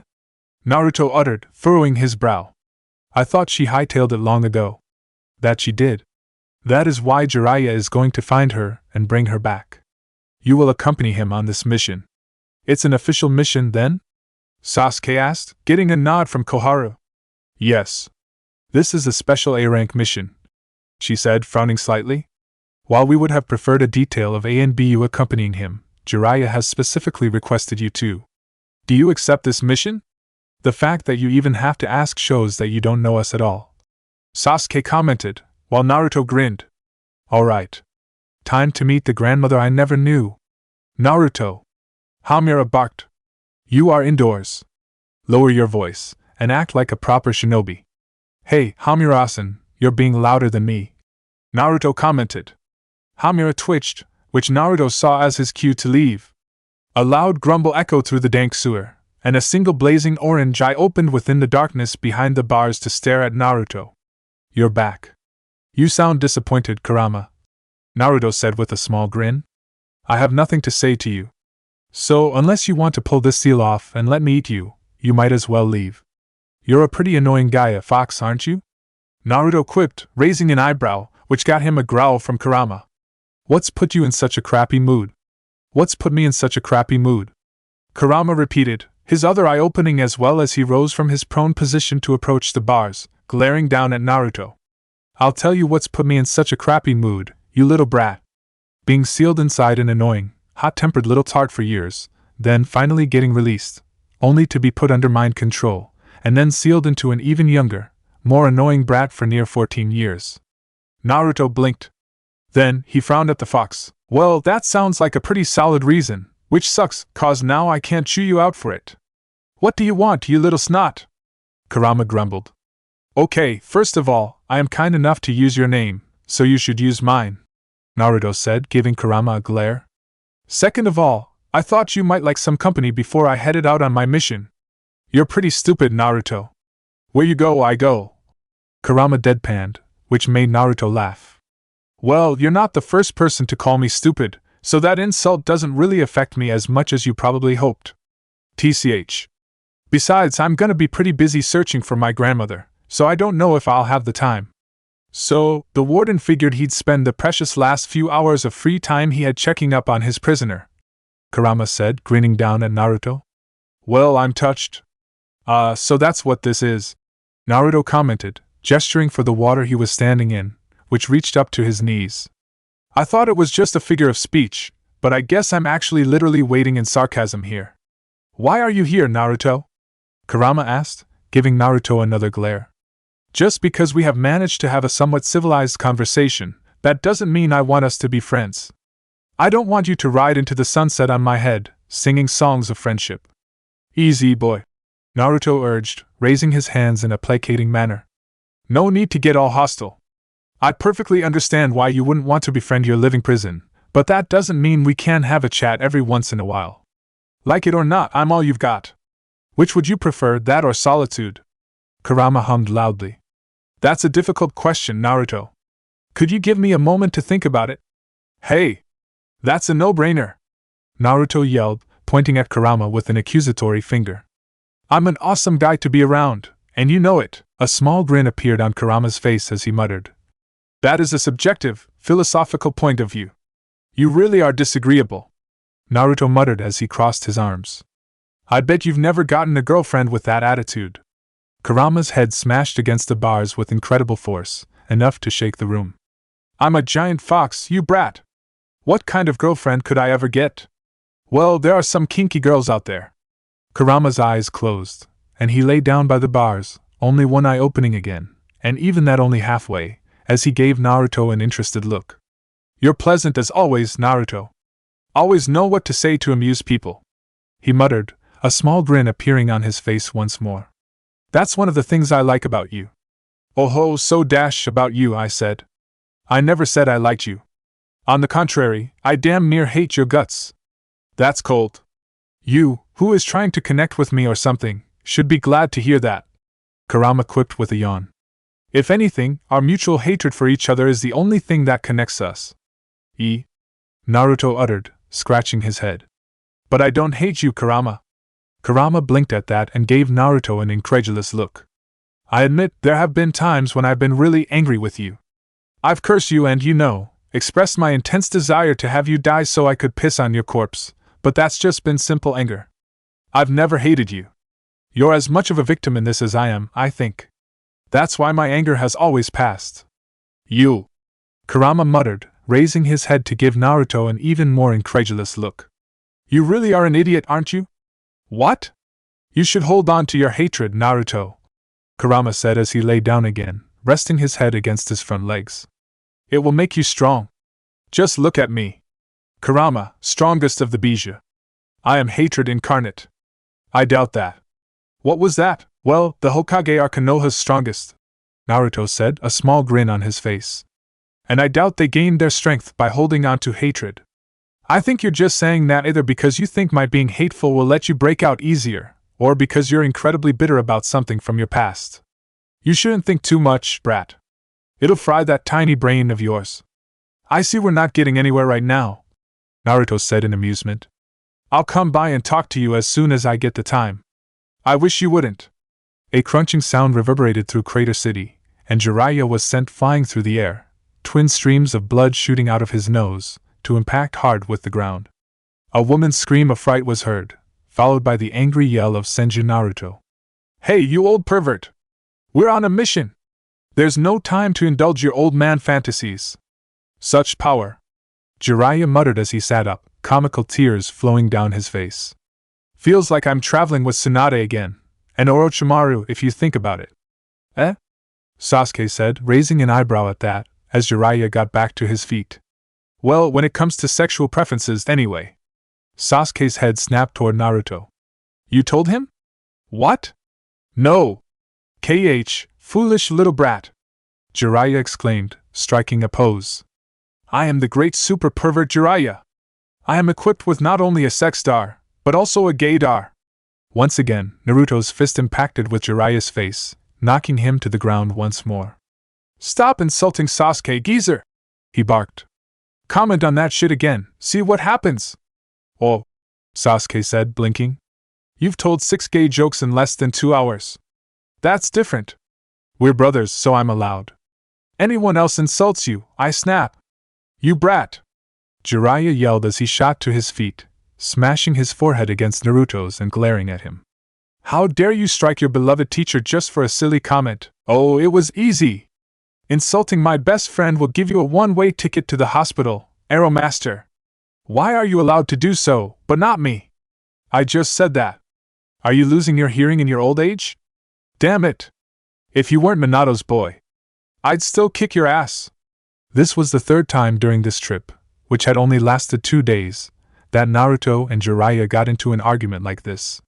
Surprisingly, Sasuke had stopped being affected by it, which was why he simply moved up to a nearby food stand. Hey Asen, 1 takoyaki please. Yes, coming right up. What's my penis size have to do with anything? It's still as impressive as it was 20 years ago. Sasuke took off his forehead protector and kept his gaze firmly fixed on the takoyaki vendor, to make sure he wasn't in the least bit associated with the 2 people arguing in the middle of the street. 2 hours later found Naruto wandering alone through the town, scratching the back of his head. The trio had split up. Apparently, loan sharks and gambling dens were the targets. They needed to find information on Tsunade's whereabouts. Apparently, rumor had it that Tsunade never strayed too far out of Fire Country, so there was a good chance that someone in the neighborhood had at least heard of her. Legendary sucker. Naruto muttered into the mouthpiece wrapped around his neck. What kind of a name is that? If I had a choice between a nickname like that And no nickname, I'd pick the second option. Came Sasuke's voice in the radio. What kind of a woman is your grandmother anyway? Jiraiya makes her sound terrible. I know, loaning money, gambling it all away, then running away from her debts? What kind of shit Hokage would she become? Funny how you're focusing on what kind of Hokage she'll be, rather than what kind of grandmother she will be to you. She has probably never seen me, and even if she had, I have no memory of ever meeting her. Naruto explained, looking around. I don't expect us to have a tearful reunion and become a loving family. Hold up, I found a place that looks interesting. Sasuke said suddenly, and Naruto stopped, a small grin on his face. What a coincidence, so have I. Let me know if you find any information. You too. Before Naruto was a house that looked completely ordinary. In fact, Naruto would have probably ignored it if it wasn't for the rugged-looking, scar-faced men who stood guard outside. Shrugging, Naruto approached them. Hold it right there, shinobi brat. One of the men guarding the door said as Naruto approached. What's your business in this place? Depends on what this place is and who's inside it, really. Naruto said. I'm guessing this is the place one goes to if they have money to spend on gambling? The two men were suspiciously quiet at that. Ah, so it is. Well, I need to talk to whoever runs this place. That's funny, kid. One of the guards said, a grin on his face. You think that you, clearly a ninja, can just waltz right in there and talk to the boss? Oh, you're not as stupid as you look. Naruto said, grinning as well. Yes, that's exactly what I think. How did you know? You brat. The guard growled, grabbing the hilt of the sword strapped to his waist. Stop. Another guard said, a bit more composed than his friend. Sorry, kid, you can't come in. Naruto sighed at that. He reached up and pinched the bridge of his nose, contemplating how to go about this. Then, he gave the four guards a deadly serious look. You don't understand. I'm getting in there. The only thing you can decide is how many bruises you're going to get as I do so. That's it. I'm gonna kill you, you little dash. The door to the gambling den was blown off its hinges, courtesy of a fleshy projectile. As it smashed into the opposite wall, kicking up a lot of dust, the gamblers and gangsters inside all froze and looked up in shock. When the dust cleared, the projectile that had smashed in the door was revealed to be one of the men guarding the door outside. His face was swollen and bruised, and he looked like he was barely clinging to his consciousness. Nim monster. He muttered through gritted teeth as Senju Naruto stepped through the doorway, a small grin on his face. Yo, he said, looking to a man sitting in the back of the room, obviously the boss. I'm looking for information, but these chumps wouldn't let me in. Hope you don't mind. Naruto walked through the group of gamblers and gangsters, not caring that he was stepping onto the tables used for their dice games as he walked straight up to the boss. The boss seemed to be doing his best to remain composed, simply sitting there with his arms crossed, but Naruto could see that his eyes were a bit widened, and perspiration was starting to break out on his face. Well, I'm sitting down right here, Naruto said as he sat down in front of the boss, still grinning. What do you want, boy? The boss asked, glaring at Naruto, who reached into his kunai pouch and withdrew the photo Jiraiya had given him, showing an earlier ninja registration photo of Tsunade, a beautiful woman with straight, blonde hair that came down in shoulder-length bangs that framed her face, and brown eyes. In the middle of her forehead was a violet rhombus mark. Has this woman stopped by here? The boss narrowed his eyes at the picture. Yeah, she was here a couple of weeks ago. Did you happen to overhear where she was heading? At that question, the boss gave a small grin. Despite clearly being intimidated by Naruto, he still said, Now boy, that's kind of expensive information. You may have punched through my door all rude-like, but I'm still not in the business of giving anything out for free. That's so? Naruto muttered, leaning back and rubbing his chin. Then he snapped his fingers with a grin. Alright, how about we play for it? Huh! A million Ryu, Naruto said as he looked over his shoulder, gesturing for one of the dealers to come over. The dealer picked up his cup and pair of dice, no doubt guessing that was what Naruto wanted. Naruto took the cup and the dice, tossing the cubes into the cup before handing it over to the boss. That's if you win. If I win, the info is free. What if I refuse? The boss asked, which made Naruto grin wider. Well, you're free to refuse. You can even tell me to go to hell and not give me the info. But this is a rather old building. It can be brought down with ease. Well, you sure know how to get your way, boy, I'll give you that, the boss said, swirling the dice in the cup. Alright then. Call it. The boss slammed the cup down on the tatami mat he was sitting on. Naruto raised his hand to his chin and thought about it. I put my chakra on a 6 and a 2, which means the outcome should be 1 and 5. That makes it even. Show! Naruto announced, and the boss grinned, lifting the cup. The boss' eyes widened, however, when he found the dice showing a 1 and a 5. You may be using loaded dice, boss man, but ninja have tricks as well, Naruto said with a small grin. So, you can either concede that my cheating was better than yours, and give me the info, or we can return to my original plan of, smashing this place to bits and moving on. Boy, if you ever get tired of boring shinobi work, you should consider coming to work for me, the boss said with a small smile. Alright, I'll give you the info. That unlucky Nei-san lost all her money in this place. I overheard her telling the woman who was with her that they needed to go to Tanzaka-gai and win back their losses. Oh, thanks, Naruto said, fishing out a wad of money and dropping it on the floor in front of the boss. Here's for repairs for the door. I won't pay the medical bills of the 4 bozos out there, but I felt I should chip in somewhere, at least. Thanks. Naruto gave the boss a wave, then walked off. As he stepped outside, he noticed that one of the idiot guards had regained consciousness, and had apparently made to enter the gambling den. The man froze, however, when he saw Naruto coming out. When Naruto turned his head to look at him, the guard flinched violently. Aren't you supposed to be unconscious? Why, yes. The guard muttered with a gulp. So sorry. With that, the guard made a dramatic show of throwing himself back down on the guard, feigning unconsciousness. Sasuke, Naruto spoke into his radio. Let's regroup and find the old pervert. I got some information on Tsunade. Roger. That's good, because this place was a bust. Tanzaka-gai looks amazing, Naruto said as he, Sasuke, and Jiraiya stood on a hill, looking over the town. Very rustic, isn't it? This is a pretty famous town, too, Jiraiya said with a grin. Most famous for Tanzaka Castle, which has stood for generations, surviving not one, but 2 great ninja wars. Tanzaka Castle? Naruto asked, furrowing his brow as he looked around. I don't see a castle. What do you mean? It's right. Jiraiya trailed off as he pointed at a spot in the town. There wasn't a castle there. Instead, there was just rubble. There. Huh. I've got a bad feeling about this, Sasuke muttered and nudged Naruto. Hey, focus. Huh. Oh yeah, Naruto said and put his hand in a half-rammed seal, molding chakra. Let's see here. Suddenly, Naruto's eyes widened. 2 massive chakra signatures at 2 o'clock, and 2 smaller ones. One of them is Orochimaru. Jiraiya's eyes widened as well, and he gave the 2 genin an alarmed look. Let's go, quick as you can. With that, they disappeared in a blur. When they reached their destination, they found themselves landing in an empty street. One of the walls lining the streets had been completely smashed. Lost them, Naruto muttered. What do you mean? Sasuke asked. I mean, Orochimaru is a slippery piece of shit. He's managed to conceal his chakra from even me.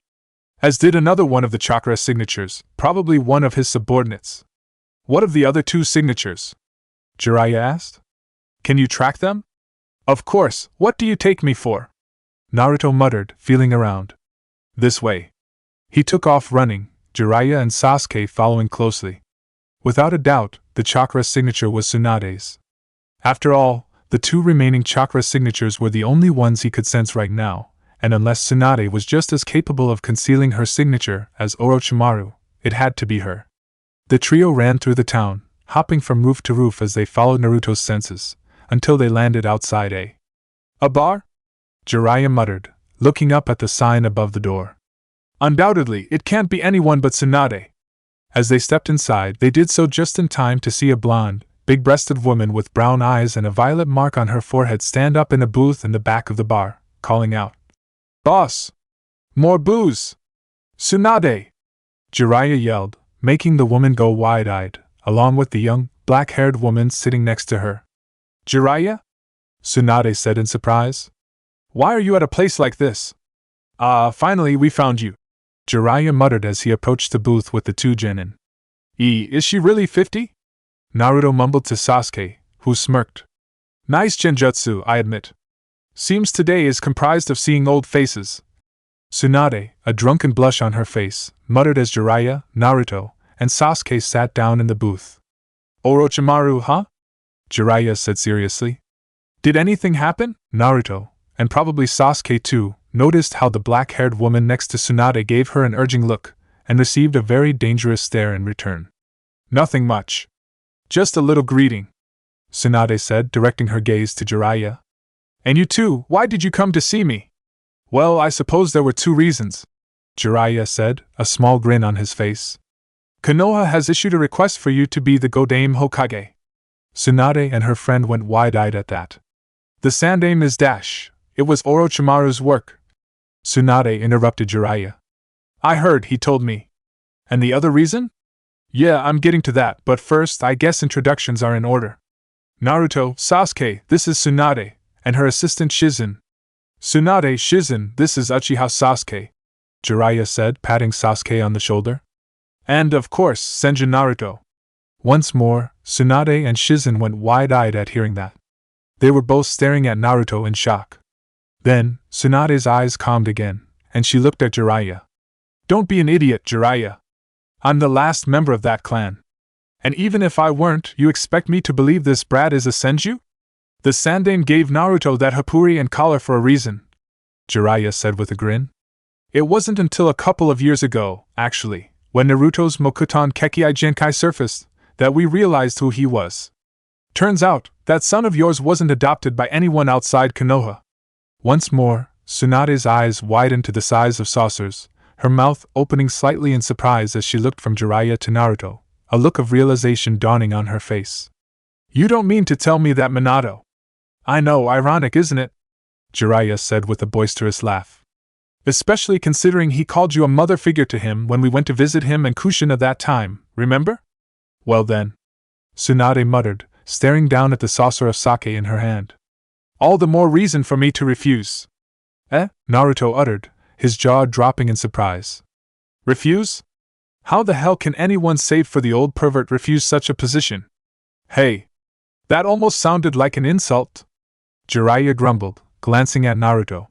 That was an insult, Arrow Master. Jiraiya twitched, but nonetheless looked back to his former teammate. Tsunade, you're the only one who can become the Godame Hokage. You were the one who brought us many victories in the last great shinobi war. Not only that, but your healing techniques are unmatched. Not to mention that you're a Senju. You're the most appropriate person for the position. I still refuse. Even my own son seemed to have died quickly, giving his life for the village. Life is different from money. It can't be gambled away that easily. Whoever puts it at risk so readily is a fool. She gave a humorless smile. My grandfather and the Nidaime both focused too much on bringing peace to our home, more than anything else. But as a result, they just died in the middle of their dreams, like losers. You've changed a lot, Tsunade, Jiraiya muttered, warily glancing at Naruto, who was gritting his teeth in anger. I don't know what you've been thinking all this time, but you've just said all that's on your mind. Well, I'm already in my 50s. Age changes people. It's the same for Sarutobi-sensei. No wonder he died. He was too old to live in his dreams. Ah, crap. Sasuke thought, glancing at Naruto, whose fists were clenched, and Sasuke knew those fists were taking aim at Tsunade's skull. This woman is really pushing Naruto's buttons. All the wrong buttons. The title of Hokage is crap, Tsunade announced suddenly. Only an idiot would want it. Shit! Jiraiya yelled in his mind, snapping his head toward Naruto at the same time as Sasuke, whose mind was screaming, crap! Naruto flew out of his seat at the same time as Sasuke. Jiraiya wrapped his arm around Naruto's waist and tried to hold him back, while Sasuke leapt up, planting his feet onto the wall next to Tsunade's head, pressing his shoulder against Naruto's and using every muscle in his body to push him away. Calm down! Sasuke ordered, but to no avail. Naruto, calm the hell down! Fuck that shit! Naruto growled, struggling to reach Tsunade. It doesn't matter who, doesn't even matter if they're related to me. Anyone who insults any of the Hokage. I can't forgive them. I'll snap her damn neck. Tsunade stared up at Naruto for a moment, staring into his eyes in what seemed like boredom. Then, a smile appeared on her face, and she stood up. You've got some guts to say that to my boy. Let's take this outside. So, within moments, Naruto and Tsunade stood opposite each other out on the street. To the side stood Jiraiya, Sasuke, and Shizen. A legendary Sannin taking on a snot-nosed genin. Tsunade muttered, sighing. I ought to be ashamed of myself. Keep talking, Granny, Naruto said, a small grin appearing on his face as he cracked his knuckles. It will just make your defeat all the more sweater. Tsunade chuckled and held up her fist, extending her index finger. One finger should be enough. Hey now, Tsunade, Jiraiya said seriously. Don't underestimate my student. He fought alongside Sarutobi-sensei against Orochimaru and the first two Hokage, you know. Tsunade's head snapped toward Jiraiya, who showed no sign of joking. Sure, use one finger, Naruto said. And watch it break. He blurred out a view, and Tsunade's eyes widened. That's not a genin's speed, she thought in surprise, spinning around and leaning her head to the side to avoid an incoming punch. What power! The pressure from the punch would have knocked me off balance if I wasn't on guard. Tsunade deflected another strike, and despite her promise to only use finger, she still raised her fist and threw a punch in return. Naruto raised his hand and caught the punch. The punch hurt. His chakra strength was evidently nowhere near Tsunade's level, since the bones in his arm groaned, and his feet skidded back a foot across the ground. But he stood firm, at least. Tsunade's surprise lasted for only half a second, before her free hand wrapped around his wrist, and she swung him over her head and flung him through the air. Naruto grunted as he flipped in the air, flashing through hand seals. Mokuton, Mao no Shirbari no Jutsu, Wood Element, Demon King's Restraints Technique, he exclaimed as he landed and slammed his palm into the ground, which started to rumble as several thick wooden poles shot out of the ground, carved with demonic faces. The poles wrapped around Tsunade, merging together to form something of a thick wooden net which was tightly wrapped around the woman. What the? Tsunade grunted, struggling against the bonds. Don't bother, Naruto said. The Mao no Shirbari is even stronger than the Mokusatsu Shirbari, smothering binding. The Shodai used this to restrain the Ichibi. A crack sounding as Tsunade strained against her bonds was the only warning Naruto got, before an explosion of splinters, followed by an explosion of stars flashed before his eyes, accompanied by an incredible pain erupting in his jaw. It suddenly occurred to Naruto that his feet were no longer on the ground, and he opened his eyes in time to do a backflip in order to land on his feet. You're strong to remain conscious after that punch, brat, Tsunade announced as Naruto shook his head to clear his vision, which had gone a bit fuzzy from that hit. Hey, let me ask you something. Why do you get so excited hearing the word Hokage? Unlike you, the Senju blood burns hot in my veins, Naruto said with a glare. Unlike you, I will be taking that title one day.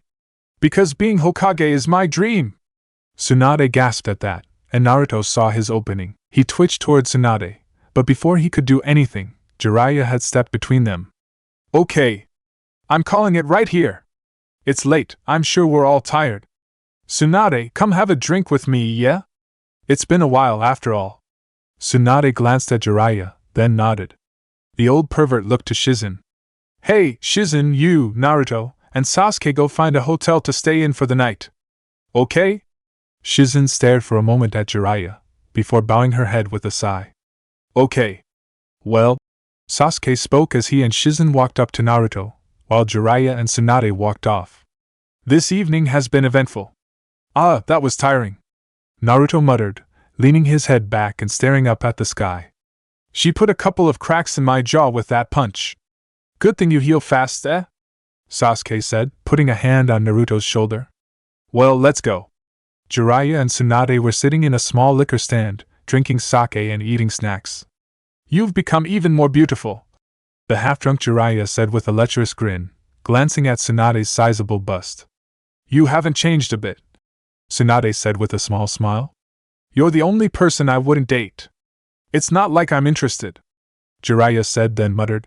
After all, you're still a 50-year-old granny. What was that? Nothing, Jiraiya said hurriedly, not wanting to be on the receiving end of one of her punches. Then, he grinned slightly. Quite a surprising revelation tonight, eh? Tsunade huffed. Why weren't I told? It's not like we could find you. And even if we could, you'd made it quite clear you didn't want to come back to Konoha. And yet here you are today, revealing the existence of a grandson I didn't know I had, and also asking me to be Hokage. Naruto will make a fine Hokage one day, but he's not quite old enough to take the position, Jiraiya said. I just thought it'd be better if he had someone more suited, someone blood-related, to take the post for him to learn from and look up to. Hell, imagine if someone like Danzo became Hokage. That old warhawk's still alive? Tsunade muttered. Were you expecting otherwise? Can't say that I did. Jiraiya was quiet for a while, sipping his sake. Then, he set the saucer down and smiled slightly. Going to meet with Orochimaru, are you? The only sign of surprise Tsunade showed was a slight widening of her eyes. I could tell from Shizen's expression, Jiraiya explained. I don't know what sort of deal he offered, but don't make such a hasty decision. There's one thing I want to make clear. He sipped his drink again. The past 4 Hokage protected those who lived in Konoha. They reigned in troubled times, yet still allowed the village to have prosperity. That ideal. They bet their lives on that dream. You should understand their feelings. Therefore, if you ever do anything that betrays Konoha. Jiraiya turned his head to look at Tsunade, a dangerous expression on his face that truly showed just how powerful he was, and why he was one of the Sannin. I'll kill you! Tsunade let out a tch as she glared at Jiraiya. It has nothing to do with me. Only a murderer would show no feelings knowing people close to them are dead. You're not like that, right? Especially now that you know you have a grandson who's alive and well. You do care about the safety for those that live in the village. Because that time dash, stop lecturing me already! Tsunade yelled suddenly, gritting her teeth in anger. That anger was blown away quickly, however, and her eyes drooped sadly. Why did you bring along those brats? Aren't they alike him and Nawaki? Jiraiya asked with a small smile. Well, maybe not so much anymore. Naruto sure has matured. With that Hapurian collar, he kinda looks like the Naidame, doesn't he? Like Naruto said, the Senju blood boils in him. He has inherited the will of fire from Sarutobi-sensei. I guess I was hoping he'd stir up some feelings in you. And the Uchiha brat? Jiraiya chuckled at that. No real reason. It's just that they're quite a team, from what I hear, Naruto and Sasuke. Like brothers. Alone, both of them are incredible fighters. But together, I hear they're a force to be reckoned with. He's got a dumb dream. Tsunade muttered, focusing the conversation on Naruto again, which made Jiraiya grin slightly. Are you his master now? Yeah, somewhat. He's technically Kakashi's student, but I supervise his training now and then. No wonder why he thinks he can aim so high. Tsunade muttered. You should bring him down from the clouds before he's killed. Now, don't be like that. Naruto's quite the prodigy. He's inherited only the best from all his relatives. He's got his dad's guts, his looks, his genius, and he's got his mother's fiery temper. Not only that, but he's got your grandfather's Mokuton jutsu, the Naidame's sensor skills, the powerful chakra of the Senju, and he's even developed his own version of your monster strength, which you experienced firsthand. Not only that, but he mastered the Kuchios in a day, and the Rasengan in little over a month. Would have been quicker, if he hadn't taken so long on the second step because of some emotional troubles. That's impossible, Tsunade said, downing the rest of the sake in her glass. You make him sound like some kind of super ninja. In a way, he is. After all, he survived fighting Orochimaru and the Shodai and Naidame Hokage at the same time. Granted, Sarutobi-sensei did most of the fighting from the way the boy tells it, but… Jiraiya grinned even wider. He's got a fierce will to protect that kid. Even took Orochimaru's Kusanagi to the chest protecting the old man. Didn't work too well though. Tsunade quipped. Sarutobi-sensei still died, right in front of Naruto. Jiraiya supplied. So I'd watch what I say about the old man around Naruto if I were you. TCH. By the way, I can't believe you still have that necklace, Jiraiya said, looking to the bluish-green stone hanging from her neck. I would have thought you'd already lost it gambling. Tsunade didn't say anything, just stared straight ahead. Third time's the charm, isn't that what they say? Jiraiya said. Maybe you should give it to your grandson, and watch him bring your faith back. You want me to give him this curse thing? Tsunade asked, pointing to the necklace. Do you want him to die? On the contrary, I want him to live, Jiraiya said as he stood up. That kid will surprise you, mark my words. With that, Jiraiya walked off, stumbling slightly. Chapter end. Oh, for the love of… Stop coming here! Naruto looked up at the giant fox behind the bars. Stop being such a downer, Naruto said, walking over to one of the walls and sitting down. I just wanted some company. We don't need to speak.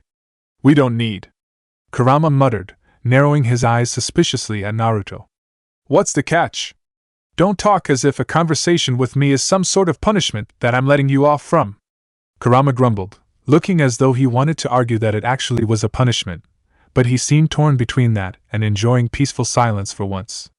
Finally, he decided on the latter, and laid down inside the cage, closing his eyes. There was silence for a good 10 minutes before Kurama finally opened an eye to glare at Naruto. You're making me uncomfortable, just sitting there. It kills me to say it, but it's strange to not have you talking, he muttered. What the hell is wrong? Nothing, really, Naruto said. I just don't enjoy the thought of being mad at my family. Tsunade bothers you? Yeah. I've heard stories of Tsunade, you know. Greatest medic nin in history, the most beautiful kunoichi in Konoha, perhaps even the world. To see her like this, a drunken, bitter has-been.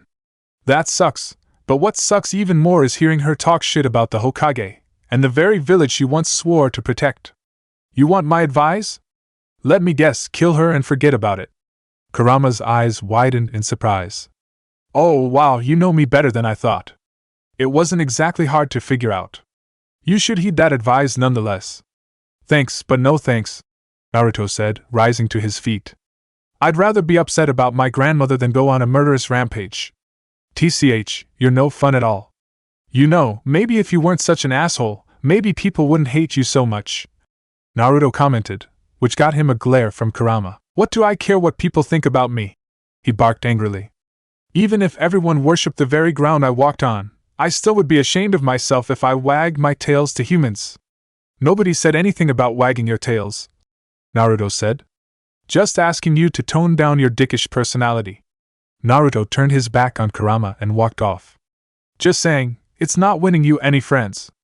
Naruto's surroundings went black, and when he blinked, he found himself sitting on the bed in his and Sasuke's hotel room. Still can't get along with the guy? Sasuke asked, sitting on his own bed and watching Naruto, who shook his head. No, he's as disagreeable as ever, Naruto said with a sigh as he got up. You know what sucks? What?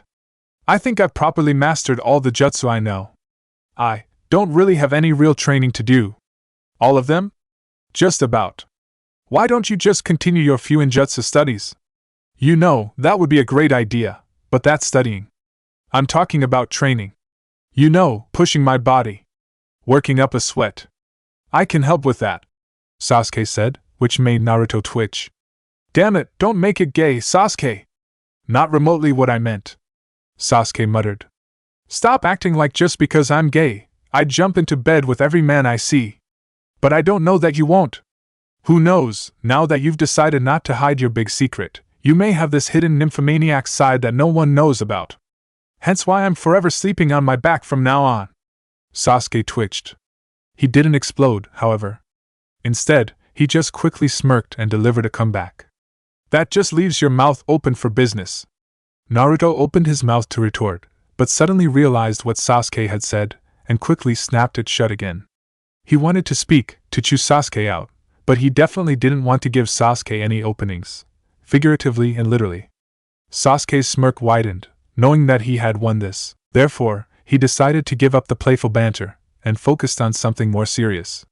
So, what did you think about what the old lady said? Huh! About staying here for another week, Sasuke explained. She didn't seem all that happy to see the pervert, and given her rabbity tendencies, I would have thought she'd skip town as soon as possible. Now that you mention it, you're right, Naruto muttered, rubbing his chin. Does it have something to do with Orochimaru, you think? Most likely. Can't be just coincidence. Jiraiya suspects something, too. I don't think it's just to convince her to become Hokage that he's gone drinking with her 3 nights in a row. Naruto opened his mouth. Neither is it just to ogle her massive breasts, Sasuke said, which caused Naruto's mouth to snap shut again. Chances are, he knows something we only suspect. I don't think it's a coincidence that Orochimaru would come find Tsunade, the greatest medic nin in history, only a short while after the Sandaime Hokage ruined his arms. How did he do that, by the way? Sasuke wanted to know. Shiki Fujin. Shiki. Isn't that the seal he's sealed with? Yeah. I don't know what was happening, but during the sealing, Orochimaru was looking rather panicked at something behind the old man. I couldn't see shit, and neither could Enma. But they could. The Sandaime tried to seal up all of Orochimaru, but didn't have the strength for it, so he just sealed his arms. But the Shiki Fujin, isn't that used to seal souls? Yup. Sasuke's eyes widened in realization. So, the arms of Orochimaru's very soul were sealed up. Yeah. So it's no wonder why he'd feel he needs to ask Tsunade for help. The days passed agonizingly slowly.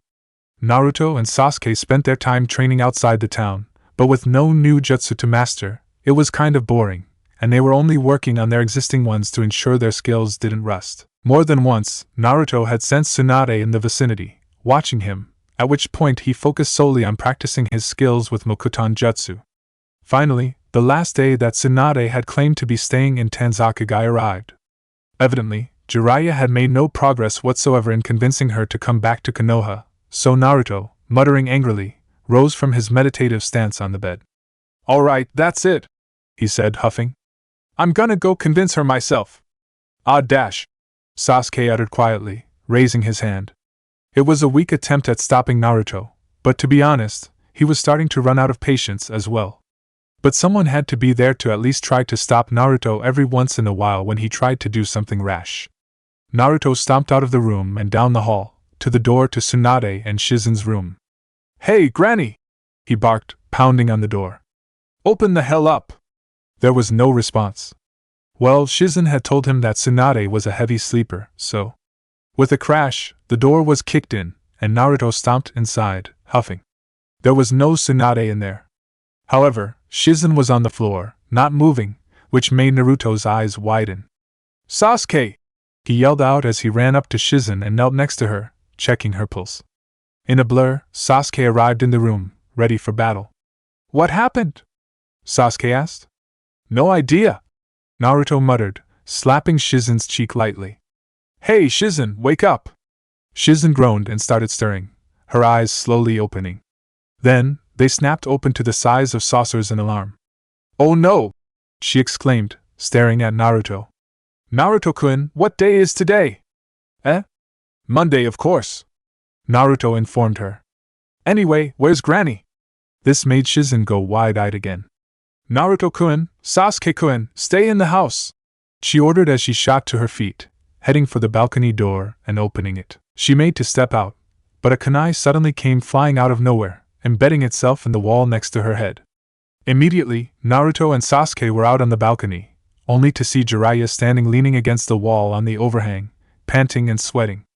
Wait, Shizen! Jiraiya muttered as the trio ran up to him, helping him over to the balcony so he could sit down and lean back against the railing.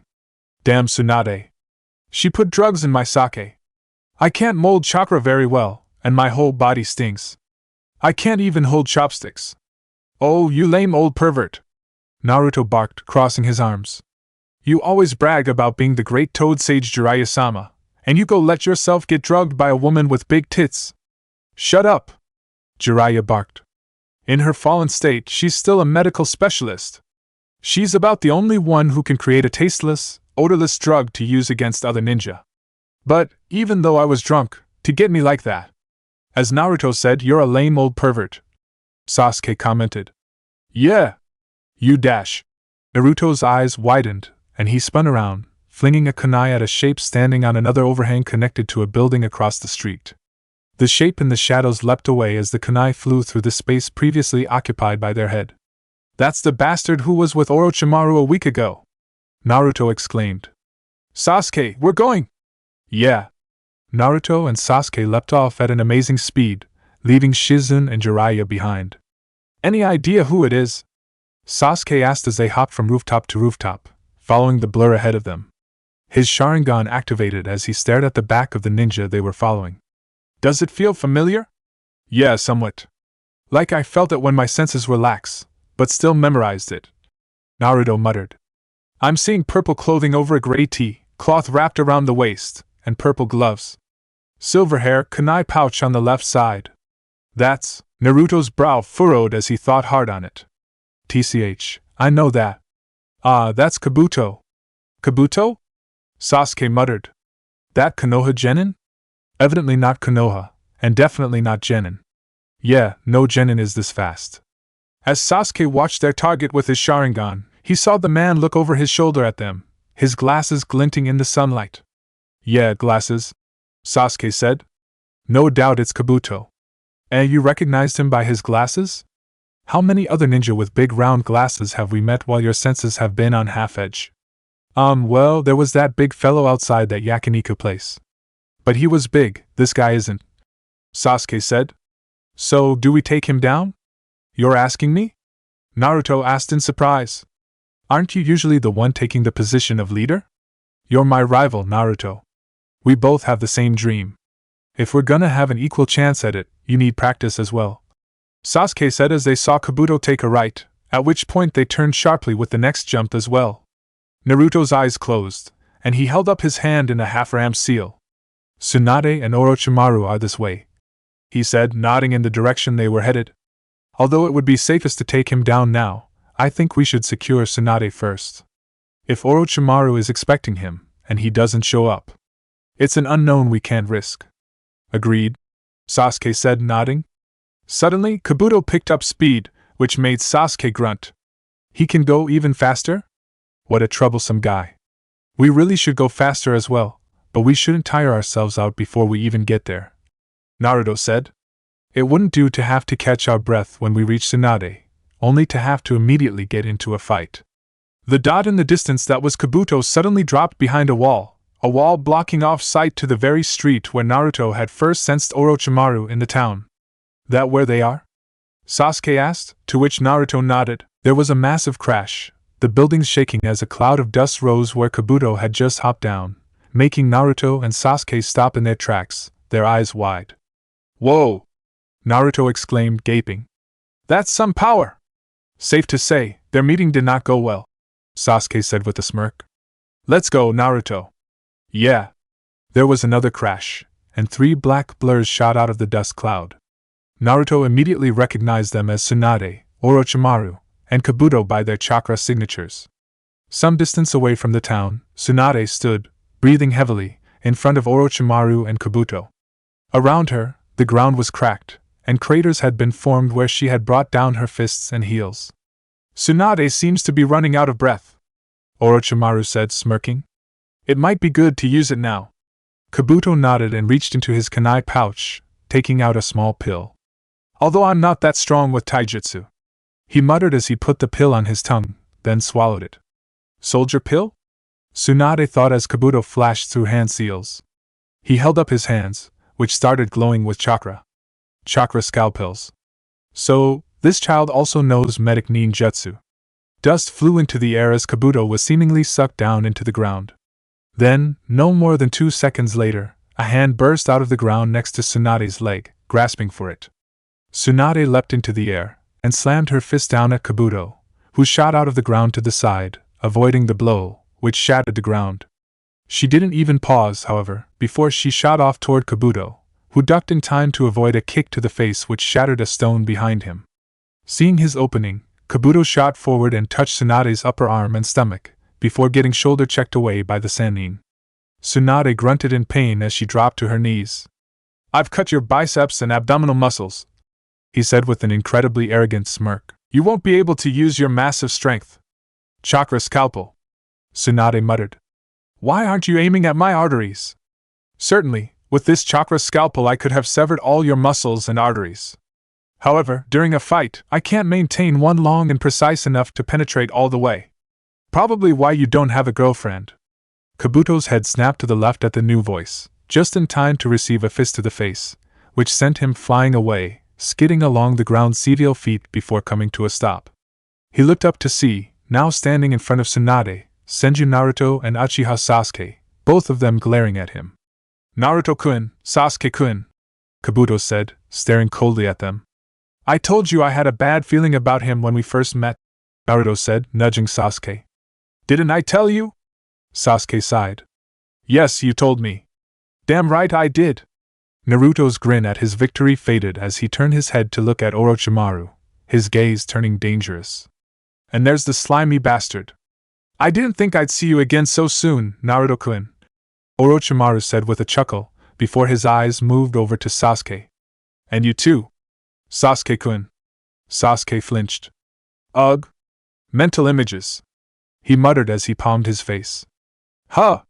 Naruto looked at Sasuke in confusion. Then it clicked, and he palmed his face as well. Oh God, same here!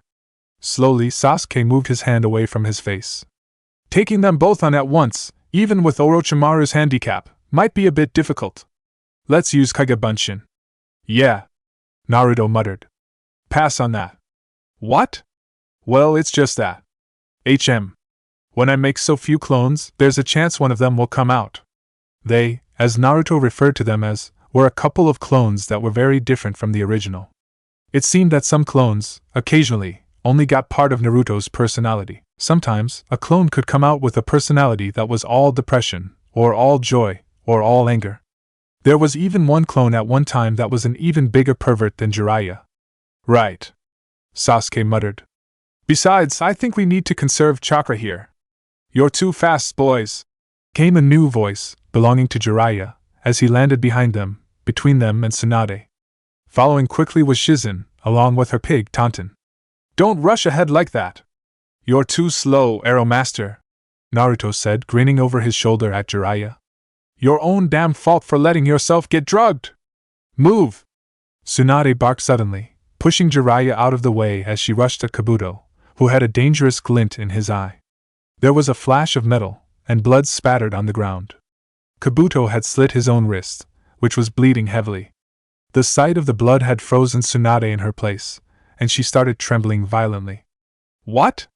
Naruto uttered in surprise. Hemophobia? Kabuto backhanded Tsunade, sending her flying back toward the group of Konoha ninja. Tsunade-sama! Shizen exclaimed, rushing forward and catching the shivering woman. Kabuto! Orochimaru spoke suddenly. Kabuto immediately leapt over to Orochimaru's side, taking another pill out of his kunai pouch and putting it in his mouth. Blood-stopping pill, Sasuke commented. Good thing, too. Wouldn't want him to bleed to death from his own wound, Naruto said with a grin. You're bleeding a lot there, Orochimaru said, glancing at Kabuto, who smirked. Please take off the left bandage. The bandages on Orochimaru's left arm fell off, and he smirked creepily at them. Naruto, Sasuke, you handle the guy in glasses, Jiraiya ordered. I'll take care of Orochimaru. But first, I'd like Tsunade to do something about my body. This effect will probably last for a few more hours, Shizen said. As far as I know, there's no antidote, so I can't do anything about it. No helping it then? Jiraiya muttered with a small smile on his face. We have to do it like this.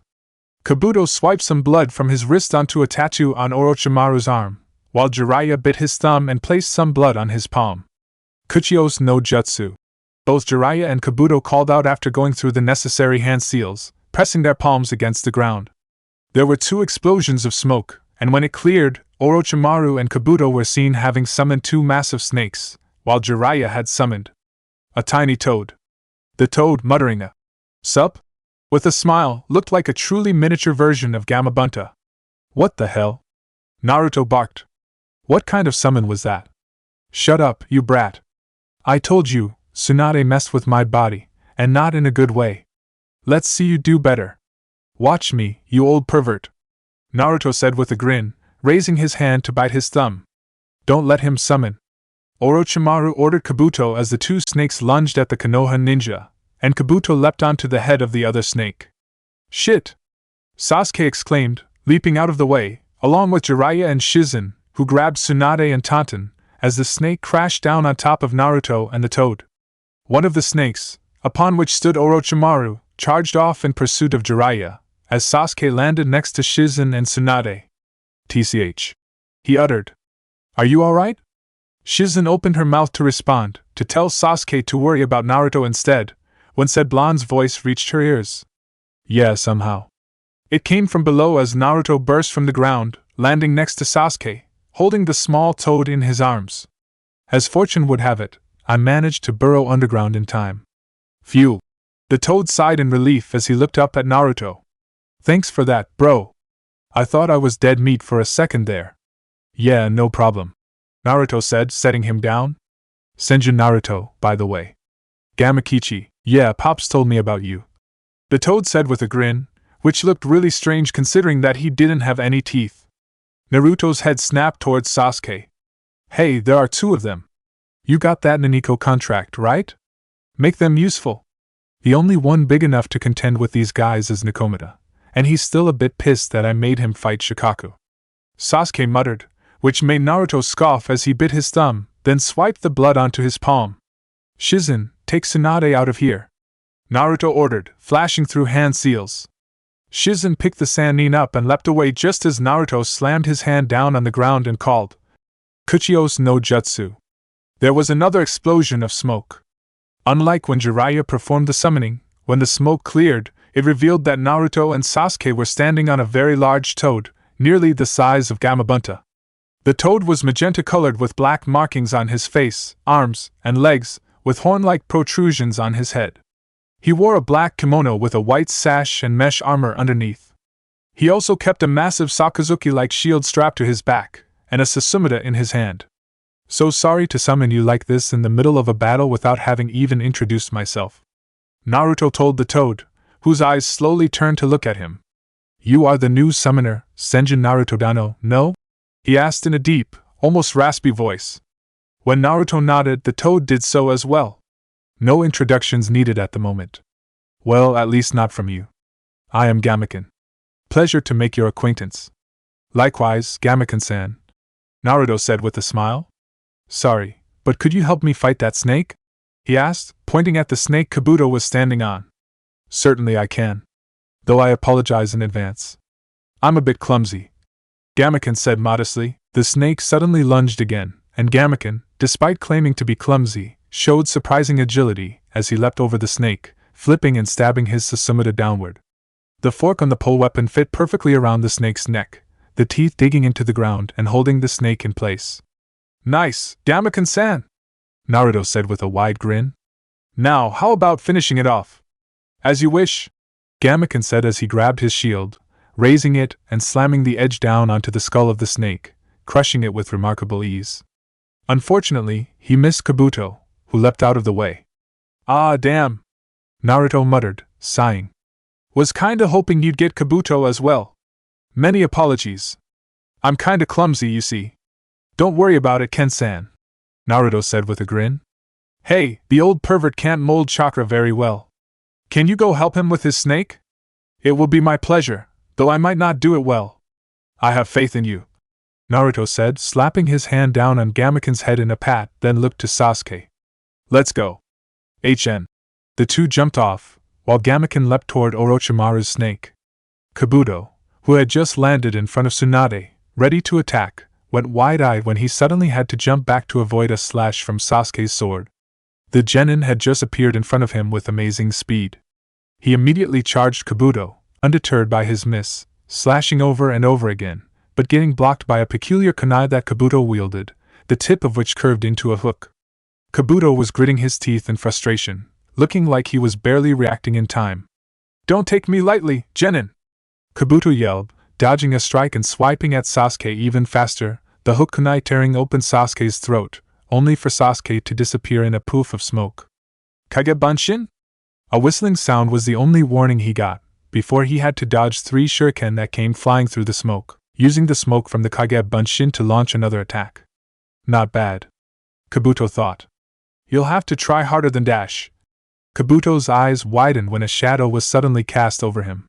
He looked up in time to see a fist, courtesy of Naruto, heading straight for his face. Naruto roared as his fist smashed into Kabuto's face, slamming him into the ground and kicking up a massive amount of dust. Did you get him? Sasuke asked, standing in front of Tsunade, as Naruto landed next to him. Yeah, but not properly. The bastard softened the ground and headed under as soon as my punch connected. It hurt him, but it sure as hell didn't crush him. Been thinking about that, Sasuke said as a crash was heard, signaling that Gamaken had just crushed Orochimaru's snake. What? Naruto asked curiously. Well, did he seem overly injured to you? Sasuke muttered, rubbing his chin. You got a solid hit in on him when we first arrived, and he just shook it off like it was nothing. And now, even though he softened the earth, that hit was twice as strong. It should have at least knocked him out. Now that you mention it, you're right, Naruto mumbled. You think he can somehow heal himself? Wouldn't surprise me. We'll just have to ask him ourselves. Right, but first we need to get him out of the dirt, Naruto said, flashing through hand seals. Mokuton, Chikarishi no Jutsu, Wood Element, Underground Hunter's Technique. The ground started to rumble, and within moments, the ground several feet in front of them burst, Kabuto shooting out of it, followed by several thick, thorny roots. He can't dodge in the air. Naruto, let's do it, Sasuke said, flashing through hand seals. Right, Naruto said with a grin, doing the same. Naruto Sasuke Kanbi Jutsu. They both announced as a wooden pole shot out of the ground, heading straight for Kabuto, taking the shape of a hand, its fingers extended and pressed together, as if to deliver a spear hand strike. Sasuke finished his seal chain and reached down, grabbing the pole. Lightning ran along the entire pole up to the hand, which got covered in it, still heading straight for Kabuto. Raijin no Te, Naruto Sasuke Combo Technique, Hand of the Lightning God. Kabuto screamed in fear as the hand rushed toward him, slicing right through his abdomen and cutting him in half. Well, at least the combo worked, Naruto muttered with a sigh as the hand sank back into the ground, and Kabuto poofed into smoke, revealing 2 pieces of a log in his place. Naruto's sensitive ears picked up on a sound, and he looked over toward where Gamaken had killed the snake, to see that Gamaken had already gone back to wherever he came from, and Jiraiya had just been sent flying through the air, courtesy of a kick from Orochimaru. Hey, he's not doing so well over there. Can you take care of Kabuto on your own? He's a slippery bastard, and although I'm confident in my own skills, I'd rather have backup when I'm fighting him, Sasuke said, and when Naruto opened his mouth, the Uchiha cut him off before he could even say a word. And I hardly even know Shizen. I doubt we could manage a proper teamwork, especially against Kabuto. Hey, you old hag! Naruto barked to the still shivering Tsunade. Naruto-kun, don't dash! Shizen started, but was interrupted by Naruto, who glared at Tsunade. You put the pervert in this situation, and now you have the audacity to sit there trembling at the sight of a bit of blood as he's risking his life for you? Your grandfather would be ashamed of you. Were you entrusted with the will of fire or not? That last sentence made Tsunade go wide-eyed. She looked up at Naruto in shock, but he didn't have time to say anything else. Kabuto's hands burst from the ground, trying to grab Naruto and Sasuke's ankles, but the 2 genin jumped to avoid them. Sasuke raised his sword and stabbed it down into the ground, getting a cry of pain from Kabuto, whose hands slipped back into the dirt again. Some distance away, he shot out of the ground and landed in a kneeling position, panting slightly. As expected, he muttered, turning his head to look at Naruto and Sasuke. It's a pain dealing with both of you at once. I dash. Kabuto stopped speaking at that, his eyes widening to the size of saucers as he looked at something over the 2 genin's shoulders. Both of them looked, to see that Tsunade had risen to her feet. The shaking had completely stopped. With a surprisingly calm expression, Tsunade wiped a bit of blood from her mouth and ran it down the back of her hand. Oh crap! Kabuto muttered, his head snapping toward his master. Orochimaru-sama! The Manda! Orochimaru looked toward them, his eyes widening as well when he saw what Tsunade was doing.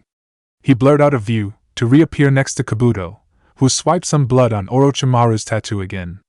Over where he was, Jiraiya was also going through the process of summoning. There were 3 yells of Kuchios no Jutsu, resulting in 3 massive explosions of smoke. As the smoke cleared, it revealed that 3 bosses had been summoned. It was Gamabunta, who Naruto easily recognized, upon whose head stood Jiraiya. Orochimaru and Kabuto stood on a massive, purple snake who had 4 horn-like protrusions on his head, pointing backward. It was easily the biggest of them, maybe not when it came to the thickness of its body, but surely its length.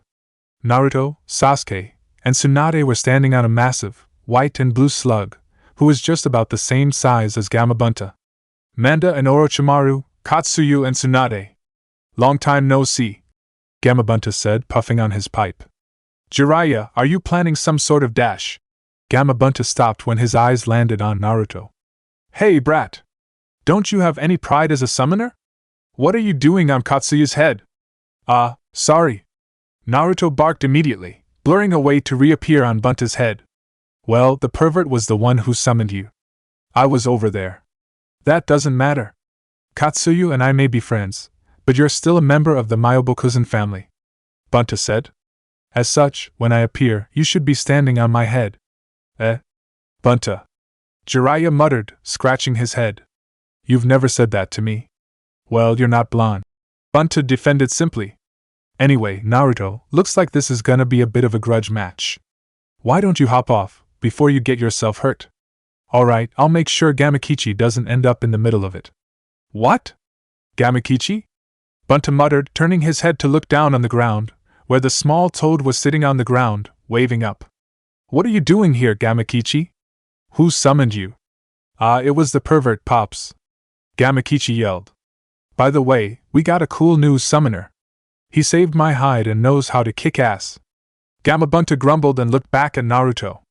Naruto, I'm leaving him to you, then, he said, to which Naruto nodded and blurred away, reappearing next to Gamakichi, picking him up.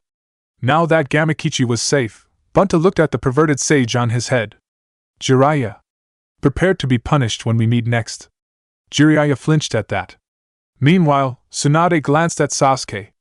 Uchiha Sasuke, right? HN, you heard the toad.